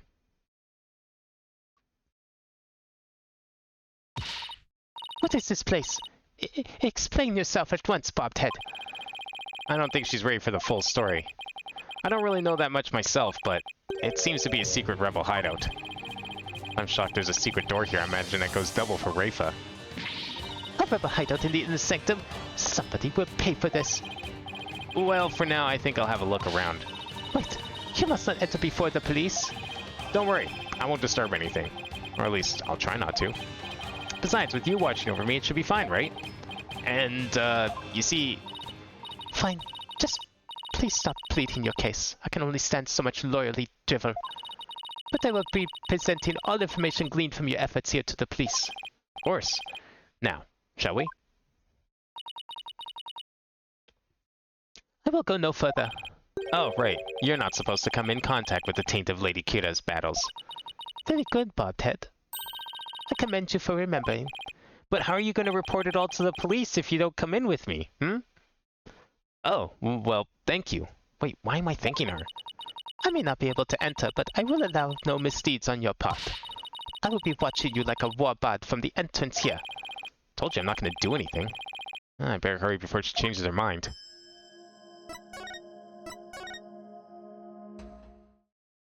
Ooh, fancy.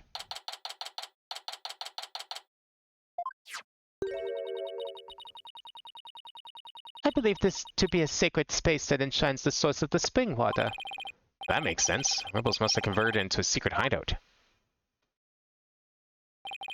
But what about that warbad revolving door?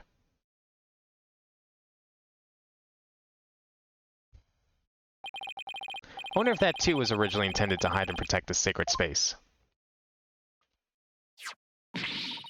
Well, I think we know where our murderer came from then. To think those filthy rebels were scheming their schemes in this most sacred space. It is a desecration upon Kuranism itself. The defiant dragon shall pay for this. I suppose it's only natural that she'd be upset.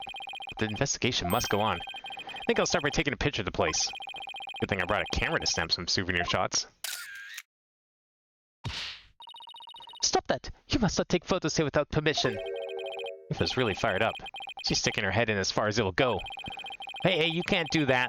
That is heresy right there. Get your head out of here. I guess she won't be tainted as long as she doesn't touch anything. Yeah, but she's touching the air, and the air is touching things. So the air itself is tainted.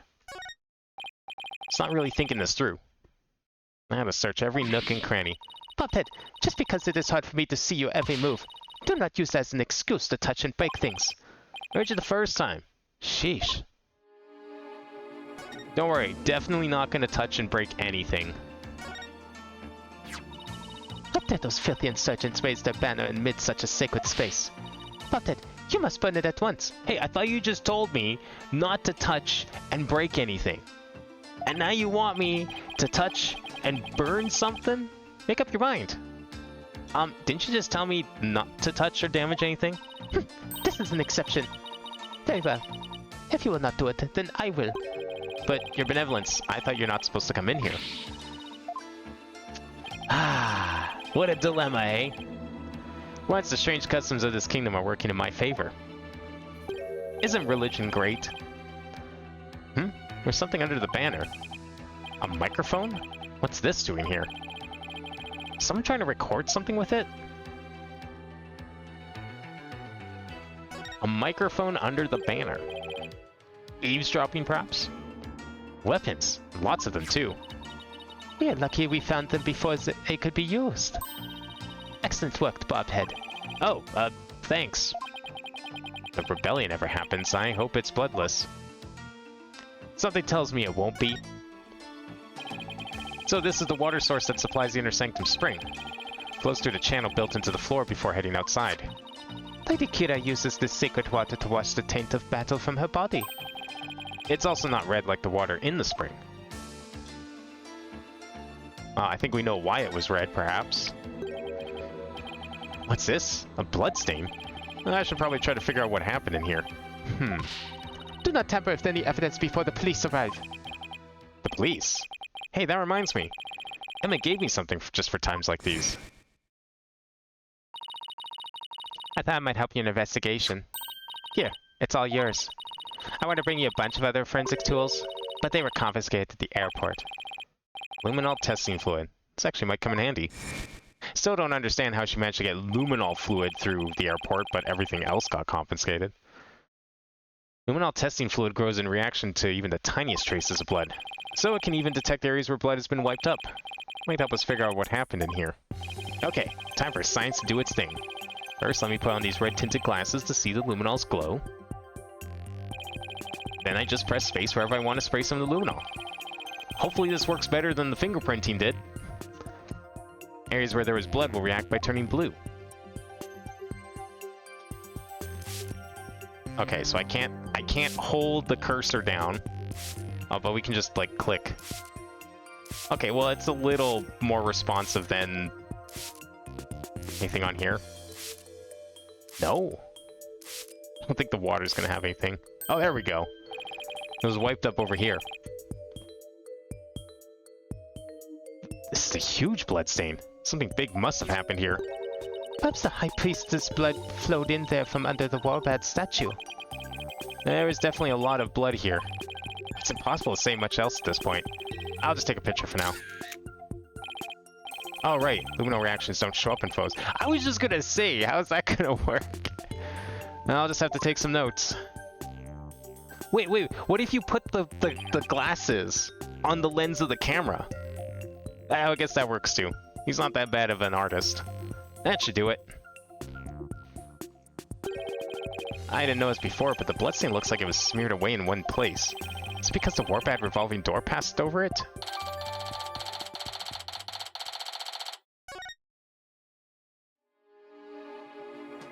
Alright, what else we have in here? Oh! I got the forensics expert achievement. Was that the first time we did? No. Wait, why did I only get that now? Okay, so the achievement is for, hang on, I need to see this. The achievement is specifically for having performed every forensic technique at least once in all 3 games. So in Apollo Justice, we did the fingerprinting, we did the shoe prints, we did the luminol, and I think we did like one more thing. The second game, there was like nothing we did in the second game, so I guess this game only has the blood and the fingerprint stuff. It doesn't have the shoe print stuff. So I guess that's why I'm assuming we've now seen all of the forensic techniques in this game as a result of that. Well, yeah, that was the first luminol, but that also implies that there's not going to be any other new forensic techniques introduced in this game. Or we're not getting the return of like the shoe print stuff from the first game. It's just blood and fingerprinting. A large stone slab, shaped like a magatama. Looks rather unstable. I bet it'd tip over in an earthquake. Looks like someone tried doing that. What's that earthy grass-like smell? That's what we call mold. It doesn't smell the moss that covers the stone. Or moss. I heard it's tasty. Oh, so this shaggy green stuff is moss. Looks like some of the moss about halfway up has been disturbed. Wonder why that is. One quick touch can't hurt, right? What's she gonna do? Come and get ya? Whoa. The slab's starting to wobble. What is happening? What have you done to the sacred space? Nothing. All he did was nudge it a little. Knew it looked unstable. Probably best not to touch it again.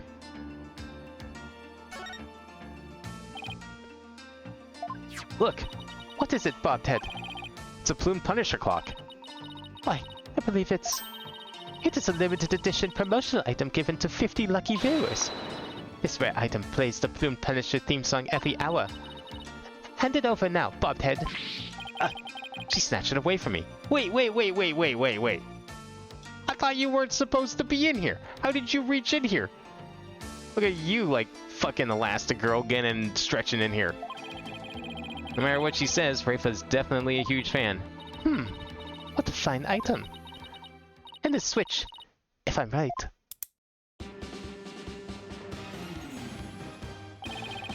Well, that's the Plume Punisher theme song. Yes, now I see. The insurgents who use this room must be Plume Punisher fans. That may be so, but I don't see how it's relevant to this case. No, it's very relevant. Because if they're Plume Punisher fans, that means anyone else who's a Plume Punisher fan could be also a rebel. Do we know any Plume Punisher fans? Maybe someone with us right now is also a fan.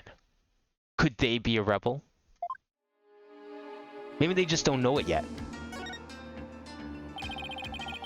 There's a Plume Punisher calendar here. Ah, now I understand. The villains in the Plume Punisher are based on the insurgents. Watching the show must have roused their ire against Lady Kira. I doubt that's it.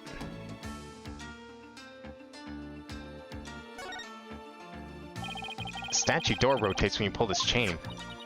I see. Then you must shut the door and destroy its mechanism. That would deprive the insurgents of access to this place. But wouldn't that trap me in here? Not to worry. I will come to visit you once a year. Wow, how thoughtful of you. She's actually serious. She already, like, broke custom by coming in here and toying with the clock. Looks like an order from Dirk. What's this? Let me see that.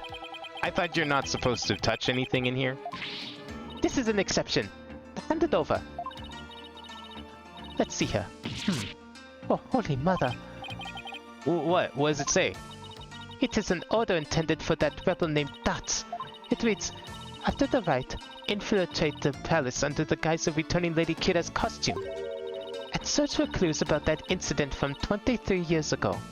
Look. 23 years ago? You must mean the assassination of Queen Amara. I wonder what the rebels are up to. It's intriguing and all, but it doesn't seem related to the case at hand. This will not do. I must warn my mother at once. No need to do that. This order will never be carried out.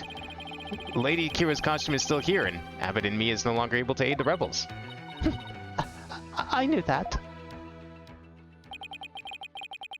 Well, I think that about covers everything here. Oh, hey, the police are here. Mr. Wright, you should have come here before the police. Sorry, but I was in a hurry. I didn't do anything I wasn't supposed to do. You know, except, like, use luminol spray, touch everything, almost knock things over. I definitely didn't have anyone come in and put all their grubby mitts all over that clock in the corner either. Nah, no one touched that clock, don't worry. Her benevolence can attest to that. Yeah, she definitely was not an accomplice in this crime. It is your fault for being so slow. I expect the police to work faster and more efficiently.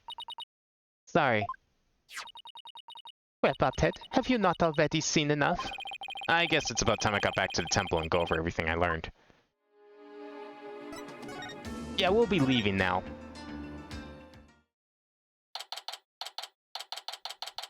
If we get trapped, she won't kill us.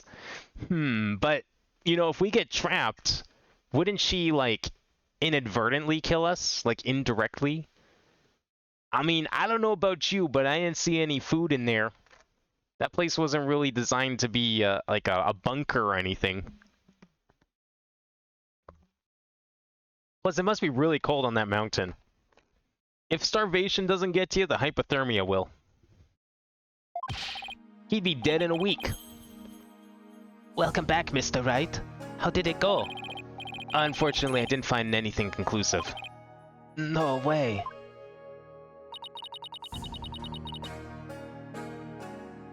I do not understand, Bobhead. What don't you understand? Why you did not commit any misdeeds during your investigation? What, you were expecting something? What, you want me to forge those? You want me to do it right in front of you? If I was gonna do a misdeed, I'm not gonna do it in front of the princess. That would be stupid. After all, lawyers ply their trade primarily through illicit means and methods. What? Who told you that? My mother. Are you saying she was wrong? No, it cannot be. You must have committed some sort of misdeed right under my nose. I mean, I feel like, yeah, he kind of did, because he did kind of, like, push on that rock. And maybe technically the luminol spray, but I don't think that's anything as bad as her yanking the clock off the table and touching it and feeling it up. She just put her fingerprints all over. You know what's gonna happen now? If the police are actually, like, consistent, they're gonna look at that clock, they're gonna find the fingerprints on it, and they're gonna see that they belong to Rafa. And then they're gonna find out that Rafa is a fan of the show. And based on those two pieces of evidence alone, now she's gonna be arrested for aiding and abetting rebels. So good job. If that was so, she wasted her whole day following me around. But you know they won't, because she's the princess, so she can just get away with whatever she wants. What is it? Prosecutor Satmati has need of me. What's going on? I must go perform a divination seance for Pure Zealot. It is our custom for the prosecution to review its contents before a trial begins. I see. The third time will be the charm. Isn't this more like the seventh or eighth time? I mean, how many times did we revise the divination seance in the last case, and then you combine it with the first one? My insights will finally bring you to your knees tomorrow, and I will teach that neophyte practitioner a lesson. Looks like the royal priestess is back with a vengeance. She's made a full recovery from when we started the investigation earlier today. I look forward to seeing you in court, your benevolence. Your overconfidence will be your downfall. You will not look so confident when I am finished with you tomorrow. Actually, I'm not really looking forward to seeing her tomorrow, especially without any solid evidence. Why don't we go over everything so you know so far? All right. Let's see here. Acolyte Zealot was killed during the rite with Lady Kira's dagger, and Maya's fingerprints were found on it. That doesn't sound very good. I know. It's the very definition of being up a creek without a paddle. The day before his murder, Zealot enjoyed a meal with the High Priest, his wife, and Maya. I also learned about spirit channeling here in Kurin. None of that sounds very helpful. Oh, but I did hear something interesting. that the rebel hunting Lady Kira might be working for the Justice Minister. What? Really? Our kingdom is supposed to be ruled through faith and laws. We can't allow the people to be controlled by fear and violence. That sounds like something a rebel might say. It does? But if that Lady Kira really is one of Minister Inga's subordinates, that would exonerate Miss Maya. Unfortunately, I have no way of proving it in court. Oh, that's too bad. Oh, I almost forgot about the secret rebel hideout we found at the Inner Sanctum. There's a bloodstain inside, but I don't know if or how it's connected to this case, though. I guess we'll find out tomorrow, though. I would imagine the police will know. We'll be able to figure out what blood or whose blood it is. Wow, a secret room at the Inner Sanctum. That would be a huge hit with the tourists. This kid really is an entrepreneur at heart. What I mean is that the hideout could be important to your case. Maybe, but it's still too early to tell.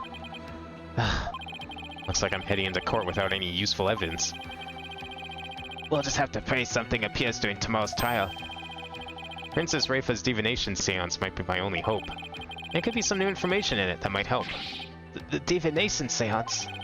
But I thought it always works against the accused. Not always.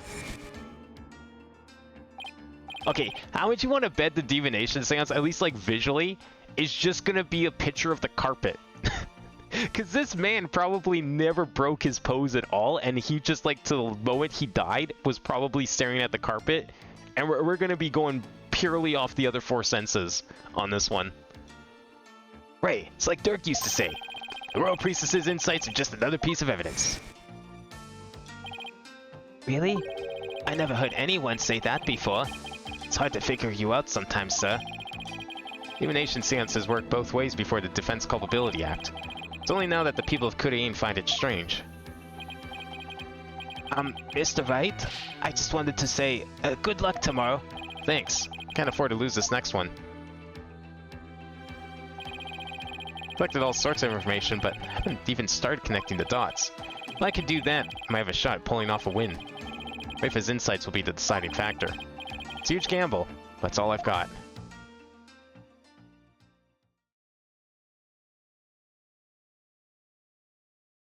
Well, I didn't think we'd be having to deal with 2 murders in a single case this week. But I guess we have a completely, totally, definitely not related murder trial to be attending next stream as we go through day 2 of Maya's trial.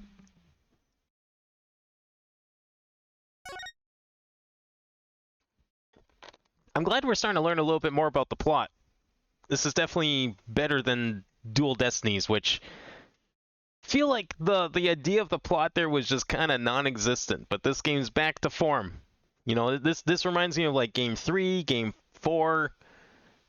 We got like a properly paced, overarching plot.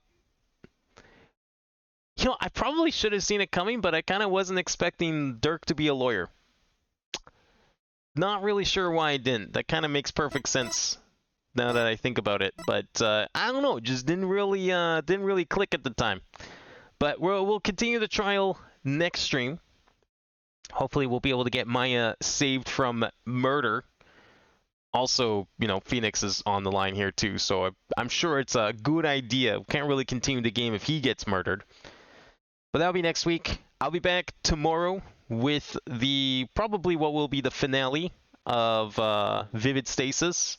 We're going to go and clean up some of the secrets and extra little bits and pieces that we didn't get to finish off last week. And then, yeah, hopefully some Minecraft on Friday. Federation Force next Monday. And then, yeah, finish off case number 3 next Tuesday. So stay tuned for that. But in the meantime, thank you all for watching, and I will see you next time.